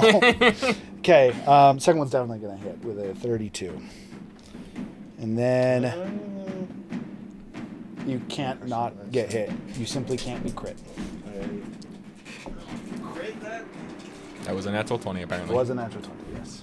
I just didn't say it because you can't be crit. Natural 20 always hits. it's got a plus 12. Okay, and then for this one, the actual damage itself is not a lot. So the actual damage itself is 9 points of bludgeoning damage. It would be heft 4 for you. But you are now immobilized. Or specifically, I believe it's restrained. As you guys would watch Razu's feet just down to like his knees, just into the floor. Is that on a save? No, that is on hit. This is what he did to Kaio, if Is you he recall. under the stone? No, it's or the man in stone. Yeah. Yes, he's in the stone. In a similar fashion to how you guys had experienced before, as Tiguka would kind of like look down. It's almost like the surface of the stone has become a glass surface, and you can see into the stone. No, you're just By the earth? yeah, you're grappled by the earth. He's not holding you. He just quite literally sunk your legs up to your knees into the stone. You would no longer have movement unless you're able to break yourself free from the stone. So you'd have to destroy it from around your legs. Worth noting, much how you thought from before, how you thought that maybe you'd be able to pull it out because you'd be within the stone. You are actually within the stone. You are not melded with the stone, like the lady in stone was.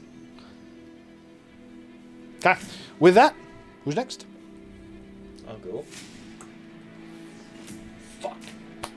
All right.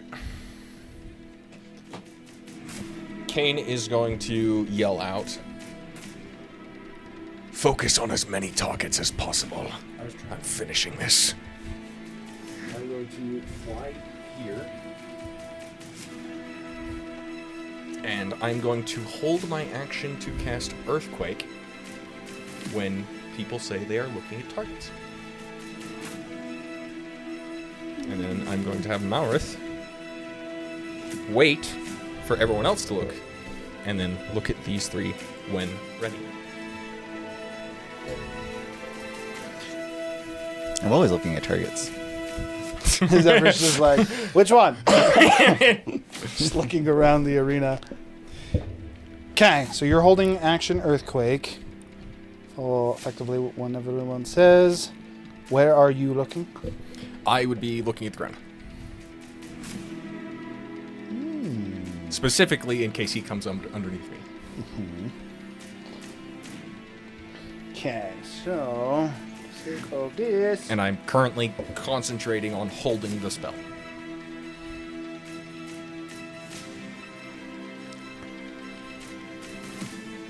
So we just hit all of them? Is that what you So, want?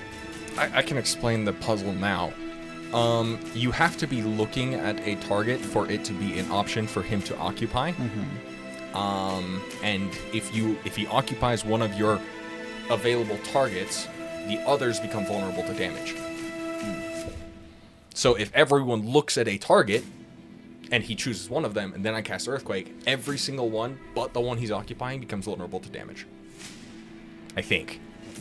I did test it. It did succeed, but it could still be wrong. Whoa, ignore that. Well, I didn't mean to do that. So yeah. Nothing happens there. Nothing happens there. Yep. Who's after Kane? pop my removal rod and pull myself out. Athletics check. Fun fact: birds don't have heels, which means my foot would not be holding me in the floor. Okay, very much so is. Your foot literally have barbs. Here's how I can easily give you a way that it does. He didn't pull you in a straight line. He did this. Your foot's And you have also to go barbed. straight up. DC 30 to break yourself out of the stone. Athletics check.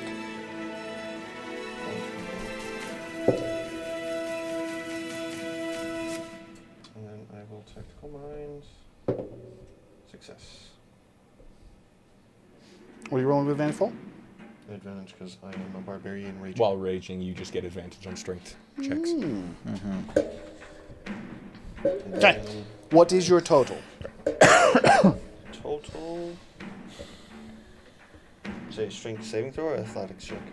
This is an athletics check. You are trying to break yourself free from the Mine was stone. 32. Just so you know as well, it is also an action to break yourself free, much like when you get cocooned by a spider. 32. Okay. Would be enough. As you would able, Razu would just kind of and rip his legs out of the ground. Does still do damage even on breaking free. Which in this case,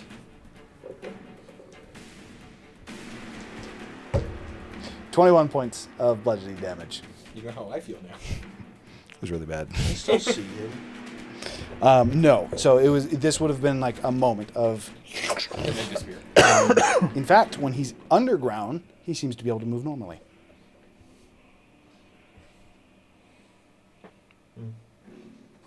Okay. You're very close in the gimmick, but you're missing something important. Listen, I can only figure out so much shit. I need help. Maneuver, that guy dropped, jump there. Hypothetically, if they do get opportunity attacks, I would only be able to take an opportunity attack from the knight. They do not take opportunity attacks. I just barely proved that. I'm just curious. I'll go hop in the field and then pop a pot. The answer is he's now taking this seriously, so I'm trying to take it seriously. Okay, and then you said you're popping a pot. That's the end of your turn? I'll pop a pot and I will hit the knight. You say it takes my entire action or an attack It is action? your entire action to break free from it. It's like breaking free from a grapple. Actually, they made so that breaking free from a grapple is one of your attack actions. Just like grappling is an attack action. That's why you can grapple and attack in the same turn. I don't like what they did with grapple. That actually makes more sense. That one, I think, does make sense. The biggest thing I don't like is the saving sense throw. of like a grappler. But yeah, you can grapple as, like, if you have extra attack, you could grapple and attack on the same turn. Which thematically sounds legit, right? I mainly just don't like the saving throw thing, because to Yeah, me I it was don't always like- like this I don't like the contested, saving like, thing you're trying to either. grab them, and now it's just a, Number roll save. can they save against it? But it is what it is.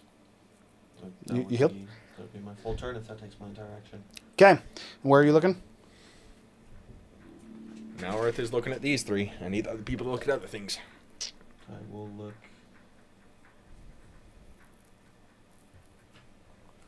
at Beholder And Knight. Beholder Knight, and technically he was beneath me. I don't know if he still is. No, he's gone. In fact.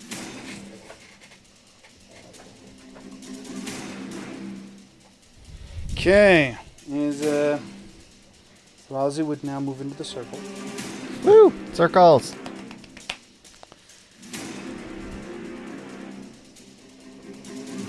So Yeah, again, that- you guys would hear in Primordial, this would be very much coming from the ground as he's under him. He says, "You do mean to say you almost made it." And as he's going, I still he's now don't- going to use a spell. I still don't know your name. Jesus. Sorry, what? Still don't know your name. Or hers. You won't tell me. If you actually want to get him to, if you actually want to do that, that would be an action on your turn. Effectively, And a do persuasion an check. actual using a persuasion check at this point. You caught his attention initially. Now, if you're actually trying to prod him, it would require an action to do so, much like any kind of skill check action Sure. in combat. Okay, so you can pick up to 6 targets within a 120-foot cylinder. There's 7 of us? He would not pick Malrith. He would pick the 6 of you. Is the answer. 6 of you need to make. Goodness gracious! You actually get to choose between a strength or dexterity saving throw. Fuck you. Creature's choice. Why? You said who? Strength or dexterity saving throw, creature's choice. So you get to decide. It's all 6 of you. DC 21. That's what I thought. I Fuck heard you! Say. Dex. 33. I'm going to use my. Success. I'm going to use my inspiration. Jesus! 21. I'm just gonna bet he's gonna tell us he's not gone. 20's a failure. What'd you get? 21, barely. 21 is a success. I have a plus goddamn 2. Success. What we got, Gurgle? You mean Zephyr? Strength save or dex save, your choice. That's so crazy. You said you got 20. No. Strength save or dex save. Dude is paying 0 attention. It's a failure. 18. 18 is also a failure. What did you get? I suck at both those things. Is that physical attack? It's like the wizard is weak or something. No, it's not a physical attack. Can I see it? Also, I have advantage on dex I think saves I'm the if I only can one see who it. can see this based upon the spell name. No, you guys are focused on the statues. The only reason that you could actually technically see it is because you said you were looking down. That's what How I said. bad would you say Tiku feels this is? That's the only reason I passed. I'll tell you the name of the spell is called Bones of the Earth. Oh. What's the level of the spell? 7. That's what you know. Jesus! She succeeded. Okay, so Hey, Kane, did you succeed or fail? I succeeded. Fucking barely. I failed. But Do you, Okay. you had inspiration. So for those What? of you that Wait. technically it's actually No. for all of you. I don't think I I don't have. know what to represent these No. with. Oh, well, my bad. I don't have You 6 gave it to Tiku and me. Greg. pillars. And Kane. I don't have 6 of those. Technically, Okay, wait a minute. for the sake of this, I'm just going to pull out You D4s. can only use it Each if you fail a D4 save. is going to represent a pillar. I failed the get out of the ground check. Oh, yeah. And I'm Yeah. going to use it on that so I don't use tactical Never mind, mind. I passed instead use the inspiration. And Why? then I will use my Because reaction apparently to. they changed it, and it just infect- says you have advantage on dex unless you are incapacitated. Those aren't bad. Which, yeah. I need stone pillars, and I need 6 of them. We're just going to use these. This is a good idea. Hold on. Hey, Hiram. I used inspiration to succeed the This way that says you have advantage on dex break out of the unless you're ground check, and he's trying to use his reaction to give it to Zephyr. but if you're raging, you get advantage on strength checks. When I broke out of the ground, I was trying to figure out if I had advantage on it, which I apparently do. And I passed it. That should have been done when Razu was I got going. 20 discipline. I also. He didn't say he was using the I didn't inspiration. so that would be my bad.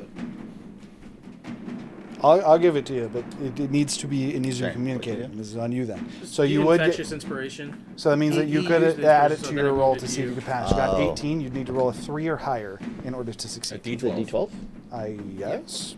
Question mark. 12. Woo! I'm very inspired. Nice. Mar. That's what you're here for.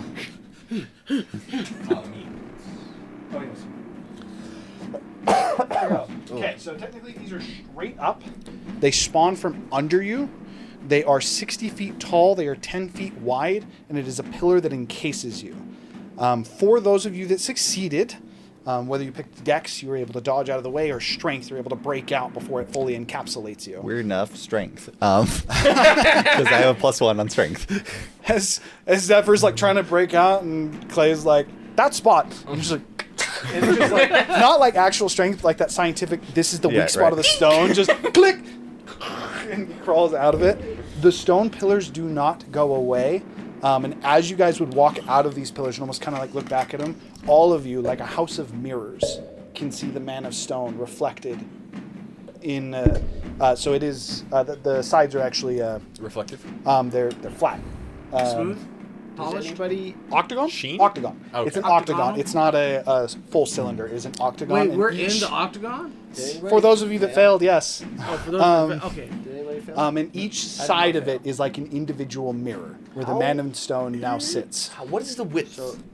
Again, it is Wait. a 60-foot tall, 15-foot wide. He's bigger than it. And he failed. There's no He passed, but he's I also also not big enough. I He's did huge fail, size. but apparently they 50. changed Barbarian. It just says you get advantage on dex saves unless you're Yeah, you just incapacitated. That is It true. doesn't matter on sight anymore. That is accurate. If you're raged, you get it on strength. Dex is just passive. Oh, the dealer's choice of the save. So again, for those of you that succeeded, you're just on the outside of the pillar, and it would push you out. Technically, it's like this entire thing would have just almost effectively been a rock pillar. There's another rock pillar here, and then there's a rock pillar that grew from this. Each side of this 8-sided octagon. Again, you can see the man in stone. That means that only Tiku failed. Tiku passed too. Tiku, I Because she used her did ability to everyone just pass.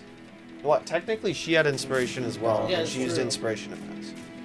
Indomitable is what you're talking about. Yeah, I was about to So use it, but then I everyone was like, used Tiku was checks. inspired, Effectively, and everyone Tiku used was some kind of inspired. plus and was able to succeed. Though. Yeah, no one, apparently, yes. no one failed. All right, I will just go. I believe that you guys all did it. So on a successful check. So, did Tiku use the inspiration? Yes, Yeah. Tiku used the inspiration. Then I but will that use would- that to would- It's your move. reaction to move it, isn't it? Reaction. It's not a reaction. Oh. It's anytime anyone uses it. Could you do that like then if I did it? So- then Zephyr took it from me. My Could we do it on question- Zephyr's as well? My No, that's question, true. Yeah. my question there is, it's not Is it reaction or instantaneous. reaction? Second line. So, my question on the Bard ability is, so Razu used it to pass the save, but Zephyr's doing the save Oh, at the never same mind. Yeah, time I as missed that. Razu. That's my bad. So you Just couldn't reaction. allow Razu to pass the save and I then give it didn't to pass Zephyr. this save. It's when I broke out of the floor. Oh. He just didn't communicate it. And I This told him in the save I just future. passed. In the future, he needs to. I like Okay, the one that so says for those you of you that use a reaction succeeded, at the beginning. Gurgle and Tiku would not be applicable to this because the stone does not touch. But for any of the stones that touch, you do take damage. Even with success, you do take half of the bludgeoning damage. However, Don't dare say like 40 or some shit. And technically, I think it was. I don't think you had a choice to not use your inspiration. I got you. Right? I'll just take one of them. But then it's only when you fail. Yeah, but don't you always have to Stop! Oh no, that's look at that. That's disgusting. Stop! Stop! That is. I think that might be the highest damage roll I've ever rolled. Perspective to what it could be. Stop! That's like 6 points off max. He's just mad because we all saved. Apparently. Jesus Christ! 25 plus 18 is 43. Zephyr Plus whacked it. 11 He is did not. 54. He whacked it. She was great. Is 60 damage. 60 damage exactly. So 30? Halved for those of you that succeeded, which is everyone. And this is, again, this is not applicable to Gurgle or Tiku. But, oh no, sorry, Tiku's next to a wall. If it collides with another source of stone, But then am I touching it? What's the pillar, very much so. The pillars are actually up from you guys. I just don't have a way to. what's the damage? It's exactly 60, half to 30. Can you? Tiku has 196 health. Can you minus that off of her because I can't actually interact with her character sheet? Yes, I can. So she Um, took 30 damage because she succeeded. I did maintain concentration on my spell. Same. Okay. All right, What are you and then Detect thoughts. okay, and then okay, these pillars can be dug through. They have a certain amount of HP, or you can spend an action to dig through up to 5 feet of a pillar. If you ever want to be able to move through them. The way that he would have constructed the pillars, even though you guys dodged him, he did just box you guys in. Specifically, that is those of you that have grouped up on the magic circle.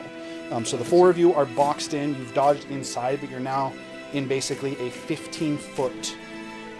You have like 15 feet of stone to go through to actually be able to move out of the position you're in. He did grow the pillars as well in a way that they would have done this and sealed off the top. So you have to dig 15 feet out, or you can see through it. The stone is semi-translucent, which gives that almost like mirror look, but you also can almost like see past it looking through it. I can also just see around it anyways. For the 2 of you that he did not have multiple pillars spawn next to, so that'd be Tiku and Gurgle and Tiku, you're just able to move to the side. So it just constructs the pillar. It is now an obstacle in the way that I don't really have the means to represent, but yes, pillars have spawned all throughout the arena, and then you guys are trapped. And then, honestly, Can you just thunderstep aside? I'm in one portion. Heading back to your guys' turn is where I think we actually should probably end for the evening, as it is starting to get late, and you guys are not close. I was going to cast Earthquake after Zephyr's turn. As that was a reaction, we will go ahead and resolve that first. What is the radius of Earthquake? Yes, 500 feet. Radius?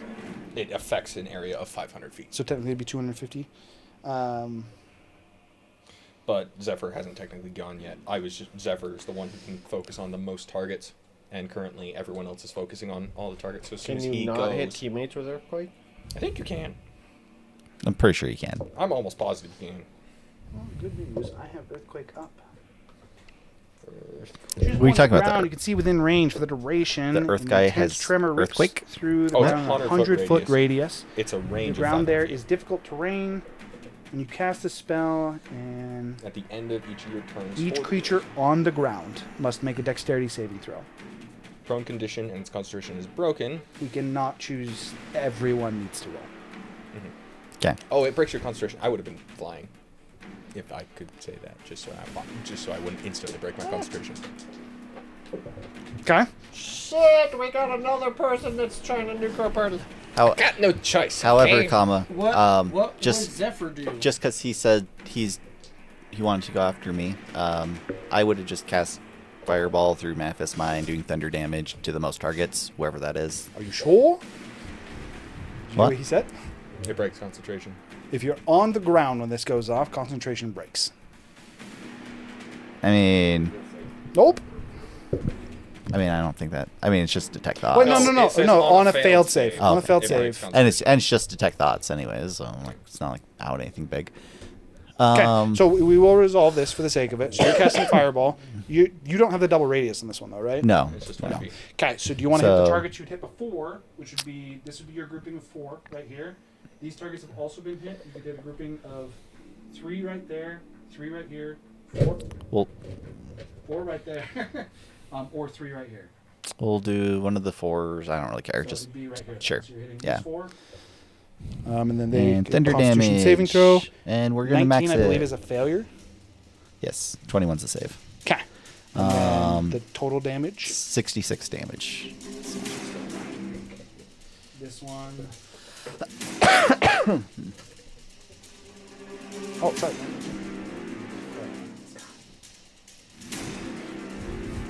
Out. Taking bludgeoning damage upon hitting the ground. Yeah. These 2 fall, start to regenerate. This one falls, hits, it seems to break. All right. Oh! I That's how we're supposed to do it, guys. All right, I did There's the thing. multiple ways. I had to make sure that everyone had some way to actually correctly be able to interact with it. That does mean that at the end of your turn, they would get to move. Technically, my reaction. His reaction goes. True. Go ahead. Alright. So I assume Actually, what he hears everyone is is looking at everything. what he hears is explosion happens. All right, you're ready to go. He's in there with you. Oh, are you? Yes. So there's 4 of you in there. It's you 3 and King. Oh, smells like dragon in here. So it would be rather hot. As far as I can tell, as far as I personally 100-foot radius is going to hit everything. If Zephyr has his Manifest Mind look at those 2, and he personally looks at those 2, we catch everyone except for Frogboy. Technically, I'll be looking. No, you said you were looking at Oh. Beholder in the night. I tell. But he's in that line. Assuming he communicates what he's doing, I tell Aerith to fly up in there. I did communicate with casting Earthquake. He did communicate it, so he'd Okay. fly up a little bit. We need dexterity saving throws from everyone. Except for yourself, as you are flying. And then, obviously, after people say that one's moving, after he inhabits a target. I Again, fell. I don't know if I'm doing it right. Again, you're definitely the closest. It's against his spell DC. No, it passes. Did DC you have disadvantage? I would have disadvantage. You just 18. rolled 2 dice. No, I used my luck feat to give me advantage. DC of 18. So It's a con strength. Fuck, let's save it. Dexterity saving throw. Dex save. Yes, I have it pulled up as well. question. Did my leg think? Sure, I can't. No. It just makes it No, it just gives you a speed. climbing speed. It's free. Yeah, you can still be tripped. Dexterity saving throw, you said DC 19? 18. What we got? Like really long lines. I got a natural 30. So that's a failure. What you got? I can create 4 fissures that are 100 feet long. That would be your thing. But what'd you get, Gurgle? I doubt you can even fail an 18 on a dexterity saving throw.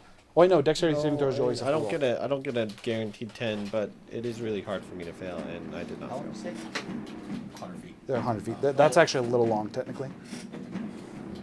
I guess we just use rulers. I could technically fail if I rolled 2 things under an 8. 1. If I rolled 2 dice under an 1. There. 8. Saves and attacks do not count for reliable talent. Just knocking them all into the ground. Swallowed by the How much damage does this do? Decent amount of your structure. Not so much if you're not. Which I assume these guys count as structures right now. 12d6 is the answer to your question. As the earth tries to swallow me. I feel like part of the walls just collapse on me. How this works is when I cast the spell, and at the end of each of my turns, each creature must make a dex save, so you have to make the end at the end of my turn. On a failed save, a creature has the prone condition, and its concentration is broken. So anyone who concentration broke, prone. I then create 4 fissures that are 10 feet, or 1d10 times 10d. So 70 feet deep, 10 feet wide, and it's 100 feet across. 100 feet in length. 100 feet in length, yeah. A creature in the same space as a fissure must succeed on a dex saving throw or fall in. A creature that successfully saves moves the fissure's edge as opened. So they would take 7d6 bludgeoning damage from fall. The tremor deals 50 bludgeoning damage to any structure in contact with the ground. Any structure. And if the structure falls to 0 HP, it does 12d6 bludgeoning damage to anyone near them. Which includes That's the best part about this. I was going to cast this next turn. I appreciate you, as you guys would get encased in rubble. Kane would then cast Earthquake, and the structures that now surround you, with a health of 15, would all and collapse on you. It is all creatures within half the distance of the rocks as well, which means that Tiku and Gurgle would also be within range of their own pillars. It's a dex save. Which would be breaking as well, yes. So it's a DC requiring a... Wait, no. It's just still my DC 18. Yes. I will be using your inspiration. I did not that is everyone. Everyone needs to roll. And then, in fact... So I think I don't use it. No, it's not expended. You still have it. Okay, so that is going to be... I'm just going to roll for all of them. So I'm going to use my light. What's the save? Again? DC 18. DC 18 again. Dexterity saving throw specifically. 19. That's what I rolled. How would... I have a +0. What'd you roll?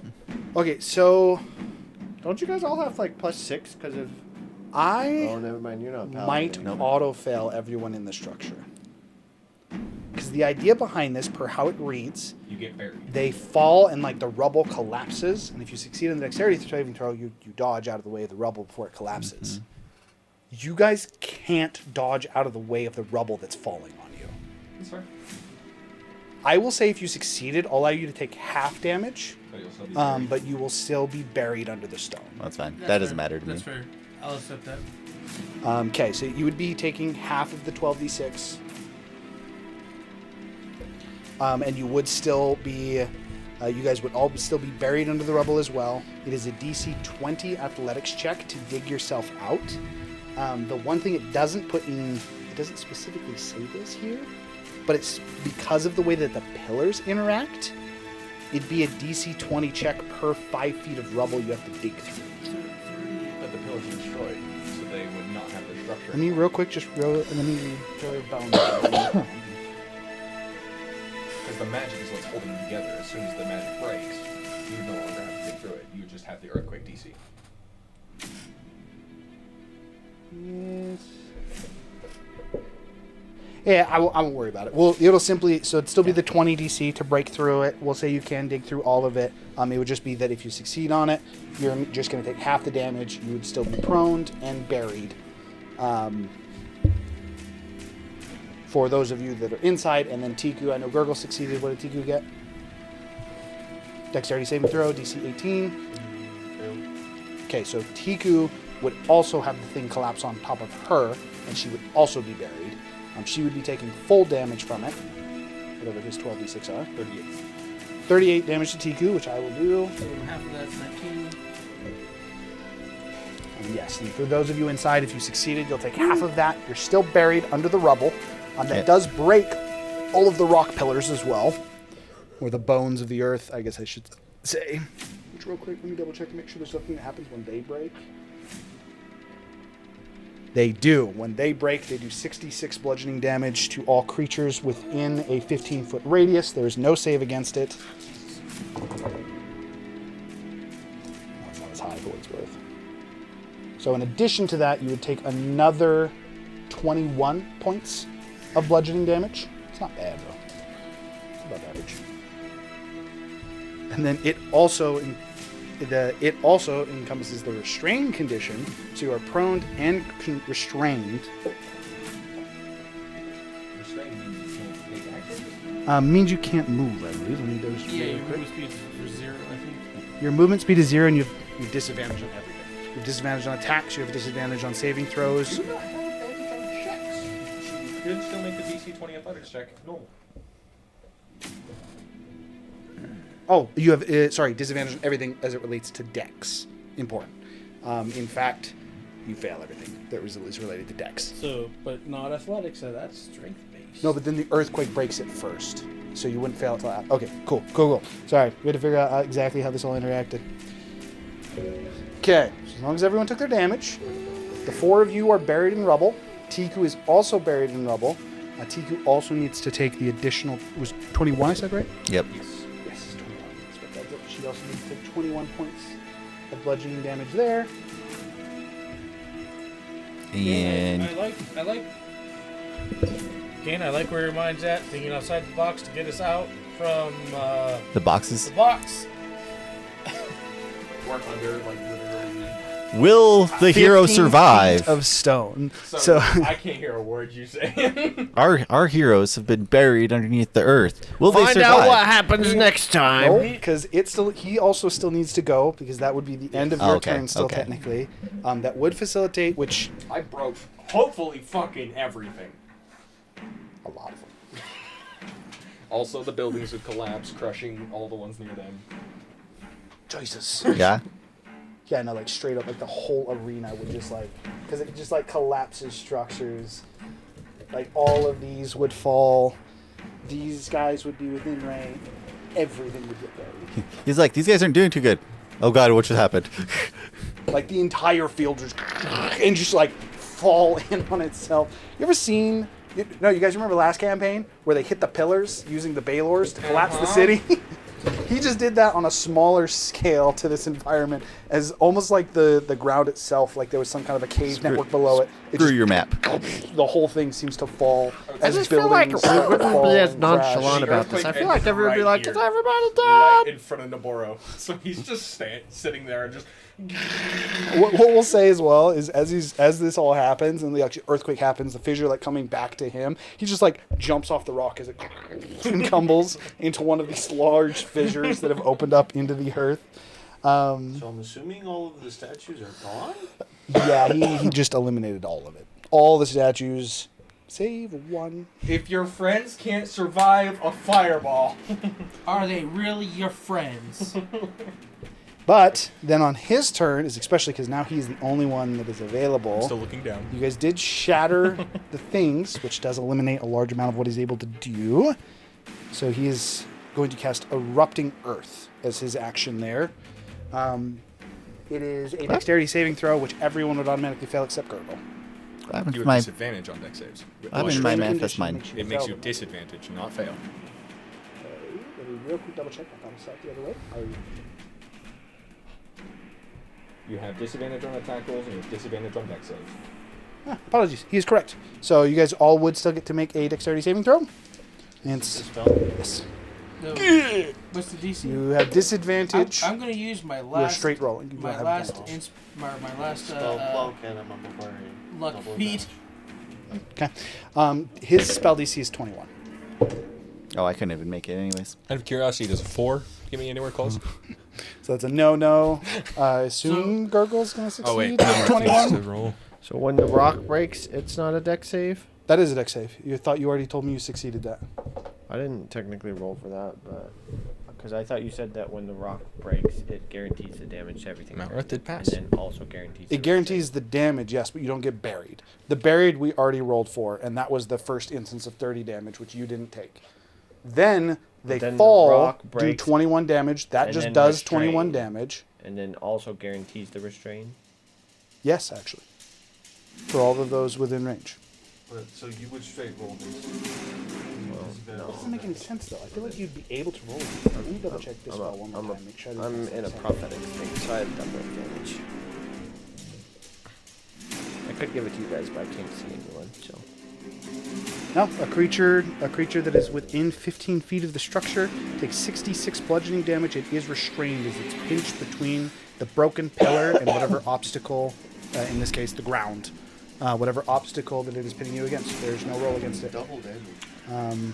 It does do double damage on the initial cast, and then when it breaks. No, I'm saying when it breaks, because we are being crushed and we took damage from that thing. You did. We're taking damage You took from his the pillar. earthquake damage, Literally and saying- then 38 you took, and then 21. Yeah, we you were did supposed to both. take two I'm instances. aware. I'm saying, I'm thinking, why would you take double damage for a structure breaking fall and running into Because the that's how the mechanic spell for that? works. 'Cause The it's magic two- itself is forcing you to take that damage. Yeah. It would be like Pillars- a fireball plus a water geyser. Bones of the Earth is what does the initial thing. Earthquake is a separate thing. It just happens that Bones of the Earth also create structures which Earthquake Destroys. specifically interacts with. So yes, you would definitely take two instances of damage. And that one does not have a roll. You would have disadvantage and be restrained. It is an action to break out, DC 20 athletics, to break out of the restrained if you are next to one of the pillars when they break. I'm in a prophetic state, so I can just use my prophetic state to get double advantage. So. Okay, so it's a DC 21 for Erupting Earth. Oh, thank God. So Okay. failure, 26. failure, Failure. success. What did you get? 18 on the die. What's your dex save? I think it's lower She than that. doesn't have advantage, Yeah, she wouldn't have Plus- advantage. Plus 2. which means she has disadvantage. So she'd be at straight 20. She can use one charge of her thing and succeed that. Get a plus 16. Indomitable, Indomitable- is not a guarantee. Indomitable is success. basically guaranteed. She'd have a plus 15 to the Plus roll. Plus 16 for Does it take a reaction using But Indomitable? also, you No, only it's have just free. one charge of Indomitable. She literally has two. I'm looking at it. You get the second charge at level 18. I literally just looked at her shit. She is two. Maybe you could get her level. Chill. I got it up right now. I'm looking through it. But anyway, But yeah, it's You just got free. action Indomitable is charge. not guaranteed free. technically. It's a plus 16, If which you 12 roll plus 16 is one- 28. He was one off. She does have two uses of Indomitable. Those are both used. If you roll No, she didn't one- use the first one. I thought you said she did. She used inspiration. Plays Yeah. inspiration. Okay, I will move that in She just a second. has only used one of those, and she's used two of her maneuver. But if you roll Alright. a 1, it's a guaranteed fail, right? This whole sequence ended up taking so much longer than I thought I it am was. so sorry. No, it's fine. Again, he was actually going to cast Earthquake himself. He was just going to do it with a caveat that made it way better for him than the whole world collapsing on himself. Okay, so and this is going to be 5d12. I got them right where I want. The fuck? I didn't hear no bell. It's literally the meme of like, why do you let the bad guys do your plan? Do the plan for them. Okay, and we got. You want to kill the hostages? Oh, kill the hostages! Is everybody okay? So that's another 41 points of bludgeoning damage. Half?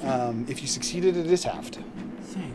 So that'd be halved for Tiku and yourself. Gosh, Clay. I The fucking funny just had a. part about this I'm is not doing how great, does guys. a rogue use their evasive feat on this type of To thing dodge something that while just like they're fully collapse and they're and restrained. while they're restrained? Like that's the part that I. How do they dodge a fireball that they're in the center of? We don't know. We don't ask questions. Rather, I think you described it rather well. Rocks are heavy. Sideways and they disappear. Just full paper like the guy you found. Paper It's just- fucking Mario. Guys. They just paper Mario turn sideways. They're gone. They don't Guys, even exist. I learned something. Rocks are heavy. Again, you are currently buried. It is a DC 20 athletics check. As all being buried, you guys, as the rocks are still technically translucent, would also see him come back out of the stone. Oh look. Oh look. True. He's on top of the rubble. He would, Hey, like, I come see him. out of the rubble, looking. Hey guys. Wait, no, he went. No, he went. Sorry. He's looking for Razu. He would Oh. see This is what? Okay. underneath in the rubble. Oh, I don't see As him the now. rubble would collapse, it's almost like he went back into the floor, and he would be coming from below the group. I hear something. That is where we are going Oh, to God. end If he for was in any tonight. of the holes, he would have taken damage, to be fair. He is immune to bludgeoning damage. Great. Our dude said he should take damage from bludgeoning. That's No, the he one said- that hit him. That No, is he said exactly you- what Nabarro Bludgeoning would be said. useful. He said bludgeoning would be useful in the fight against him. You never said it would be useful against him. With that, we will have to conclude does this not beat destruction. I've used Earthquake 2 times, both to great effect. Yeah, that was pretty good. That was pretty good. We'll have to conclude this fight next week to Tiku just coming to what the hell happens. For now, thank you for always hanging out, Jasmine. I know you left a bit ago, but if you see it, we appreciate you. Have a good night. We see you next week. Bye-bye. Bye-bye.